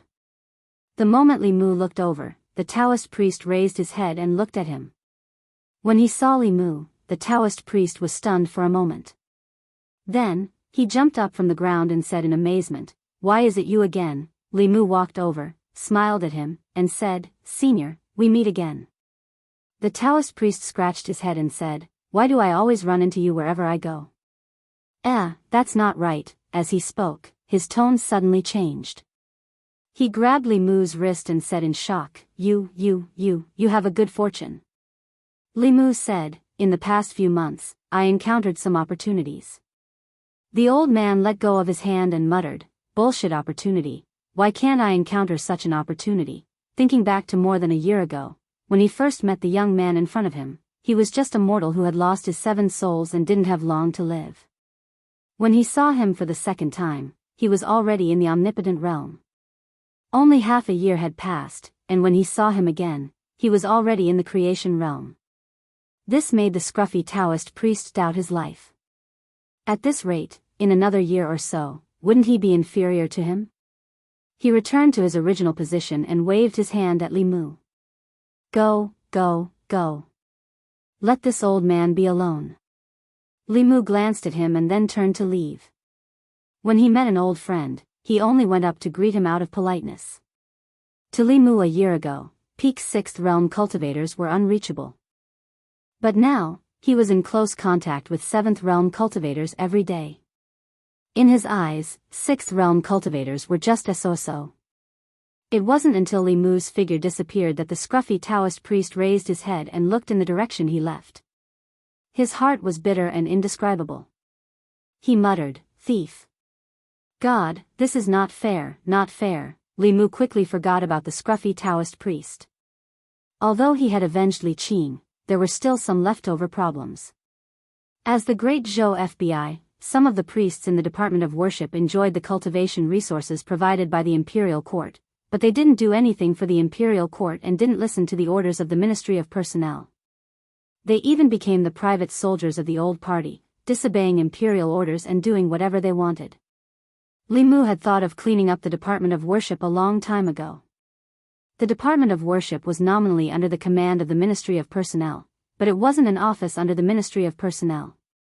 Before the Empress ascended the throne, the Department of Worship was directly responsible to the Empress. After the Empress ascended the throne, because she couldn't subdue the Department of Worship controlled by the old party, she established the internal guards. The bamboo guards of the plum, orchid, bamboo, and chrysanthemum guards were used to replace the Department of Worship. Of course, whether it was strength or resources, the internal guards were far inferior to the Department of Worship. The Department of Worship was supported by the Great Zhou's national treasury. Every year, large amounts of spiritual jade, fulu, talismans, and other cultivation resources were allocated from the national treasury. The internal guards were subsidized by the Empress herself. The highest cultivation of the internal guards was only 5th realm.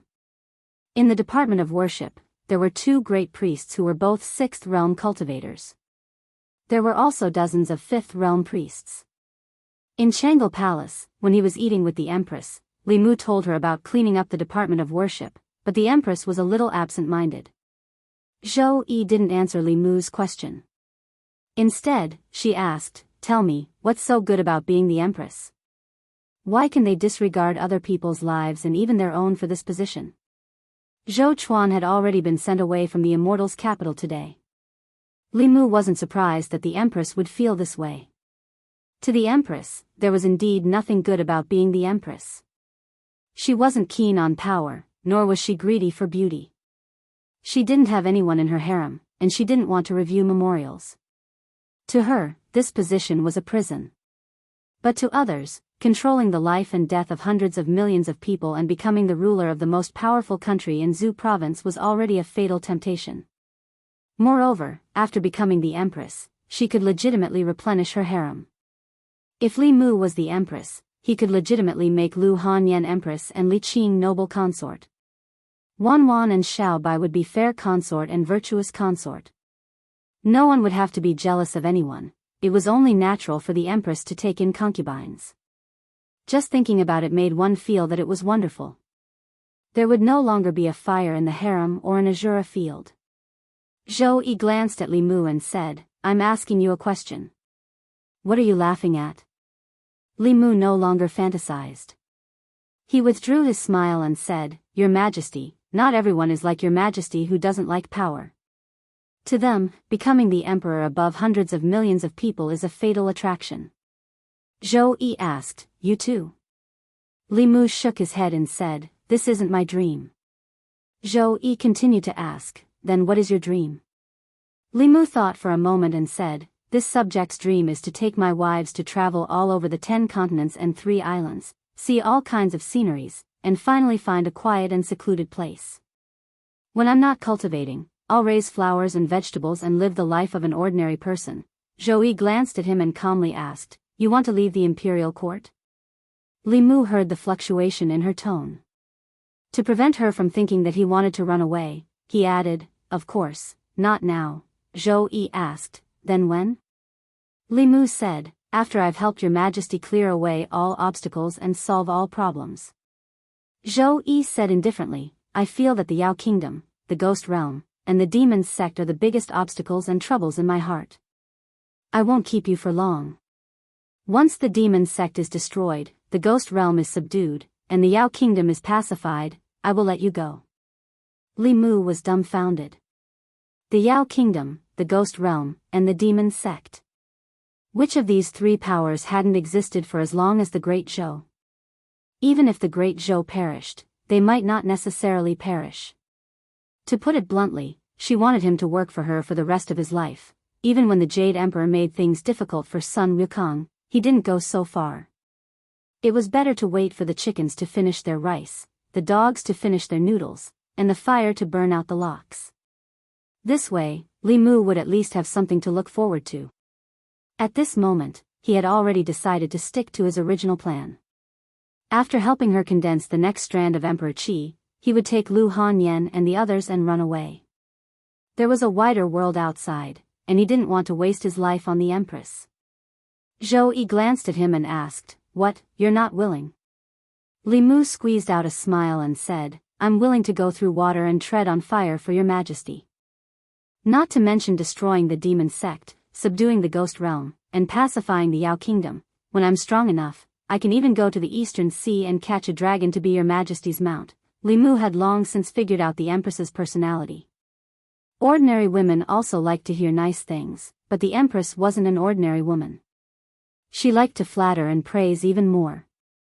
Regardless of whether she could do it or not, she had to get through this hurdle first. Zhou Yi asked, "Is what you said true?" Li Mu nodded and said, "Everything I said came from the bottom of my heart." Zhou Yi said indifferently, "Then swear to the heavenly Tao." Li Mu stared blankly at the Empress. He didn't expect that she wouldn't play by the rules. If he had said this to Lu Hanyan and Li Qing, they would definitely have covered Li Mu's mouth before he swore to the heavenly Tao. Then, either coquettishly or angrily, they would say, "Who told you to swear? I don't want you to swear," and so on, and forget about this matter. But the Empress, it was fine if she didn't stop him, but she actually took the initiative to make him swear? Was an oath to the heavenly Tao something that could be casually sworn? Li Mu felt that the trust between humans was gone. "What, you're not willing?" Zhou Yi looked at Li Mu and asked, "Could it be that everything you said just now was false?" Li Mu wanted nothing more than to slap his own mouth. But it was obviously too late. Looking at the Empress' serious eyes, Li Mu slowly raised his right hand, bent his thumb, and pointed to the sky. He gritted his teeth and said, "I, Li Mu, swear to the heavenly Tao that only after the Demon Sect is destroyed, the Ghost Realm is subdued, and the Demon Country is pacified, can I leave your Majesty.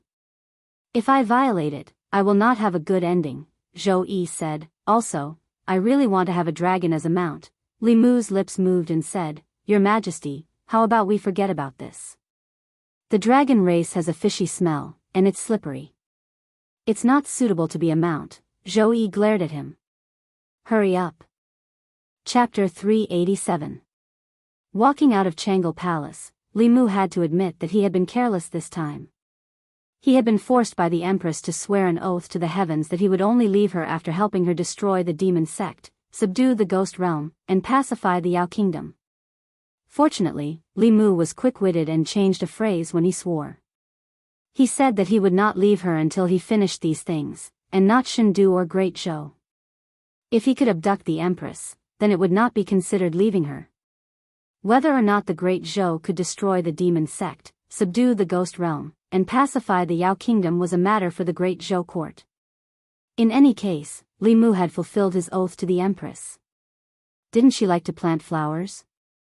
When the time came, he would open a garden for her next door to where he, Lu Hanyan, and Li Qing lived in seclusion. As long as she did not feel bored, she could plant flowers for the rest of her life. Li Mu looked back and twitched the corner of his mouth. If she wanted to trick him, she would have to cultivate for a few more years. After swearing the oath, he once again brought up the matter of purging the office of consecration. What made Li Mu feel helpless was that, at some point in time, the Empress had handed over all the things that should have been done by her to him. She did not even hand it over to Li Mu. Instead, it was Li Mu who raised the problem and solved it himself. Now, she wanted Li Mu to be her slave for the rest of his life.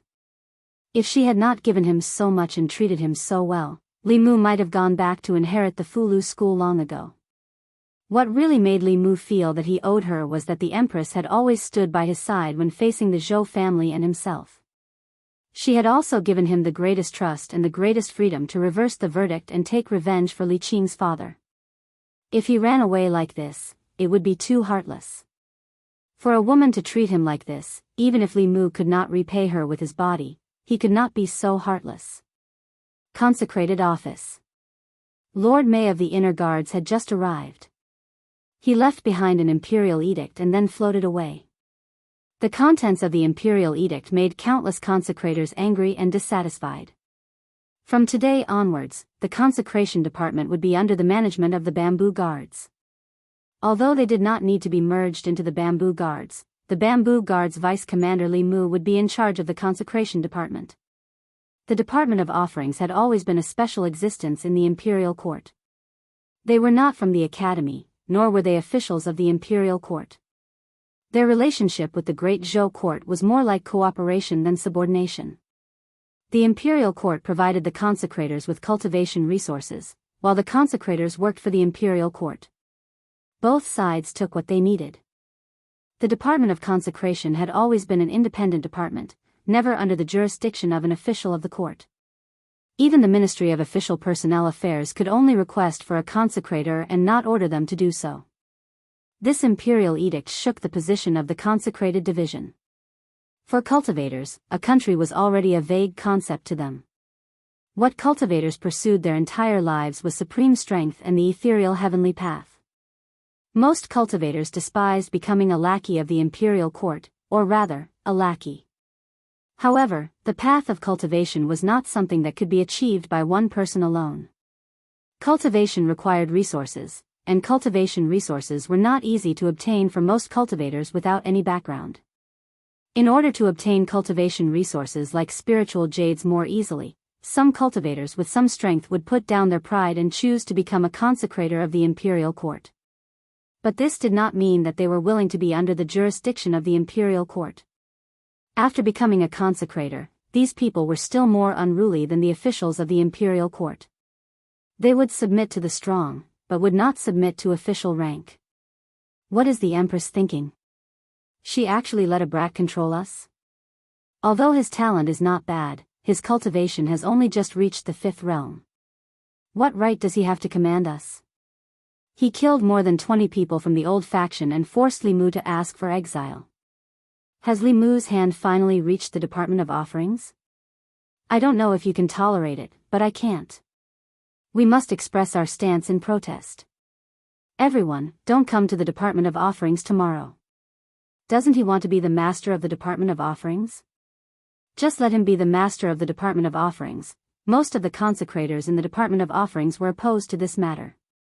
If the Empress let a 6th realm cultivator take charge of the Department of Offerings, it would be fine.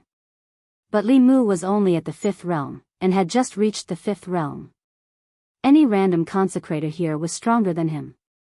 To make them listen to the orders of a weakling was something that was very difficult to accept. Of course, among them, there was also a large portion who had long been bribed by the benefits of the old faction and harbored enmity towards Li Mu. Under this enmity, there were very quickly people who began to incite the other consecrators to take Li Mu down a notch. A group of people noisily left the Department of Offerings. 2 elders with similar appearances stood in the courtyard with their hands behind their backs. The elder on the left said, "What do you think?" The elder on the right thought for a moment and said, "Killing him a little is good for his spirit. We have to let him know that the Department of Offerings is not a place where he can behave atrociously." The Empress temporarily placed the Department of Offerings under the Bamboo Guards. As the deputy commander of the Bamboo Guards, Li Mu naturally became the direct superior of the Department of Offerings. A few days ago, he had done a detailed search for information on the Department of Offerings. Currently, there were 2 6th realm cultivators in the Department of Offerings. Both of them had just reached the 6th realm several years ago, and they were a pair of twin brothers. For the imperial court, 5th realm consecrators were easy to recruit, but 6th realm high consecrators were very difficult to recruit. When one's cultivation reached this level, they could already be considered one of the few powerful cultivators in the world. Whether it was out of dignity or the pursuit of a higher realm, they would not be willing to be the imperial court's lackeys. This also led to the imperial court having to pay a huge price every time they recruited a 6th realm cultivator. Not only did the imperial court have to provide them with large amounts of spiritual jades every year, but they also had to satisfy their various requests. After Li Mu saw the benefits of the 2 high consecrators, even he wanted to become a high consecrator himself. Li Mu could do what they could do, and Li Mu could do what they could not. He could guarantee that it would be worth more than the cost. If the imperial court gave him the resources given to these 2 people, Li Mu could guarantee that he would be able to create even greater value for the imperial court than them. Most importantly, these 2 people did not make much of a contribution every year. Li Mu even killed several dozen elders of the demon sect. The contributions of these 2 high consecrators to the imperial court were greater than the contributions of the entire Department of Offerings. However, other than the Empress's love, he did not receive anything else. This made Li Mu feel very unbalanced. He walked into the Department of Offerings and found it abnormally quiet.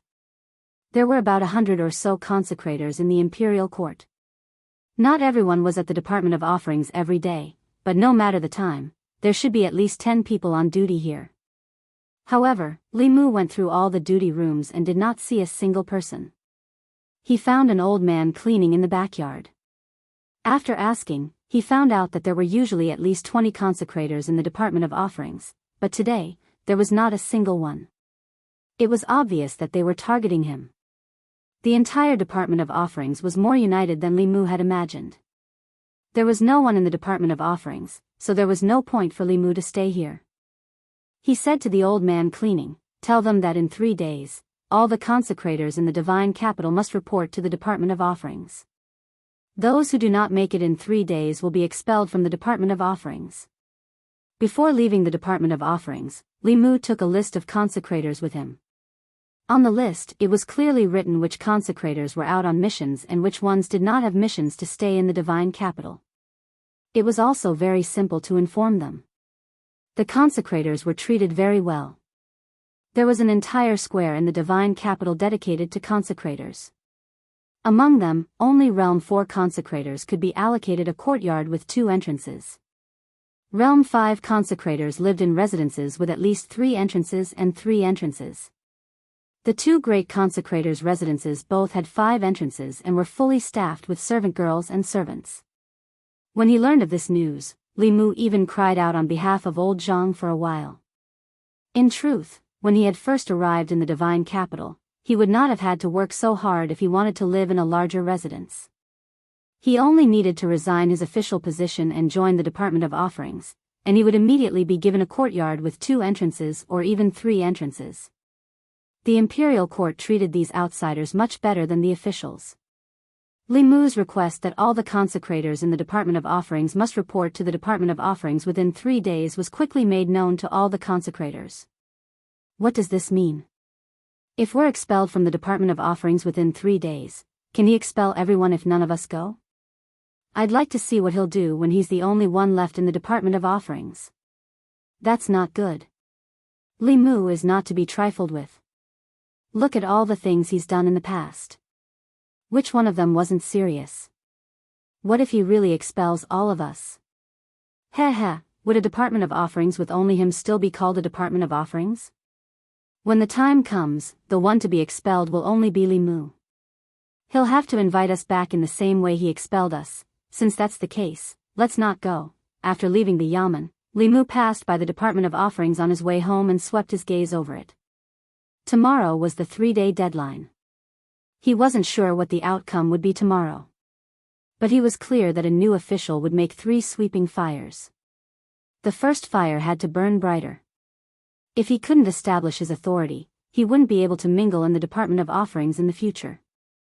The current problem was that the Department of Offerings had as many experts as there were clouds. That place was not the imperial court, and the offerings were not officials of either party. Any sort of open or secret schemes were useless. In that place, absolute strength was the only thing that mattered. Unfortunately, Li Mu's own strength was not great, and he was also a commander without any reliable helpers. Just by himself, how could he contend against a group of experts of the same level? Fortune-telling, treating infertility, guaranteeing the birth of a fat child. As he walked down the street, a familiar voice once more sounded by his ear. Li Mu looked in a certain direction and suddenly thought of a plan.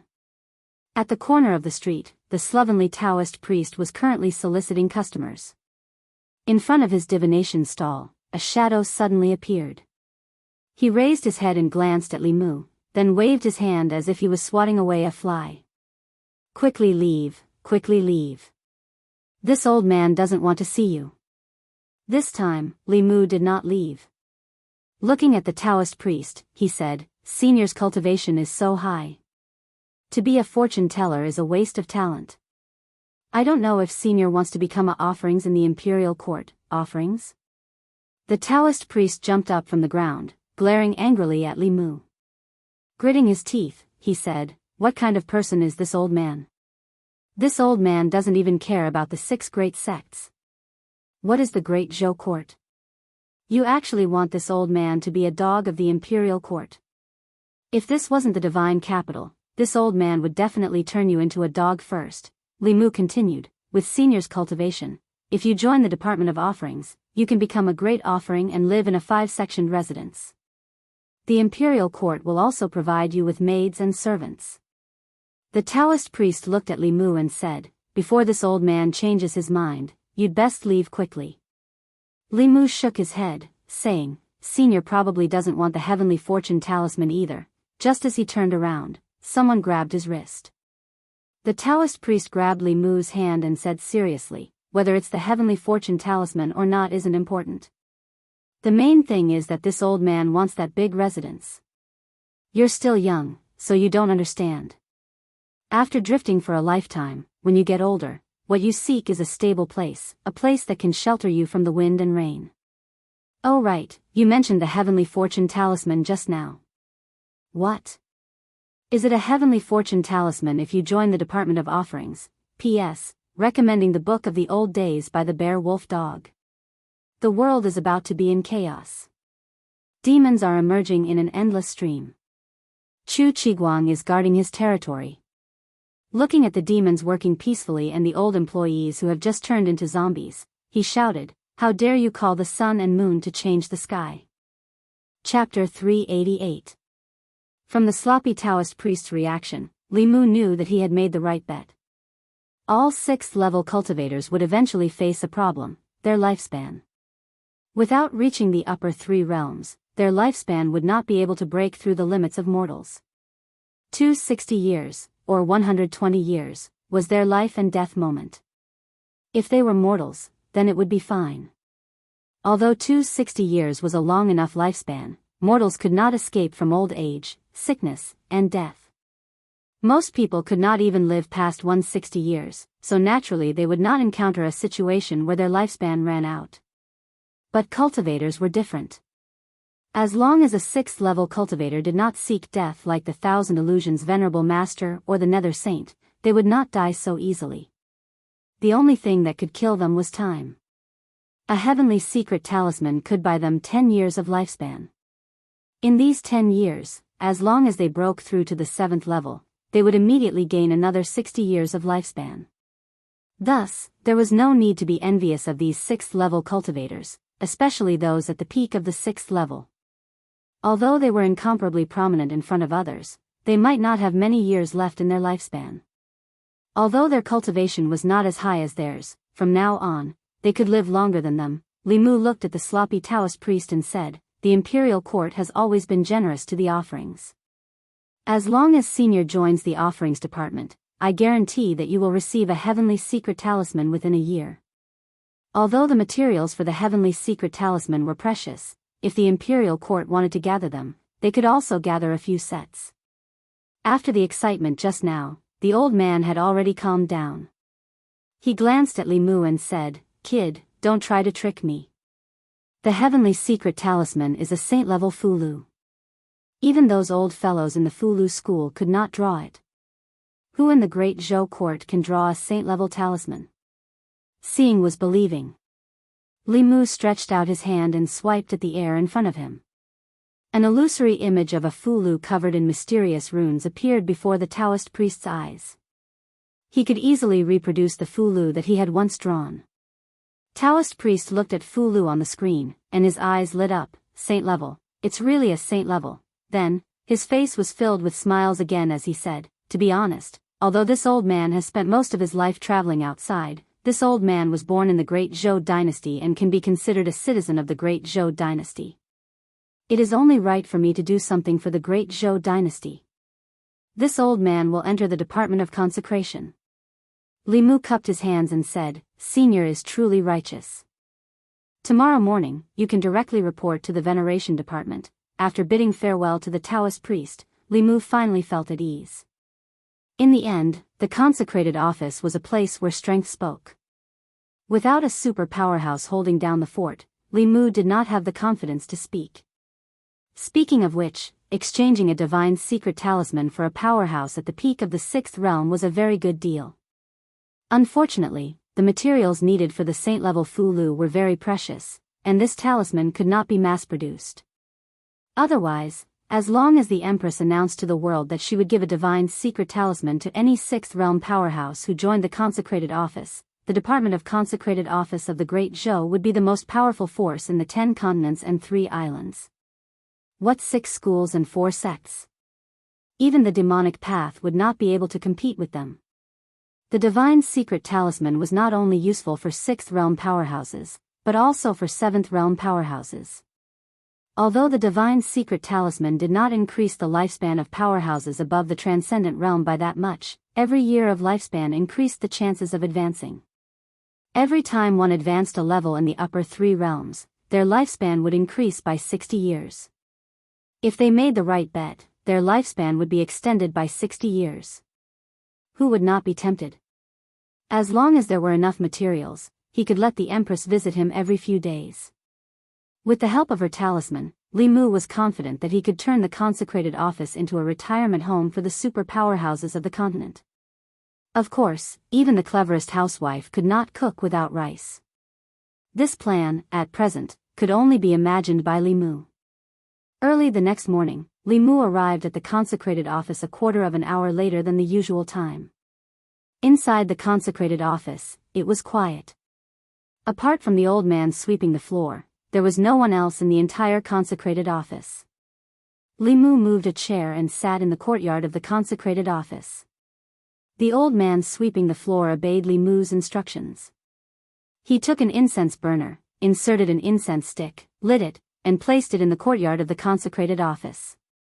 Li Mu looked at the incense stick and said, "Tell them, before this incense stick burns out, if they do not report to the consecrated office, they will be expelled from the consecrated office, and all the rewards bestowed by the imperial court will be withdrawn.